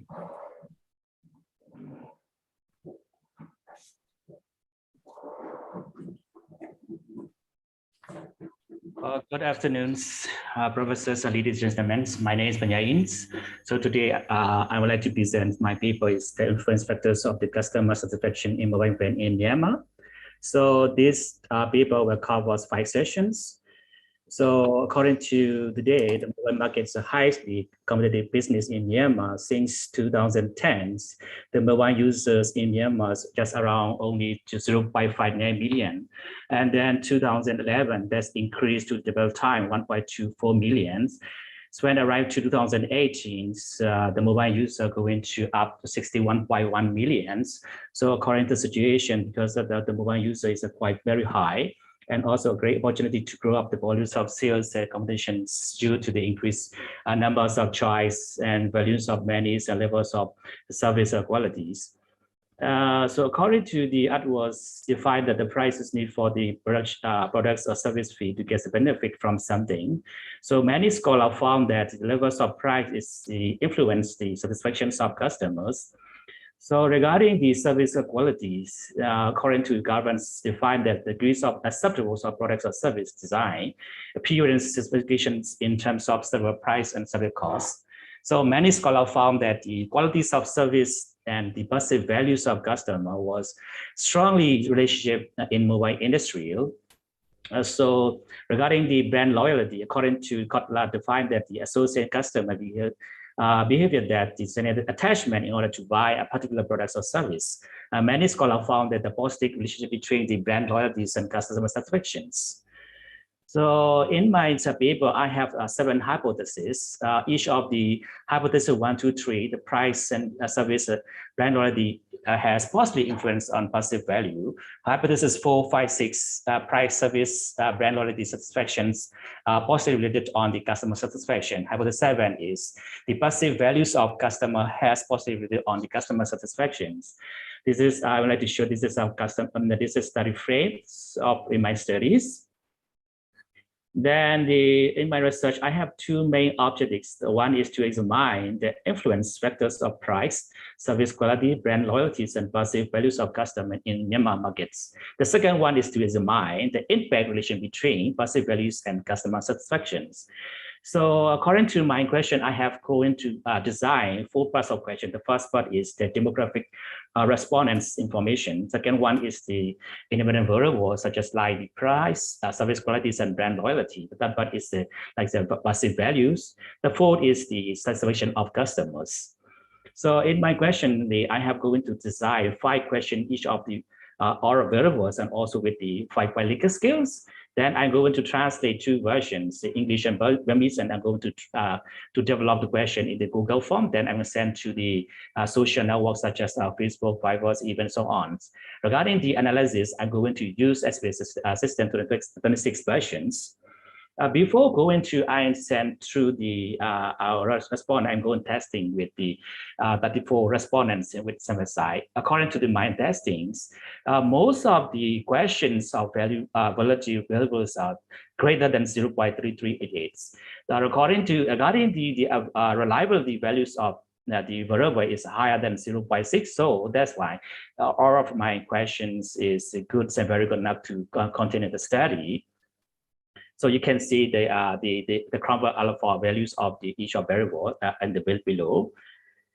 And then so I would like to present my findings. According to my finding in my study, the male population is around 52%, female is around 48%. According to the age group, most of them are between the 26 and 45 years, maybe around 76%. Some of the rest maybe around 46 to 50, around 50%. Just under 25 is around 75%. Regarding their positions, most of the respondents around 50% level are lower than the supervisor level. Manager is maybe around 60%, and directors and CEO level is maybe around 30%. Regarding the income levels, most of the respondents, 40% are less than $233. Maybe second one is maybe around 200 something, so 600, around 26%. Some of the respondent maybe higher than $500, so something like that. So this is calculated based on the 100 years. The dollar is equal with 1,700 jat. So according to the hypothesis between the price and value, the coefficient level is 0.245, can explain 6%. Second value, p value is less than 0.001. So that's why hypothesis 1 is accepted. Regarding the service quality of passive values, BW is 0.663, can explain 42.9%. The beta value also less than 0.001. So that's why hypothesis 2 is accepted. Regarding the brand loyalty and passive values, beta value 0.803 can explain 64.5%. So if you look at the beta value also less than 0.001, so that's why hypothesis 3 is also accepted. So regarding the price and satisfaction, so beta value 0.345 price can explain 10%, and then also beta value also less than 0.001. So hypothesis 4 is also accepted. Between the service quality satisfactions, the beta value 0.7 or 0.1 can explain around 50%. If you look at the b value is less than also 0.001, so that's why there are a strong relationship between them. There's also accepted hypothesis 5. Hypothesis 6 between the brand loyalty satisfactions, beta value 0.824, so can explain 67%. If you look at the b value is also the less than 0.001, so that's why there are strong relationship between brand loyalty satisfactions. So also accepted hypothesis 6. Hypothesis 7 between the passive values and satisfactions, beta value 0.859, passive value can explain 73.7%. If you look at the p value is less than 0.001, so hypothesis 7 is also accepted. So in my study integrated the price, service qualities, and brand loyalty influence on customer perceptions, customer passive value, as well as the customer satisfaction. Many studies found that the price and the qualities of service related on customer satisfactions. So many studies found it. So that's why in this study, we would like to suggest that the brand mobile phone should be developed as strategic planning to achieve regarding the customer needs such as sales service, design, functionables, appearance, and features of mobile phone according to the customer needs. Thank you so much for your attention. If you have any question.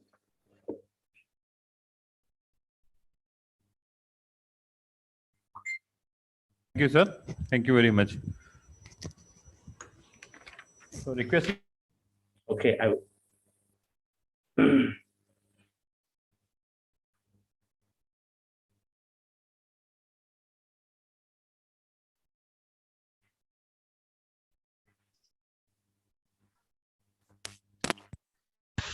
Hello.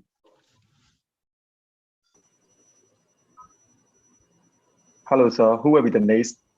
Can I share my screen, or I need to wait the Mr. Basu? No, please start.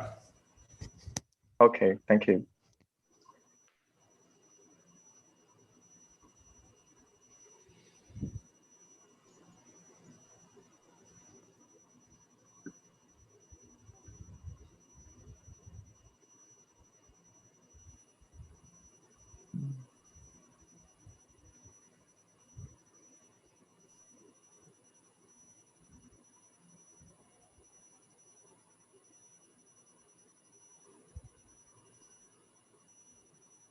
Sorry, please wait.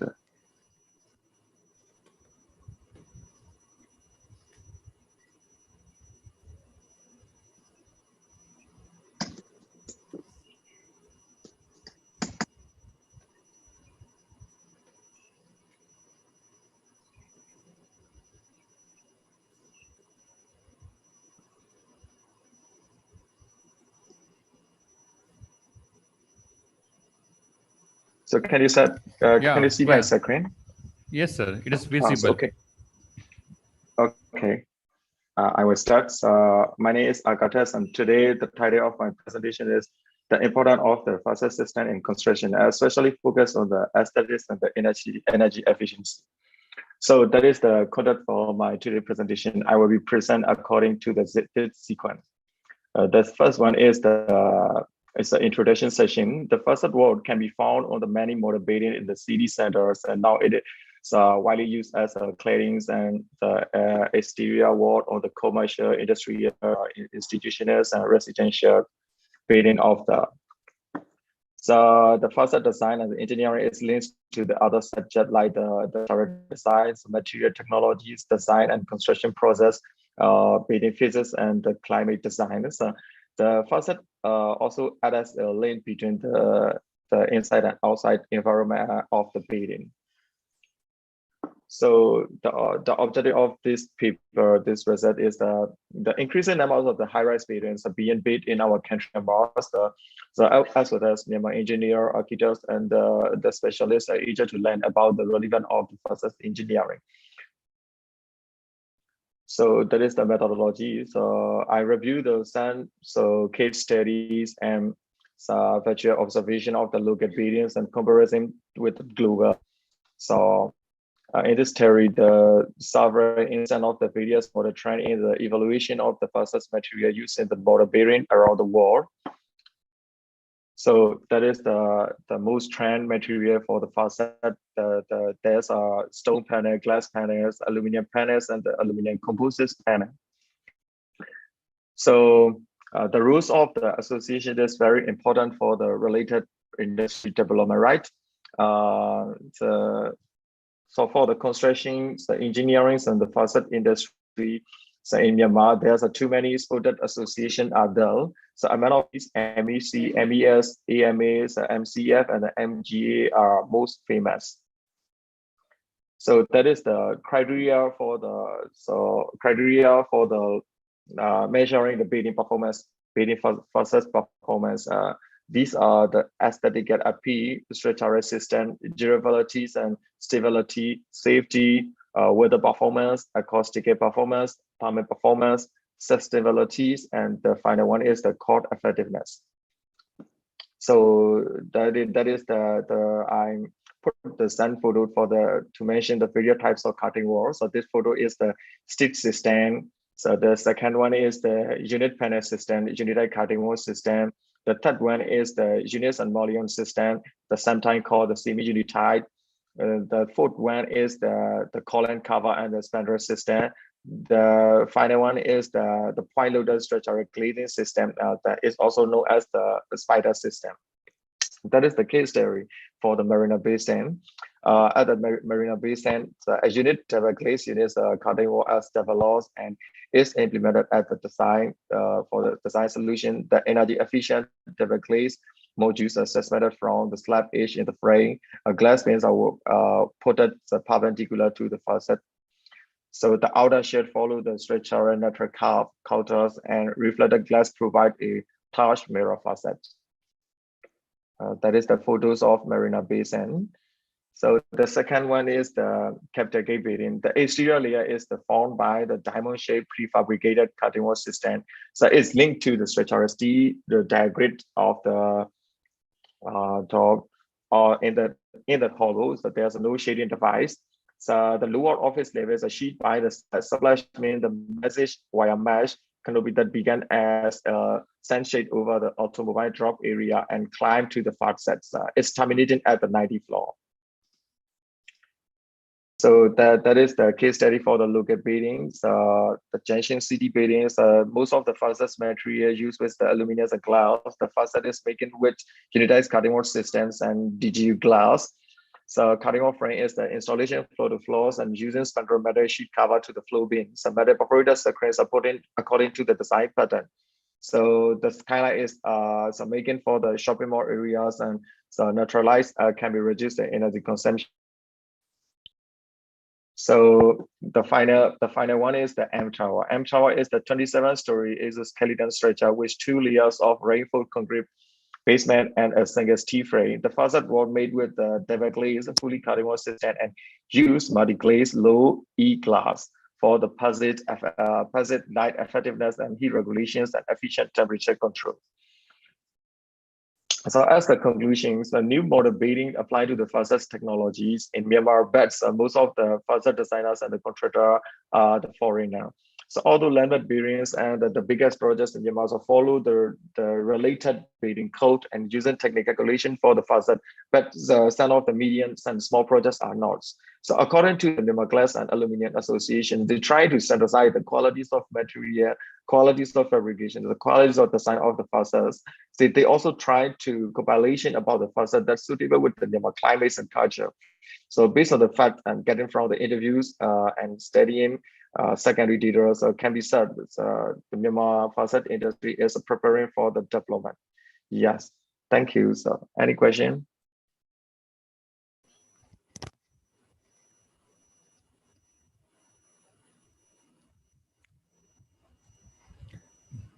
Thank you very much, sir. Thank you for a nice presentation. Anyone have any question answer? Okay, thank you. And we request to the next participant, Mr. Avash.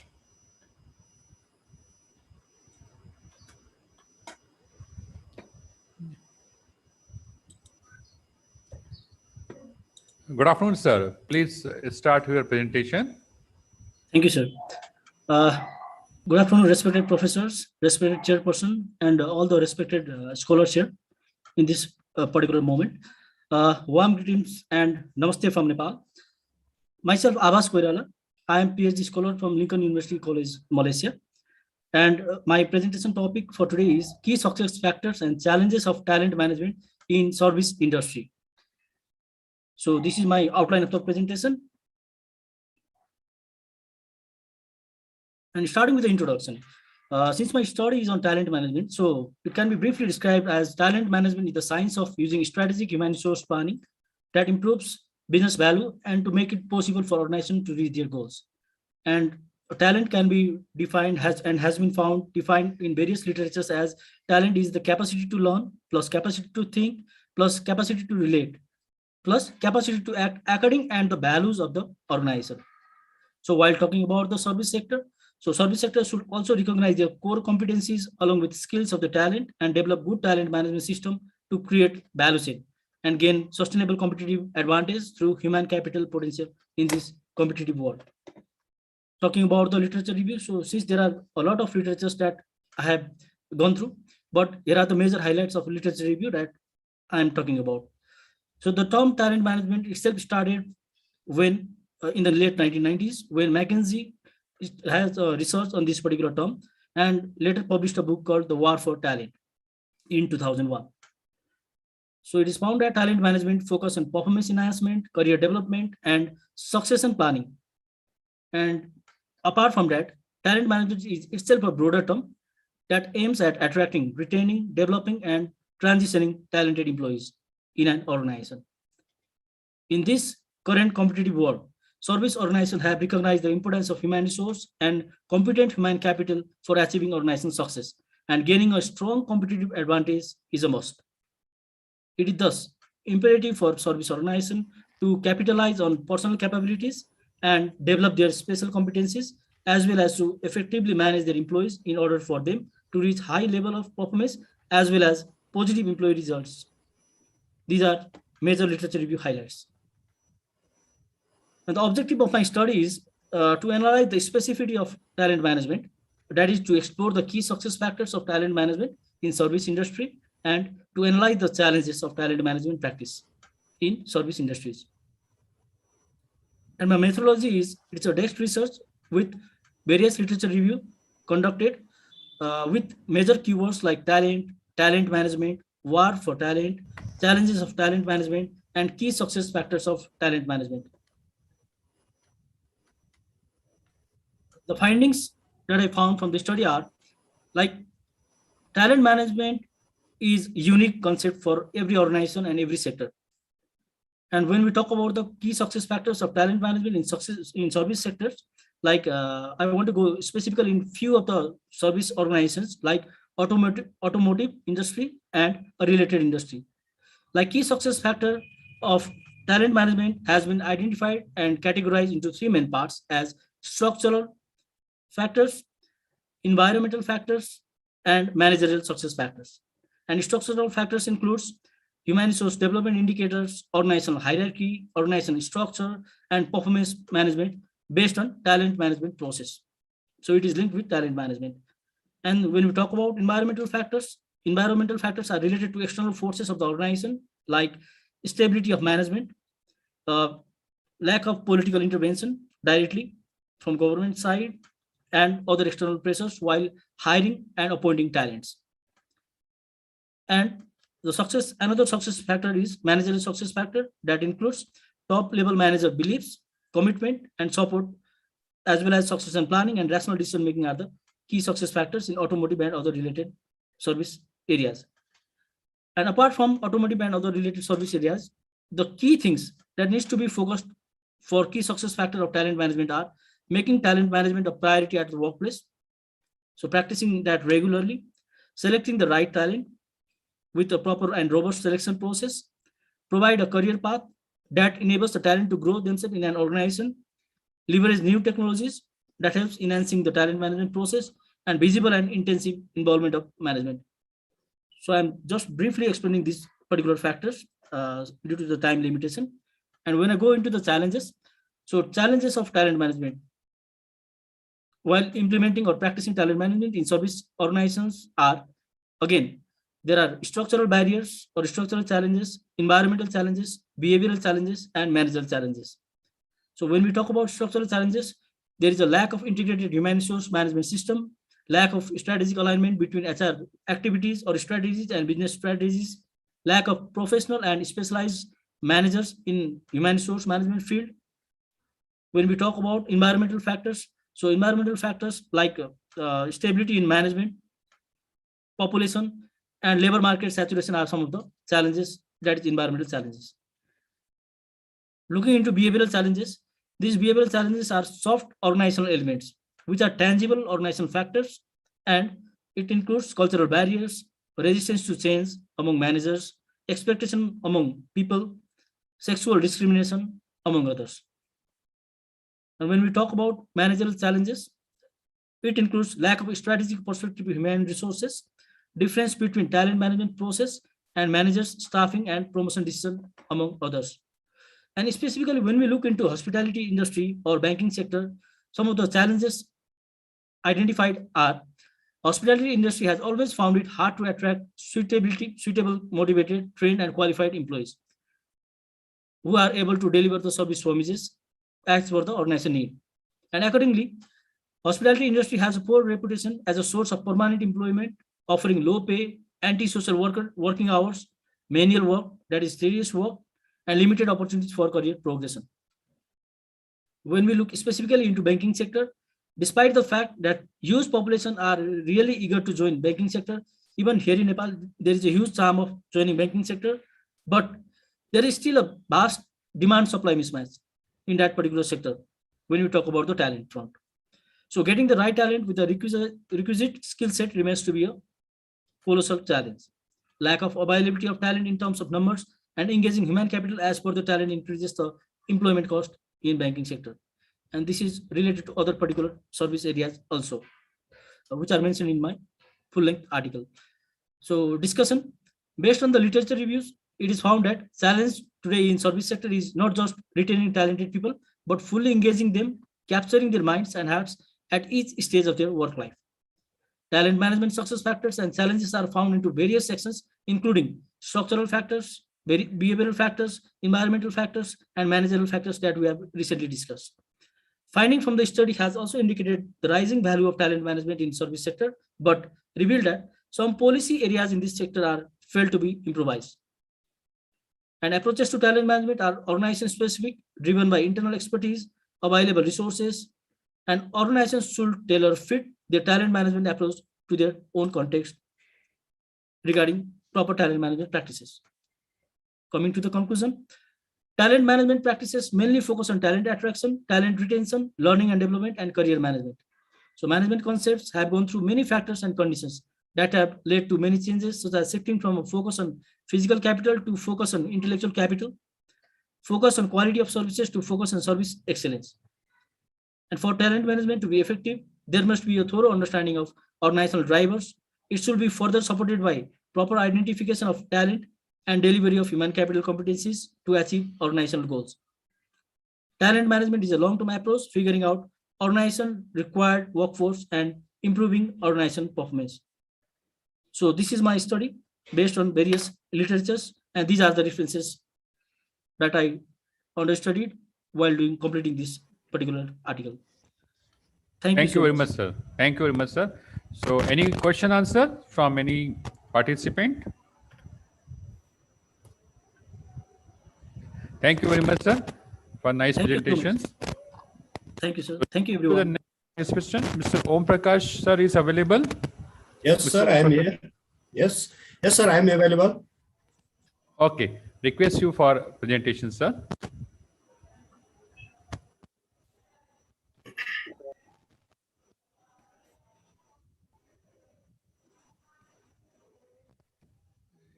Yes, sir, your slide is visible.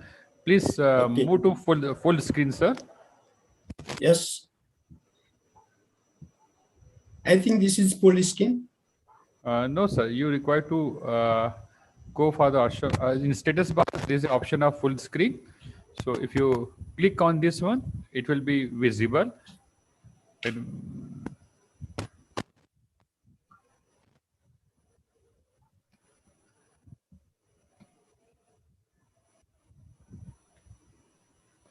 On status bar, sir, on status bar, slide off. Just go at the right hand side. Yeah.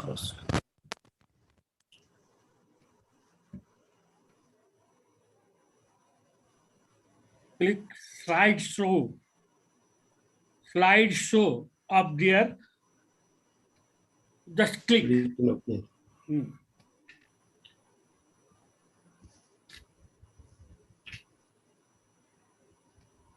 Now, okay, sir. It is working. Yeah. Working. May I start, sir? Okay, you can. No problem, sir. Okay. Respected professor and participant, I am Om Prakash Giri, PhD scholar of Lincoln University College. Today I am going to present on study on challenges in safety and health management on construction sites in Nepal. Outlines of the presentation are introduction, literature review, methodology, result and discussion, major finding and conclusion, and references. Introduction: health is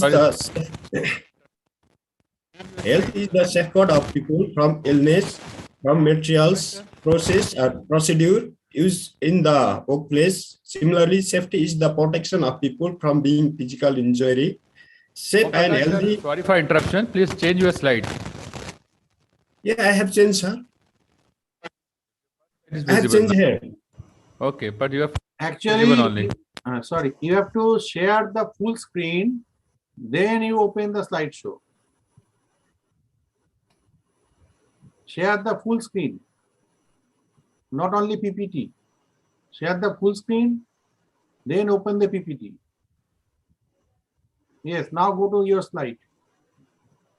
Why you close? Yes, now go to your slide. What you're talking. Okay. It's answer. Go to your slide. It is not moved. It is not moved still. No, you select which slide. Number 3, number 4. कौन सा slide आप दिखा रहा है उसको उसमें जाइए slide not moving this one is this visible? It is first slide only.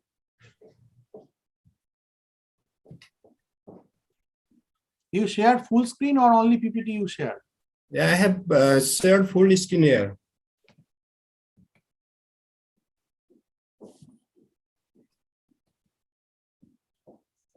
your word PPT problem. You can share in the chat box the PPT or send me by WhatsApp. Just a minute, sir. Send to others.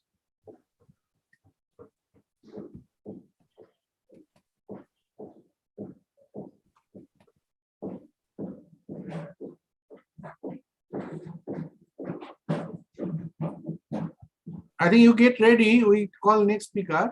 You check I think PPT. I'm ready now. Now it's okay, sir. Is it visible? First slide. You go to next slide. This one. Slide not moving. Slide is not moving. No. You WhatsApp me the slide or email me the slide. Just a minute. My email ID I am writing. Next speaker, please. You. Mr. Ram Krishna. Sir, just a minute. Just a minute. I think this slide is okay. I have two more slide. Just a minute. Can I start or? Just a minute, sir. Now okay, sir. Go to next slide. Next slide. Next.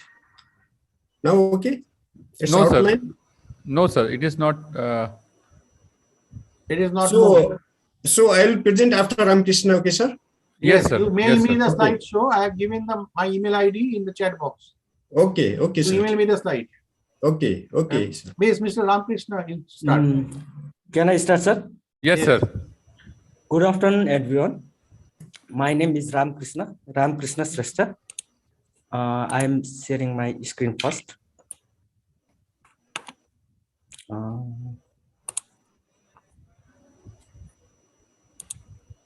Is it okay, sir?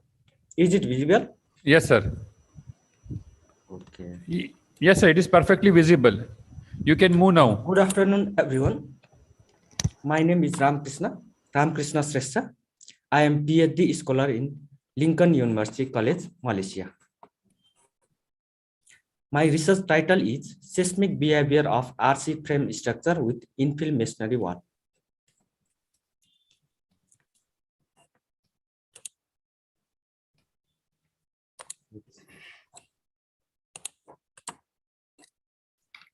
First of all, introduction.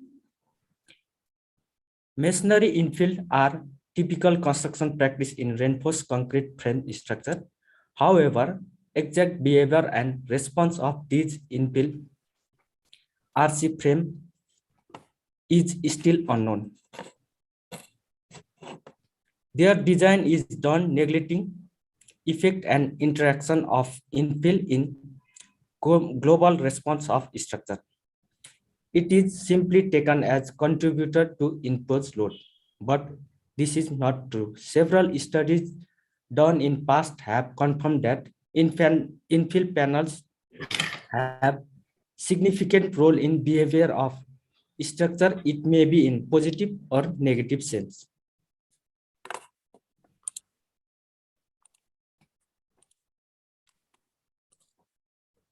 Still, there is lack in the understanding of material properties and nature of interaction between the frame and the infill.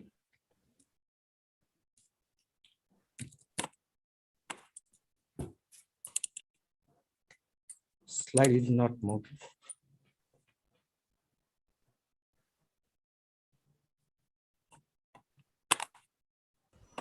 It is visible, sir. Methodology slide is visible. Yeah. Okay, sir. Okay. Figure shows flowchart of methodology, modeling and analysis. For the modeling and analysis, hypothetical building having 3 beds with 4 meter width, making total 12 meter has been taken. The story height of building is 3 meter and number of story is 4. Figure shows horizontal distribution of infill panels where green line indicates infill panels. Similarly, this figure shows vertical distribution of infill panels. Total number of 17 models have been developed as shown in this table. Material properties and load assign. Material properties and load assign has been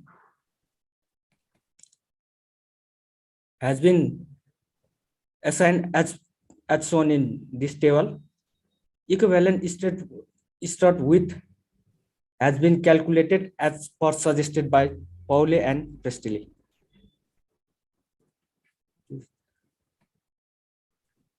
On the screen, we can see figure of three-dimensional shape model. The left one shows bare frame model and right one shows strut model. Result and discussion. Comparison of time period. Compared to bare frame, as shown in figure, considering the masonry infill action significantly affect time period in all cases of model, regardless of its distribution.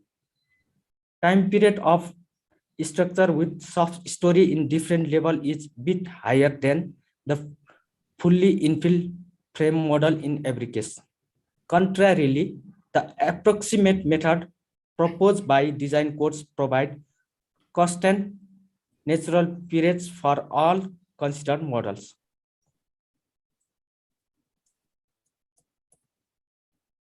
Comparison of base shear. As shown in figure, base shear of bare frame is least compared to all models with infill wall regardless of irregularity along horizontal or vertical distribution.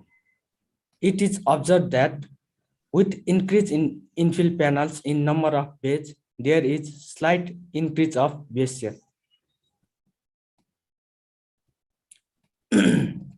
This figure shows story displacement in case of horizontal distribution of infill panels. Displacement of bare frame is too high than displacement of models with different arrangement of infill walls in plan. Similarly, on the screen, we can see figure of story displacement in the case of vertical distribution of infill. It indicates soft story significantly affect on the story displacement. Conclusion. The masonry infill action has significant role on global performance of the structure. Moreover, the existence of soft story shows dramatic variation in the dynamic behavior of infill frame model as compared to corresponding one without such soft story. The fundamental period of fully infilled model shows a significant decreasing trend in the obtained natural period as compared to the bare frame model. However, the natural period of infill models with a soft story increase as compared to the model with infill on all levels. That's conclude my presentation. Thank you for your attention. If you have any question, I would be happy to answer them now.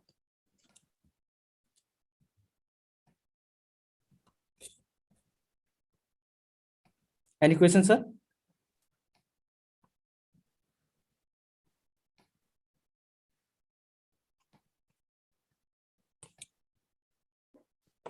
I think no question. You can stop share. Dr. Vishal. Yes, sir. Okay. Can we request Om Prakash, sir, for Yes, presentation? yes. You have any question? No. If you're ready, show, please. Next slide. The next slide comes, sir, here. Next one. No. Not still. You click on the next slide, then you can go to next slide. You selected first slide only. Left panel, you have to select the. Yes. It's next slide. Okay, now. Yes. Okay. Okay, I start now. This is the outlines of my study: introduction, literature review, methodology, result and discussion, major finding and conclusion reference. Introduction. Health is the safeguard of people from illness, from materials, process or procedure used in the workplace. Similarly, safety is the protection of people from being physical injury. Safe and healthy construction site is vital to economic growth and sustainable development of our country. Among various construction industries, is regarded as one of the most hazardous workplaces worldwide. Different studies reveal that casualty rate in construction industry are very high. Construction site accident not only cause severe health issue, but also lead to huge economic loss. Among all major industries, construction workers face the highest number of the risks of occupational injury and illness worldwide. The construction industry plays a vital role to achieve socio-economic development goals by providing infrastructure and employment opportunities. According to ILO, approximately 2.3 million people die every year from work-related accident, and more than 160 million people suffer from occupational and work-related disease in the world. In Nepal, yearly 28,386 people lost their lives and thousands get injured from work-related accidents. Higher fatality rate among construction workers is one of the global major concern for policymakers. Like many other developing countries, the construction industry of Nepal play a vital role to achieve socio-economic development goals and contributing significantly to the national GDP. However, despite this strategic importance of the construction industry, the industry has been facing occupational safety and health issues. Although tremendous improvement have been made in safety and health performance in some countries, the construction industry continue to lag behind in the context of developing countries like Nepal, and this is due to lack of research in this field. Research question: what are the challenges in the implementation of safety and health practices on construction sites in Nepal? Research objective: the main objective of this research is to find challenge in the implementation of safety and health practices on construction site in Nepal. Research methodology: this section of the study includes the source of data and data collection procedure. Primary and secondary data will be used for this research. Population size: the population size consists of civil engineers, consultants, and contractors having experience more than 3 years in the construction industry, having construction industry working in the Kaski districts, Nepal. Sampling technique: in this study, a stratified random sampling technique was used to select the desired sample size. Data collection instrument 5-point Likert scale questionnaire was used as the main tool for the data collection. Data analysis and presentation: the analytical tool SPSS was used for data analysis. The collected data was analyzed quantitatively and presented in the form of table is guided by the research question. Descriptive statistics was used to derive summaries and the sample and the observation. Chi-square test was used for goodness of fit. In total, 16 variables, 16 challenges were identified based on different literature review. These variables were ranked as per the frequency distribution. At first, lack of government safety audit and inspection, it ranked first. Inadequate resource, for example, job tools and our facilities. Third, lack of training facilities. Fourth, high labor turnover. Fifth, insufficient government regulation and guidelines. Sixth, lack of awareness among workers and employees about worksite safety and health. Seven, lack of worker positive response to wear personal protective equipment in the organization. Eighth, unsafe behaviors such as operating without authority, working with moving machinery, wearing dangling cloth, and unsafe lifting. Lack of awareness about site safety and regulation. Lack of employee involvement to occupational health and safety measurement system. Lack of management attention to safety programs. Similarly, extensive casual and part-time workforce, inadequate training of employee in health and safety consultation, health and safety activities restricted to technical expert, system imposed by senior management without consultation, workers under the pressure of alcohol and drugs. To validate this test, chi-square test was conducted. While conducting chi-square test, the critical value of chi-square is less than the tested value. That verified that the perception or the views of the respondent were valid. Based on the discussion, some findings are derived. The 5 most urgent challenge on implementation health and safety practice in construction site in Nepal are lack of government safety audit and inspection, inadequate resource, lack of training, high labor turnover, and insufficient government regulation. This is chi-square test values. Conclusion: the output obtained from the study are that there was a lack of commitment from the regulatory agency for improving safety performance. This study mainly suggests addressing the challenge of the regulatory system of the government organization. The government and concerned organization should follow up safety performance by visiting the construction site and enhancing awareness toward the improvements. These are some reference. Thank you for your attention. Any question? Thank you very much, sir. Any questions from any participants? Okay. Thank you very much, sir, for nice presentations. Thank you. Thank you, sir. So I request to the next participant, Mr. Vince Nang Soy.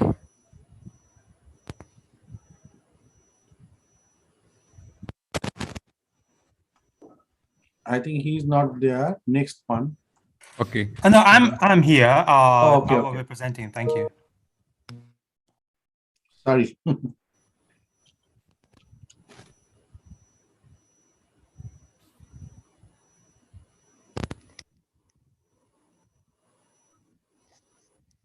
Can you see the slide, please? Yeah, it is visible. I hope you open into the another. His software is this one. Okay, Maybe, okay. yeah. No problem, sir. Please start your presentation. Okay. So I'm Wen Aizo, studying PhD in Management at Lincoln University College. And the topic I selected for this presentation is the impact of globalization on consumer behavior differences affiliated to culture. And the study was done by the research to employees in Yangon, Myanmar. So the content consists of introduction, the objectives, and the 2 hypotheses and the conclusion. So the purpose of the study is to collect the consumers' information, analyze their purchasing behavior, and by sorting out the value and lifestyle of employees and the culture that they belong to, the companies can make sure that they win the competition in the market. So despite saying that the war is flat, other researchers saying cultural distances still exist in this war. So by recognizing the differences in consumer behavior, the company can be able to make sure their products are prepared for each consumer group. So due to the variety of choices over various products from across the nations, companies fall into fierce competition. So that they have need to focus on sales in the international marketplace. The question remains how to customize the product effectively. So for this research, I selected two hypotheses. One to test about the cultural differences between Asian and Western consumers. Another hypothesis to test the impact of culture between Asian males and females. So analysis were done to better structure future marketing campaigns with respective target audiences. So to explain about the first hypothesis, we need to discuss about the individualism and collectivism. So the common conception is that individualism is mentioned as independent and autonomous, while the collectivism is mentioned being interdependent and relational. So regarding the brand awareness and brand consciousness, individualist culture consumers have a wider knowledge of the brand they want to purchase. For the collectivist cultures, they have a more brand consciousness. So the first hypothesis is the emphasis on product affiliation to a group is the same between individualistic and collectivist cultures. So we tested this the null hypothesis by selecting the questions related to the null hypothesis mentioned. So there were a total of 134 participants in the survey, and we sorted out the region by Asia and Western.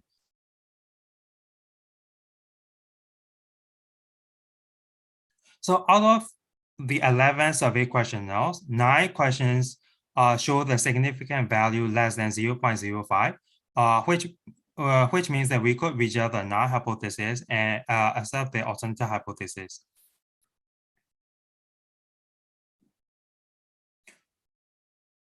So in terms of the mean variables, most of the all the questions, survey questionnaires show a higher mean value in Asia than that in Western country, which means that the Asian consumers put more emphasis on product affiliation to a group rather than consumers in the Western countries. So business implication is that it is important to understand how consumers react to product offerings so that companies can effectively reach out to them. It's also impossible to interpret the purchasing behavior of every customer, so the company can consider to sort the products into by dimension so that the companies can realize their purchasing expectations. The marketing-wise, the company should emphasize on product affiliations to the customer by a certain group for collectivist cultures and less emphasis for individualist cultures. So we narrow down the hypothesis and make the hypothesis number 2. So the hypothesis number 2 is to test the gender stereotype. So in terms of the gender-related literature review, males are stated as individualistic and females are stated as collectivist. So we will be testing the hypothesis. The null hypothesis stated as both genders are equally individualistic in Asia. So the survey questionnaires were selected based on the null hypothesis. So among the all participants, male respondents were 55 and females 19. So we tested them and the result is as follows. So there are a total of 6 questionnaires, and 3 out of 6 questionnaires show a significant value less than 0.05, and then one of the questions shows 0.082, which is somewhat significant. So which means that we could reject the null hypothesis and accept the alternative hypothesis. So it's a meaning that Asian males and females are not equally individualistic. By seeing this result, we could conclude that Asian males are more individualistic than Asian females. The business implication is that Asians may be collectivists in general, but it still differs in degree between the genders. So from the company perspective, when they create a new product, they should introduce two slightly different versions of the same product to each gender. So conclusion is that with the two hypotheses tested in the survey, we could say that differences exist between individualist and collectivist cultures, and differences exist between Asian males and females. So that will be the conclusion of my thesis. Thank you very much. Thank you very much, sir. Thank you. So any questions, answer? Any questions from anyone? Okay, thank you, sir. So next participant for presentation is Mr. Coco Lath. Yes, I'm ready. Yes, sir. Welcome, sir.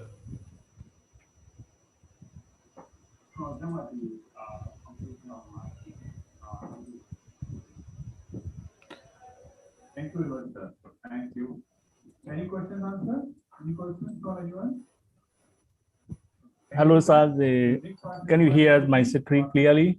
Yeah, I'm able to hear you, but you can make a full screen, so your slide will properly visible to everyone.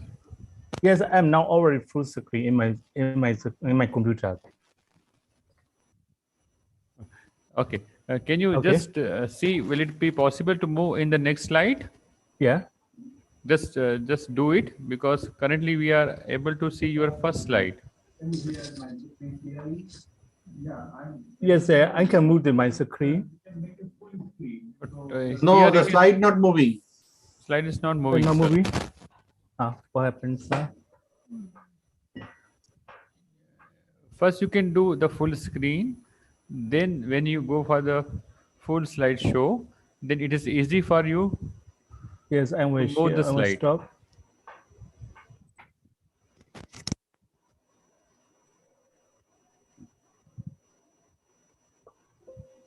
Yeah, perfectly visible. Yes, okay. Yeah, perfectly okay. Yes, perfect. Thank you, sir. Yes, I will start my presentation now. Yes, sir. Please, sir. Yes. Good evening, the professor and also the PhD scholars. Today I will present my paper, especially the pesticide utilization in Myanmar and effects on the human health and environment.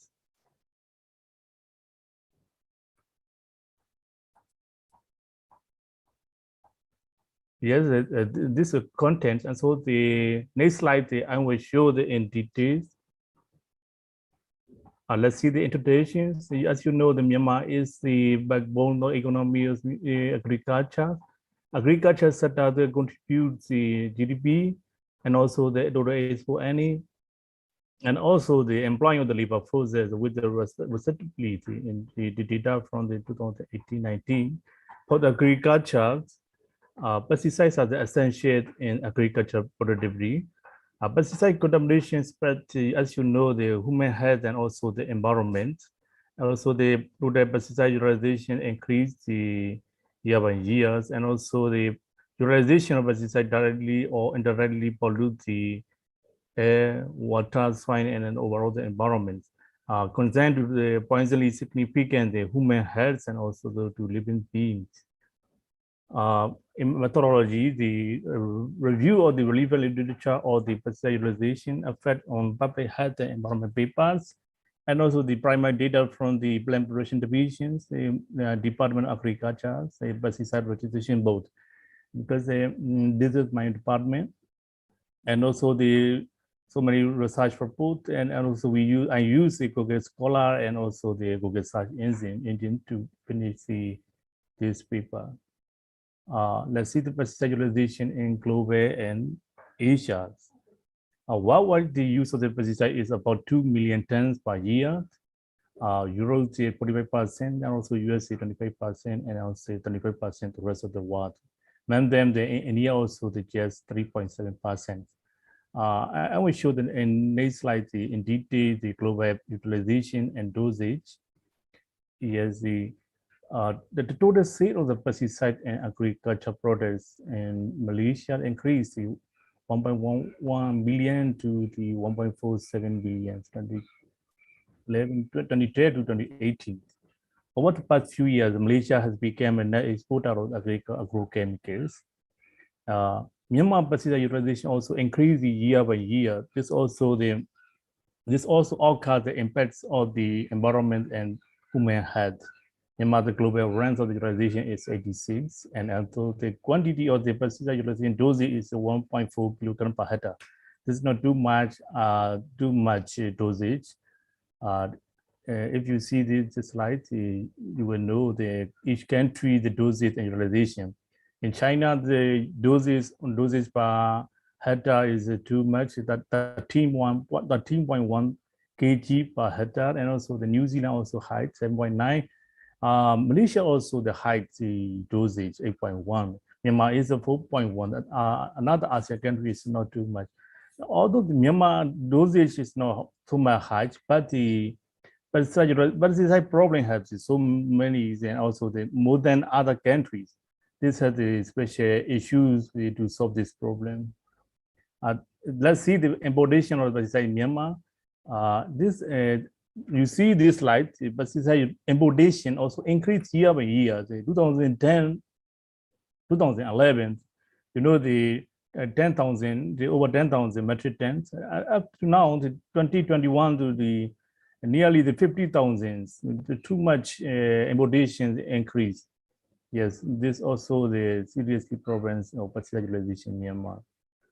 This registered pesticide in Myanmar, the fungicide 994, the herbicide, also the herbicide 1040. Among them, the herbicide, the amount or training is increasing more than 1,000. Insecticide is so much. This Myanmar pesticide utilization to 2009 and 2019 source from the FAO stat data. This is also the increase year by year. Let's see the benefits of the benefits and hazards of pesticides. You know, although pesticides are the big problem, but they have benefit and hazards. Benefits for the farmer economic benefits from pesticides, and also by using pesticides, the crop quality and also yield increasing, also the benefits. And also the hazards is you see the swine, water, other plants may polluted by pesticides. Some of these substances pose a possible danger to humans and to other forms of life, and have and wonder environmental side effects. Let's see the effect of the human health. Human health for the pesticide utilization and long term, also low dose exposure to community, especially they disturb the hormonal equilibrium, also the decrease intelligence, and also induce fertility issues, and also cancer problems, as you know, in human health. Every year, 2,000 people seek emergency treatment of pesticide poisoning, with about 10% of them taken to the hospital. Also, Myanmar scholars learned from 2017 and also 2018, he discovered the agricultural pesticide related to agricultural workers. Pesticide poisoning includes the organophosphate pesticide, especially the pesticide utilization may inhibit the potential of the male biped reproductivity. This is to highlight. And also the organophosphate poisoning caused 23 deaths out of the 216 cases. Insecticide poisoning caused 9 deaths out of the 89 cases, and also the rodenticide poisoning caused 9 deaths or 82 cases, respectively, the Myanmar research paper. And also they discovered the... sorry for interruption. So request for moving on finding and conclusion. Yeah. Yes. For the environmental soil pollution, also they see this one. Also the water pollution is a serious problem because of the pesticide utilization. This air pollution and anti-organism research is weak in Myanmar. this initiative for the pesticide pesticide law, and also the pesticide registration, and also to produce the ban and resistant pesticides in order to avoid the plant products from heavy long-term negative impacts on the environment and food chains. Let's conclude for the pesticide. The pesticide misuse is a serious problem in agriculture poultry, putting farmer health and environment in hazards. Myanmar requires sound environmental management in the face of the pesticide pollutants. Also, the empty pesticide container was frequently discarded in the feed due to the poor storage. When applying pesticide in the feed, they utilize a higher dosage than recommended. Most of the farmers are lack of suitable personal protective equipment during pesticide spray. Efforts to ensure systematic monitoring to pesticide effect on health and environment must be taken, and strengthen the need to support awareness programs for pesticide utilization. Thank you for your kind attentions, and also if you have any questions. Thank you. Have any questions? Okay, thank you very much, sir, for a nice presentation. So we request to the next participant, Mr. Subhash. Yes, sir. I'm ready here. Okay. Yes, okay, sir. Can I share the screen, sir? Okay.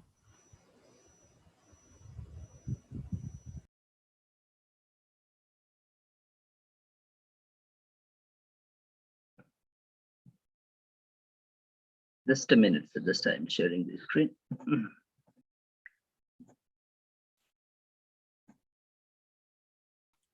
In the down, there is a share screen button. Yeah, I can see, sir. Yeah, ready. Okay. Yes.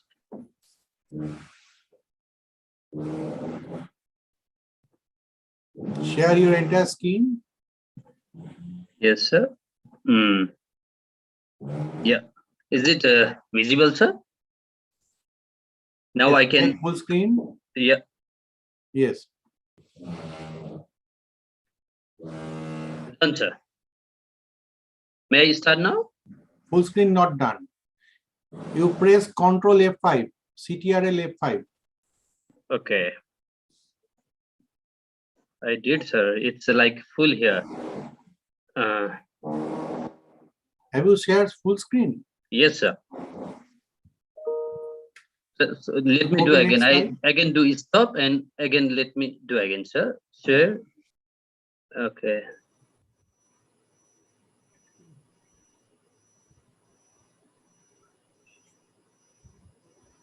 We are having this slideshow today. Slideshow. Just a minute, a PowerPoint slideshow.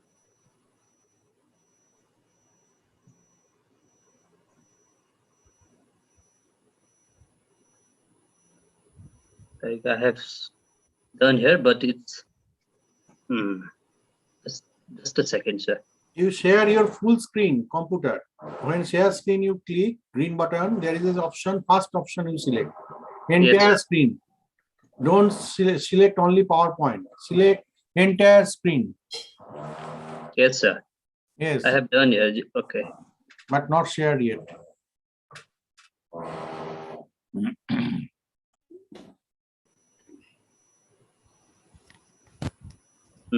Okay, sir. Share.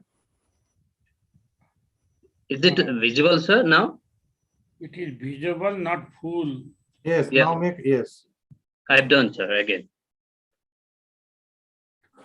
Now is it okay, sir? No, you go to next slide. Yes, sir. Go to next slide. I have done, sir. From Not here. moving. Yeah, I have done here. You are sharing screen. Not moving. You can email me the slide. My email is there. Yeah, okay, sir. You go to next speaker. Okay, sir. I will do WhatsApp you. Okay, sir. Okay. Okay. Next speaker is Mr. Surya. Surya sir is available. Sushma Tamam.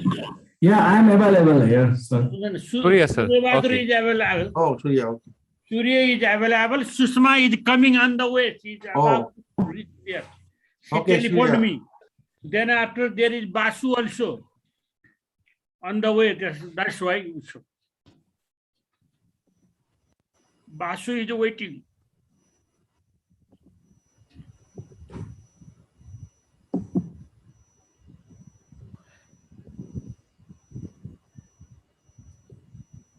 Is it here, sir? No, sir.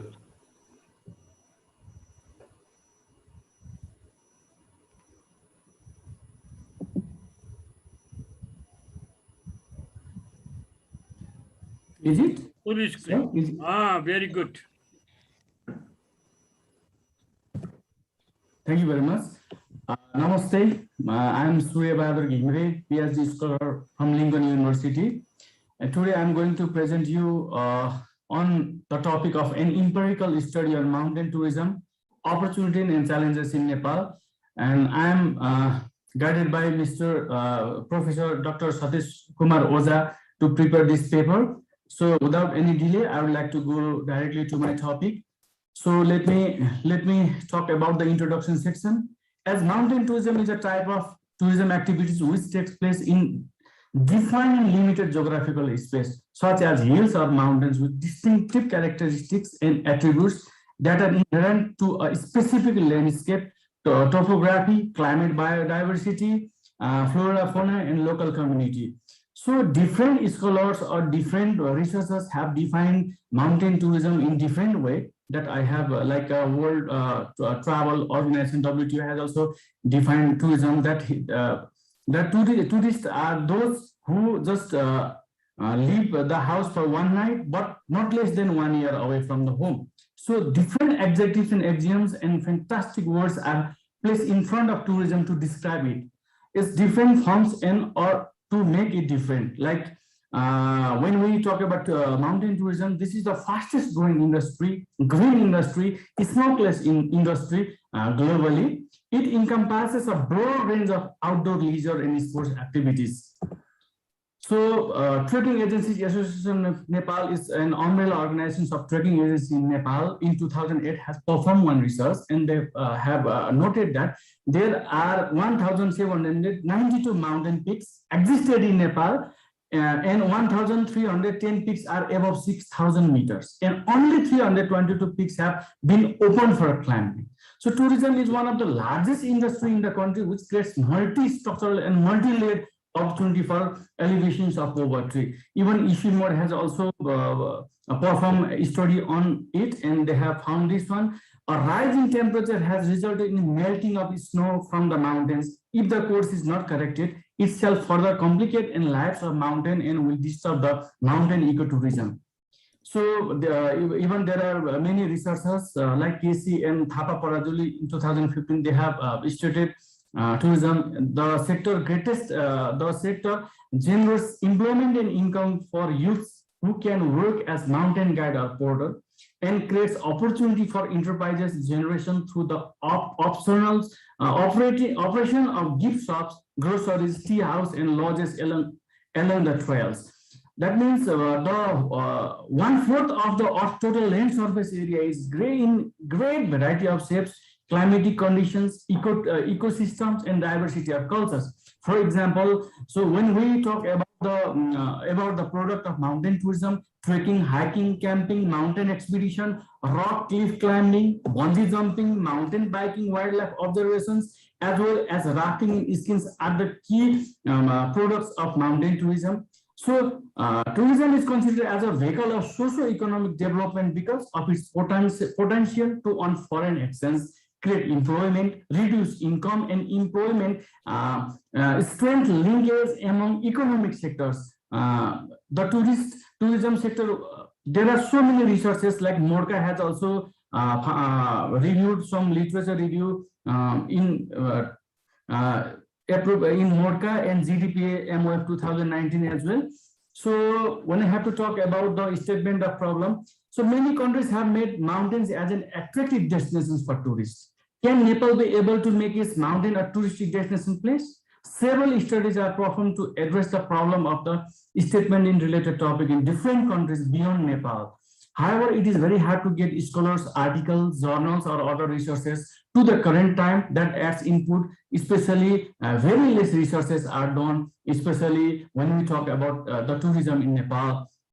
Since the development of mountain tourism in Nepal is the major pillar to transform the current downfall economic and social condition in Nepalese community, it is very essential to identify the opportunities and feedbacks, challenges, performing the empirical study on mountain tourism.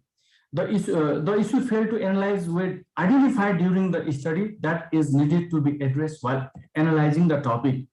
So there are several opportunities as well as serious challenges that are to be adopted while developing the mountain tourism in Nepal. So I have adopted two especially research questions like what are the major opportunities in developing mountain tourism activities in Nepal, and what are the major challenges in developing mountain tourism in Nepal. So I have mentioned two objectives for this. Like the first one is to identify the major opportunities factor on mountain tourism in Nepal, to examine the challenging factor of mountain tourism promotion in Nepal. So there are several opportunities as mountains are very mountains are very important to the world. So they have different activities like trekking, hiking, camping, mountain expeditions, rock and cliff climbing, bungee jumping, mountain biking, wildlife, and so many things which are very favorable to the youth of the world. The people, especially those living around mountains area, are from an extreme economic background as Sherpa, Tamang, Porter, Guide, and several other mountain climbers, and getting sustainability livelihood through the movement of mountain tourism activities. So when I talk about about the opportunity on mountain tourism, the pristine natural features, the diverse and colorful cultures, also with the spectacular scenery, are the major iconic attractions to the mountain lovers that make all spellbound.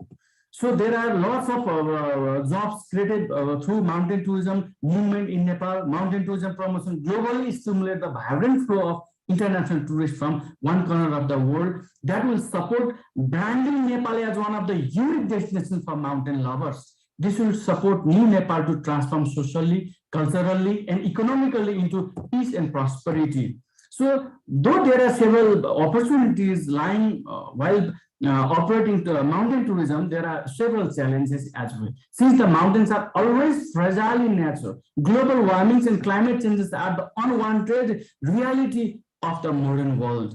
This sector also supports spoiling the global environmental crisis to some extent, like the developed countries are in the race of setting up several atomic and other energy formation plants. The massive increase of that will result the massive increase in the greenhouse gases like carbon dioxide, methane, ozone, nitrous oxide, water vapor in the atmosphere, resulting from deforestation, burning of fuels and fossils, while producing industrial energy and operations of transportations globally. So there are still yet so many challenges, like since mountains are not only the touristic destination but are also water tower to the world. If the solid wastes are not properly maintained, the world have to face the terrible issue of clean drinking water shortly.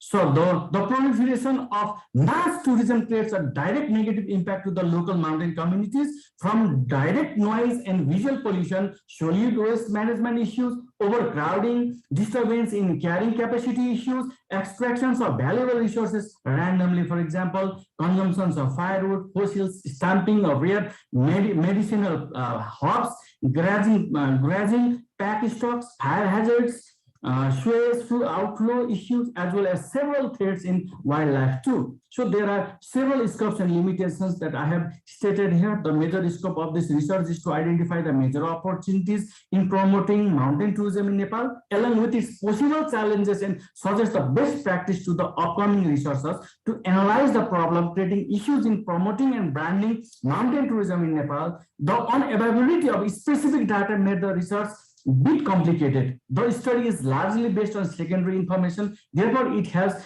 quantified the impact of mountain tourism accurately. It requires a huge budget to analyze. Even the COVID-19 pandemic has ruined every human activities, as we all are familiar with these conditions. That is making us or the researchers to go directly to the targeted group and to collect the proper data.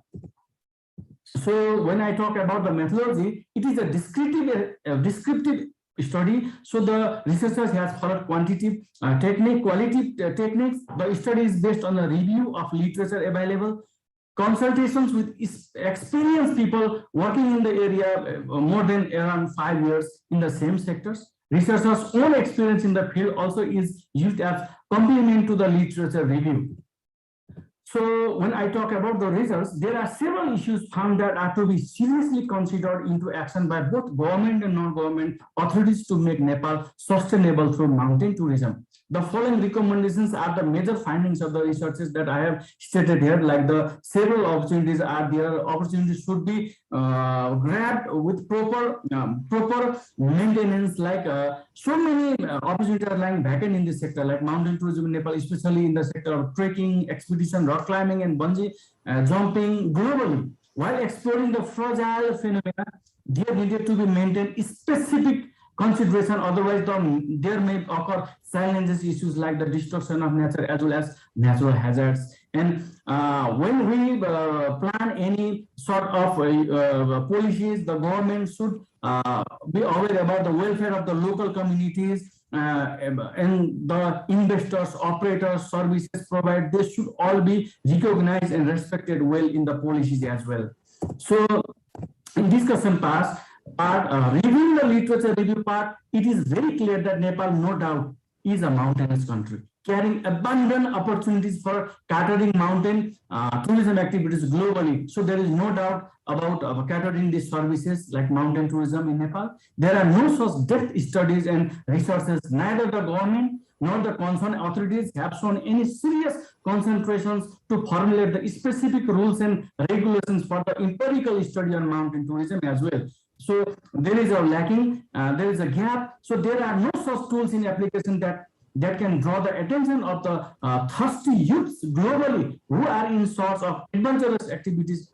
Product positioning is very essential part to be adopted quicker for branding and promoting the potentialities of mountain tourism activities. All virgin mountains should be open for those adventurous lovers who want to keep the record globally. Due to the lack of adaptations of innovative information technology, we are only holding the frame of valuable mountains, but without tourists, means they are always ugly, incomplete, and meaningless. So while concluding my statement, it is previously discussed that the geographical feature of Nepal is only suitable for operating several mountain tourism activities, since the major portion of the territory is covered by huge mountains and hills. Most of the landlocked countries with such fragile land are harvesting good foreign currencies, selling the strength of mountain tourism as a major livelihood. Means Nepal need to identify its strength of mountain tourism, promoting globally. Need to develop strategies with solution to some of its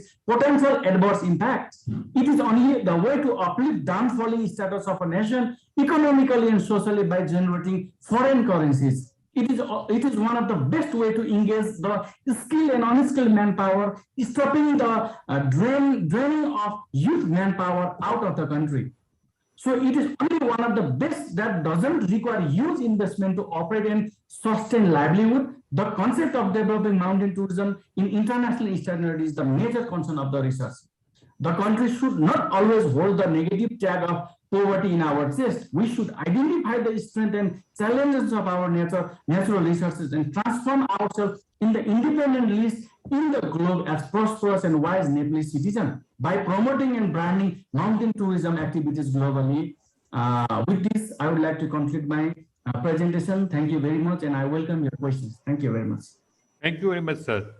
So, anyone participant have any questions? Okay, thank you. So we request Mr. Subhash. Yes, sir. Subhash for presentation.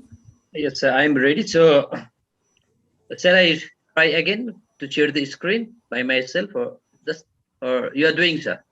Yeah, right. Mr. Sandeep sir is doing for you. Okay, thank you, it's Sandeep perfectly sir. Visible. Please, just do. Okay, Please thank start you. Your presentation, sir. Hello, namaste to everyone. Greetings of the day. It's a great privilege to present paper in this platform organized by Lincoln University College and AKS University. I would like to thank Professor Satish Kumar Oza sir and Sandeep Podar sir to provide this opportunity. Myself, Subhash Kebere, one of the PhD scholar from Lincoln University College, and the title of my presentation is Occupational Safety and Health Practices of Healthcare Facilities in Nepal, a review. Thank you, sir. Next. Table of content. Introduction, I have included introduction, research objectives, review of literatures, research methodology, findings and discussions, conclusions. Okay, introduction.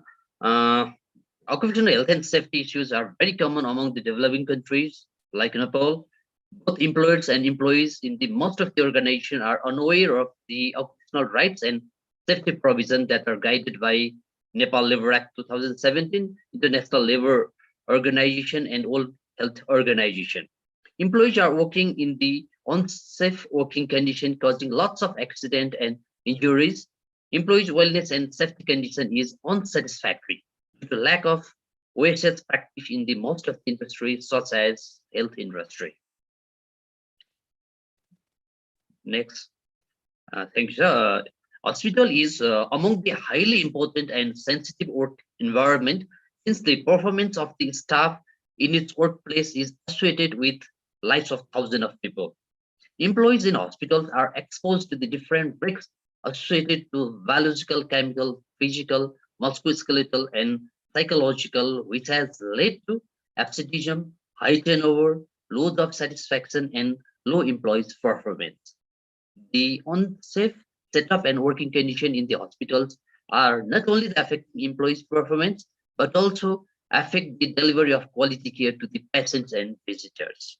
And my research objectives are to find the status of OHS in Nepal, especially in the healthcare facilities, to analyze the different hazards related to OHS in the healthcare facilities, and to analyze the management dimension of OHS for the successful implementation of the OHS.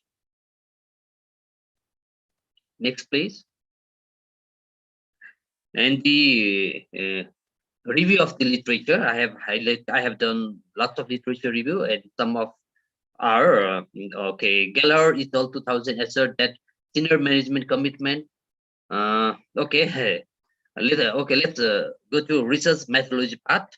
To achieve the research objectives, some national and international research articles and other related published papers were studied. Various research papers, ILO reports, WHO guidelines, OHSA guidelines, Labor Act of Nepal were studied to know the practice of OHS in the context of Nepal with compared to the international arena. Next, please. And the findings of my research are, it is found that very limited literature available on the status of occupational safety and health in Nepal.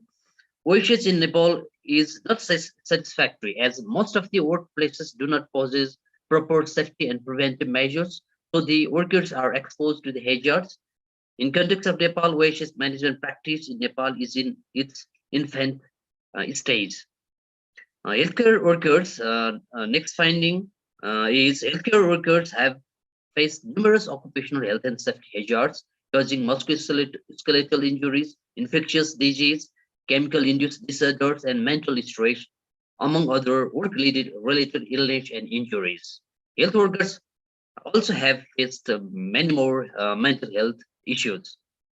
And the next finding is, although there is no standardized understanding of the concept of the practice of OHM, there is some agreement internationally about core elements of occupational health and safety management.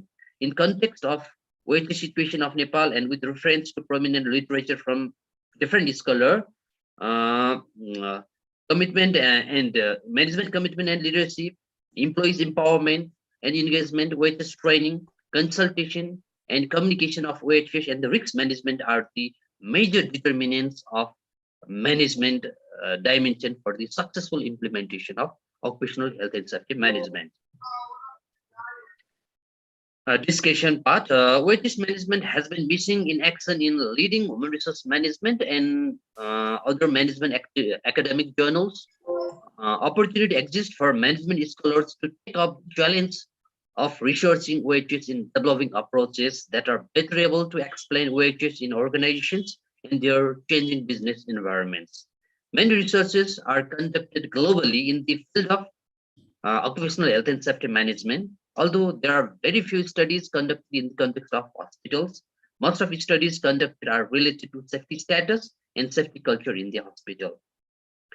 Although the OHS practice outcomes in hospitals are not taken into account, there are very few studies done in Nepal to find out the status of OHS.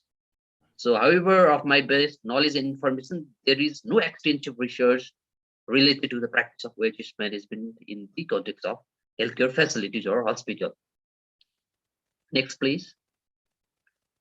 Okay, conclusion. Healthcare, I have concluded that healthcare workers are not safe in the healthcare facilities as they are posed to many hazards, and there is a lack of proper preventive safety measures and equipment. Healthcare facilities are required to implement occupational health and management system to improve the safety and well-being of the employees. That's the end of the presentation. Thank you all for listening to me. Any queries, please? Thank you very much, sir. Thank you. Thanks, sir. Okay. If anyone have any questions, please.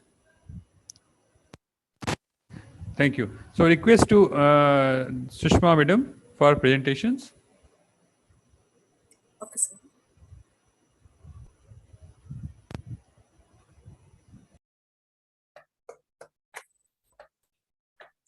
Is it visible? Yes, it is visible, but please go for full screen. Oh, okay, sir. Okay, just give me a second.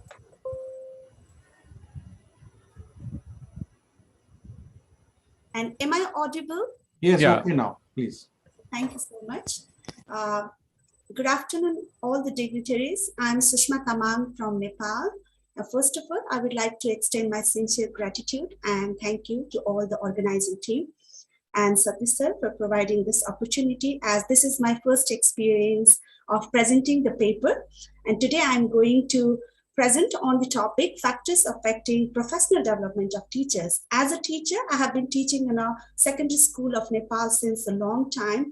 I have been always concerned about the education system and the quality education, like what factors can help our teacher and students. So because of that, I'm trying to review or explore about this topic. So these are the outlines. So in the review, I have found that education is a very important factor for the development of the country. It has been changing according to the time around the world. And there are many determinants that affect the quality educations of teaching and learning process of both the students and teachers. And among them, teachers are the most important determinants. So my focus is to develop the teacher professionally and what factors are affected or what factors help them to develop professionally. There are many formal and informal interactions. There are many personal factors, organizational factors, environmental factors, and even the contextual factors I have found. But what I found, the countries or most of the developing countries have been focused more on the trainings and workshops only. And they have isolated only or focused only on the trainings and expecting the result from the giving those one-man hate trainings. And the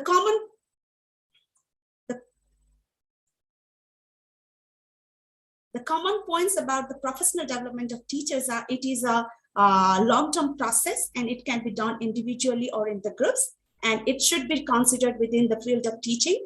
And as long as the teachers develop their teaching, they can directly motivate students, they can directly influence the students, and we can see on their classroom practices and establish a good relationship and set the standard of the students' expectations to achieve their best results and also behave their best and focus on the behavior. And these are some backgrounds of Nepal. That SSR SSRP, the School Sector Reform Plan, 2009 to 2015 and 2016 to 2023. They have been working more on producing the human resources that could help elevate the country's status to a middle-income country by 2030. And SSRP 2009 to 2015 have been already completed, and they are working on 2016 to 2023. The Ministry of Education, I would like to add that, and it has made a remarkable progress expanding the learning opportunities for the children and the adult in the terms of the training. But however, the quality of education is generally low, and we can see in the result of the SEE completion rates. These are some backgrounds.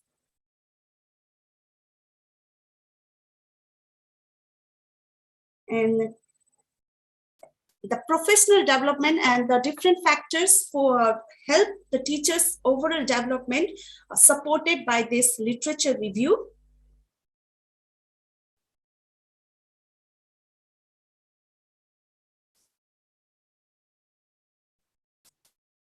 These are some literature review that generally considered not one of the key aspect, or it has been covered all other different factors which will help the teachers to grow professionally, how to teach, what to teach, when to teach, and all those things. This is the statement of problem, as I have mentioned already. They're being misunderstood with the teacher training. Teacher development is believed to be focused on the extensions or development of teacher existing knowledge or skills, and also the one head, not the contextual trainings.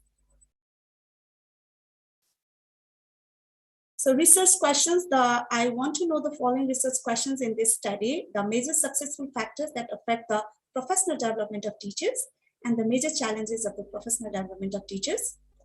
The objective of this study to review the various key success factors, explore the different factors of professional development of teachers, and identify the challenges, and inform the education and welfare professionals about the nature and effectiveness of a diversity of approaches to professional development.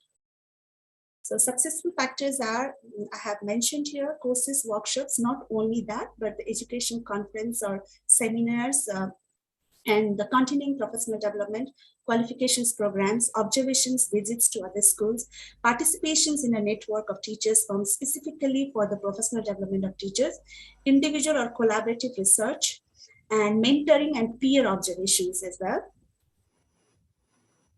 Some challenges are given here. Contextual, as the famous practices have been trying to include in our context, which have not been matched. That is also the challenge, and the lack of the enough resources, and the collaboration and coordination between the colleagues and the resources person are still to be sought. Cultural disseminations are some of the challenges. Methodology, as this is a descriptive study, and various literature study on professional development have been reviewed. And as I am a teacher, so I'm trying to include my experience as well here with the interaction with the people working in the same field. And here are some findings. These are some factors which affect the professional development of teachers.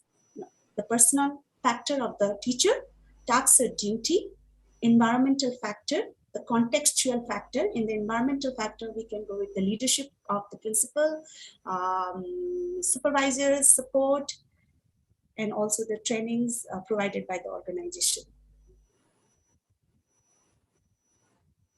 Findings and discussions, this is a long process. This is not only like for a short-term process, it's a long process and it takes a long time to develop. And there is no single professional development model that fits all schools. Teachers and schools should evaluate their own belief, needs, cultural structures, and decide upon the best development model for themselves. These are the conclusions. I have tried to include all those things, trying to Teachers should be supported with all those implementations of experience and opportunities that will allow them to develop in their professions, and focusing on, as teacher professional development is a process which allows teachers to improve their knowledge and skills. So in order to make changes in the lives of students, teachers should constantly develop their subject matter knowledge and teaching practices. Though some factors might impede teachers from developing their teaching profession, making use of developing programs, experiences of other teachers working in cooperation with other teachers are some useful ways for professional development. So focusing only on one particular factor will not going to be helpful for the teacher overall professional development.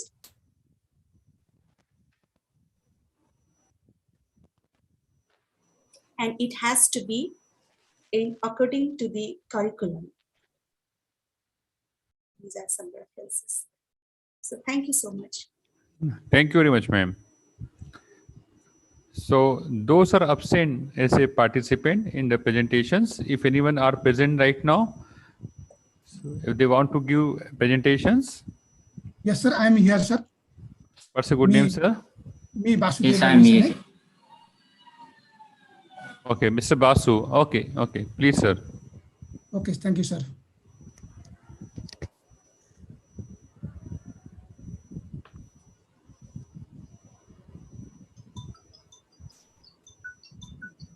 Sir, screen is here. Yes, you share this now. Show the slide. Hello. Open the PPT. Okay, sir. Now I'm trying. It is sir. minimized. You open and minimize in the down. In your status bar, it is showing in minimized format. Maybe his that share Sir, I'm screen trying, is down. Okay. I'm trying, sir. It is hidden. Okay. You drag. You can drag that down one up.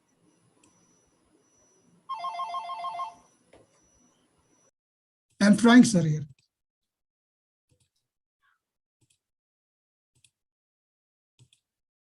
Is it visible, sir? No. Not sharing, sir. I'm trying, sir. Not sharing. You stop share and again share. Sir. Now visible, sir? No, only screen can see. You have to share the slide. Basu sir तपाईको desktop आइराखेको छ कि Yes, sir. Desktop मात्र visible भएको छ Okay, sir. Thank you, sir. Now.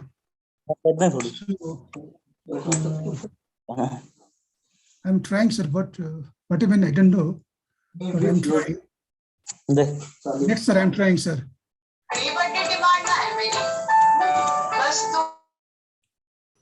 Pen र लोदी Now screen share, sir. Yes. Yes, sir. Yes, okay.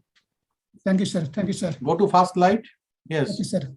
Thank you, sir. Go to first slide. First slide. And good afternoon to everybody. Respected conference Go to chairperson. first slide first. First Okay, slide sir. खोइ पहिलो स्लाइडमा जानु न एक number Okay, sir. First of all, I'm going to highlighting about microfinance. Basu sir एक नम्बरको स्लाइडलाई mouse लगेर click गर्नुस् त हो अझ Yes, sir.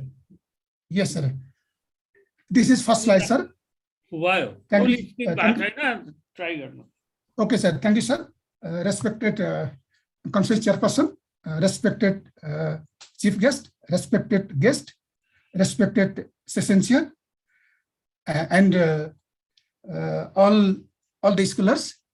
Good afternoon to you once again.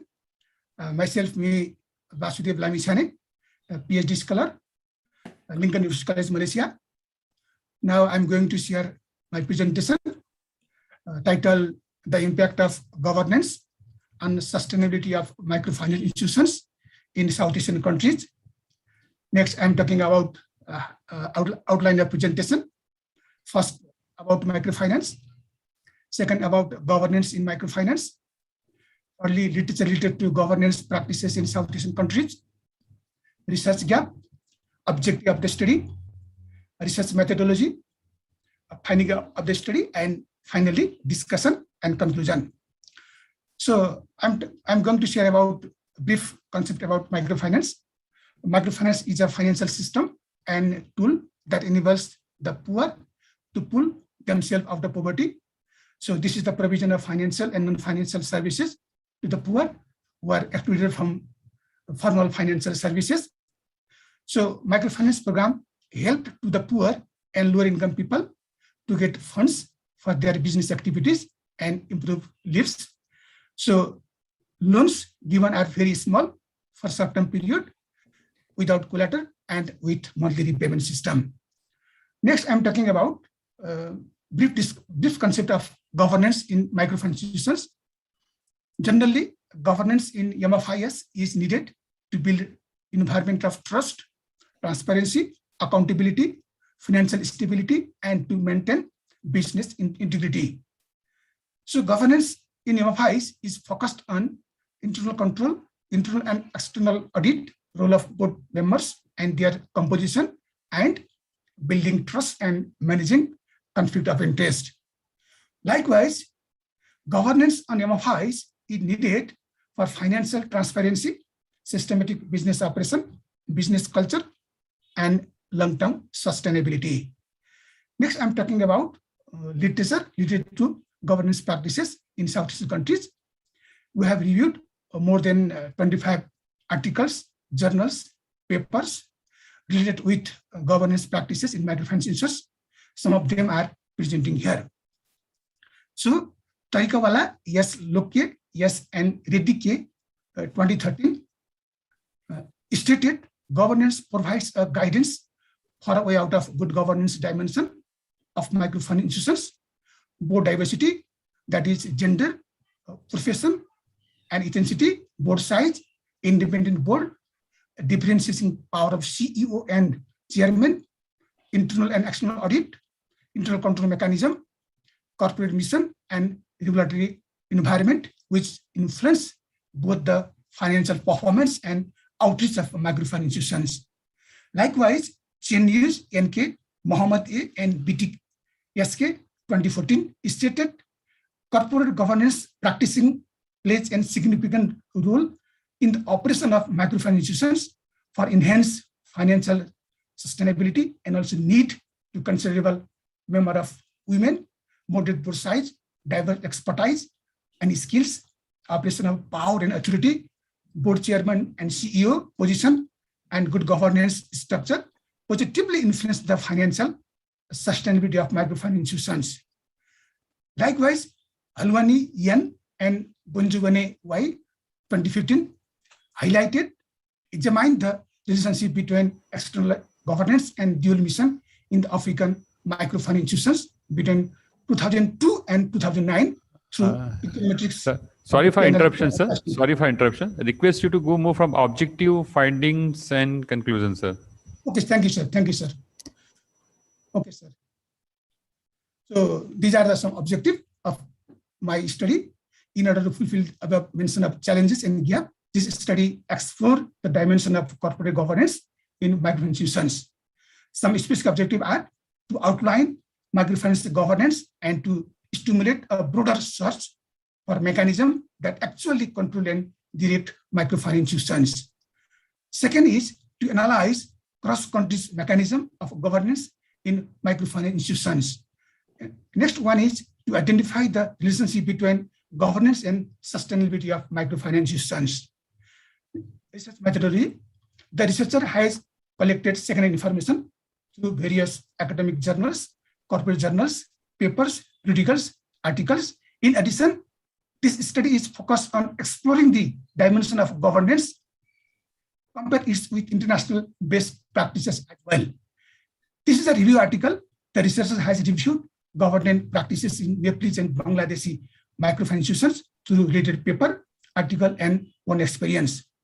In addition, the researcher has also adopted cross-country review methodology regarding regulatory provision for governance practices in Nepal and Bangladesh as well. Finding of the study, this paper examined the role of governance for sustainability of microfinance institutions. A sound financial system facilitate for economic growth of the nation in long run. For the fulfillment of national goals, microfinance institutions plays a significant role for incubation of rural economy through responsible financing activities, The regulatory authority should facilitate to stimulate good governance in banking and financial sector in Nepal and Bangladesh. The researcher has developed dimension of governance regarding micro institutions based on review of literature. Therefore, the more research is needed to assess the dimension of governance in your eyes.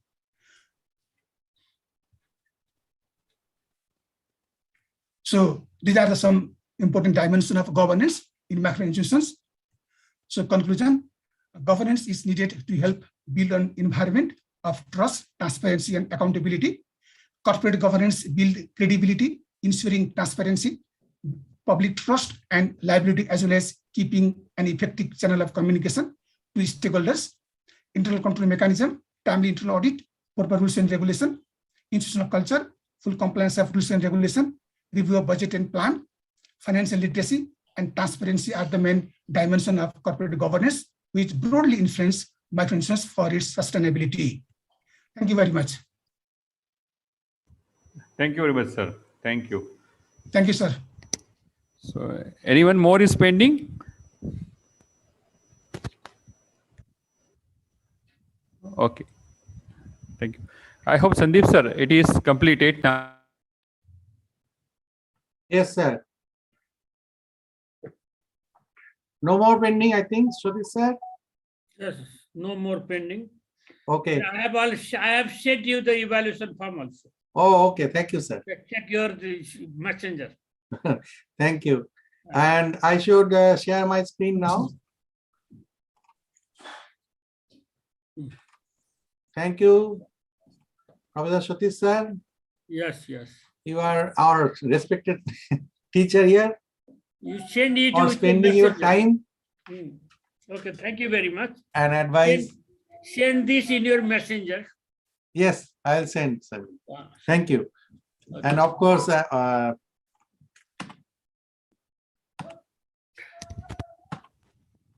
thank you very much, sir. Dr. Vishal sir, please accept. And thank you very much, sir. Spending time without skipping means skipping your lunch in between. In India time, it is lunch time. No, we took lunch. Oh. Lunch. No, video off, I took lunch.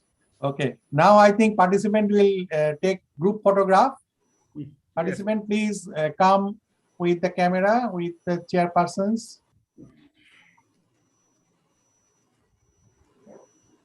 Yes, thank you, sir. Ready, everybody? Yeah, I'm ready. Okay. First shot.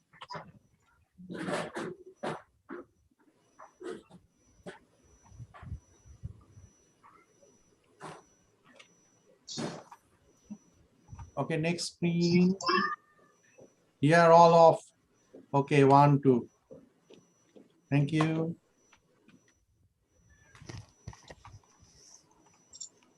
Thank you.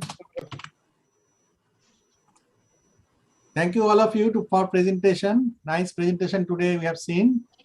And thank you for your participation.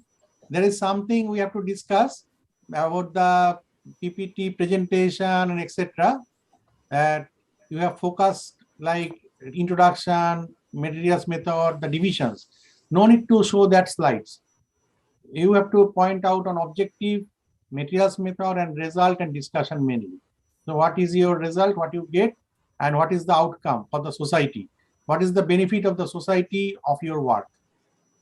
Suppose I move one phone from here to here, then again move back the phone from here to here. So what is the benefit? There is no benefit.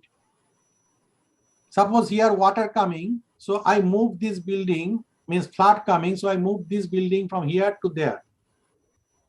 So again, after flood gone, again I bring back, again after flood come, again I move back. It cannot be possible.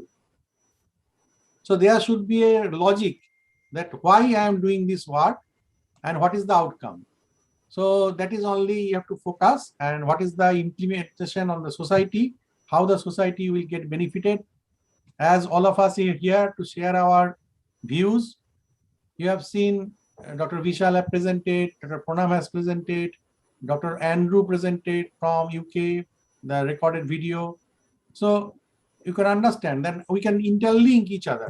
Means it is a PhD means Doctor of Philosophy, not that a particular subject you are doing. Suppose you are in higher study, we are in higher study.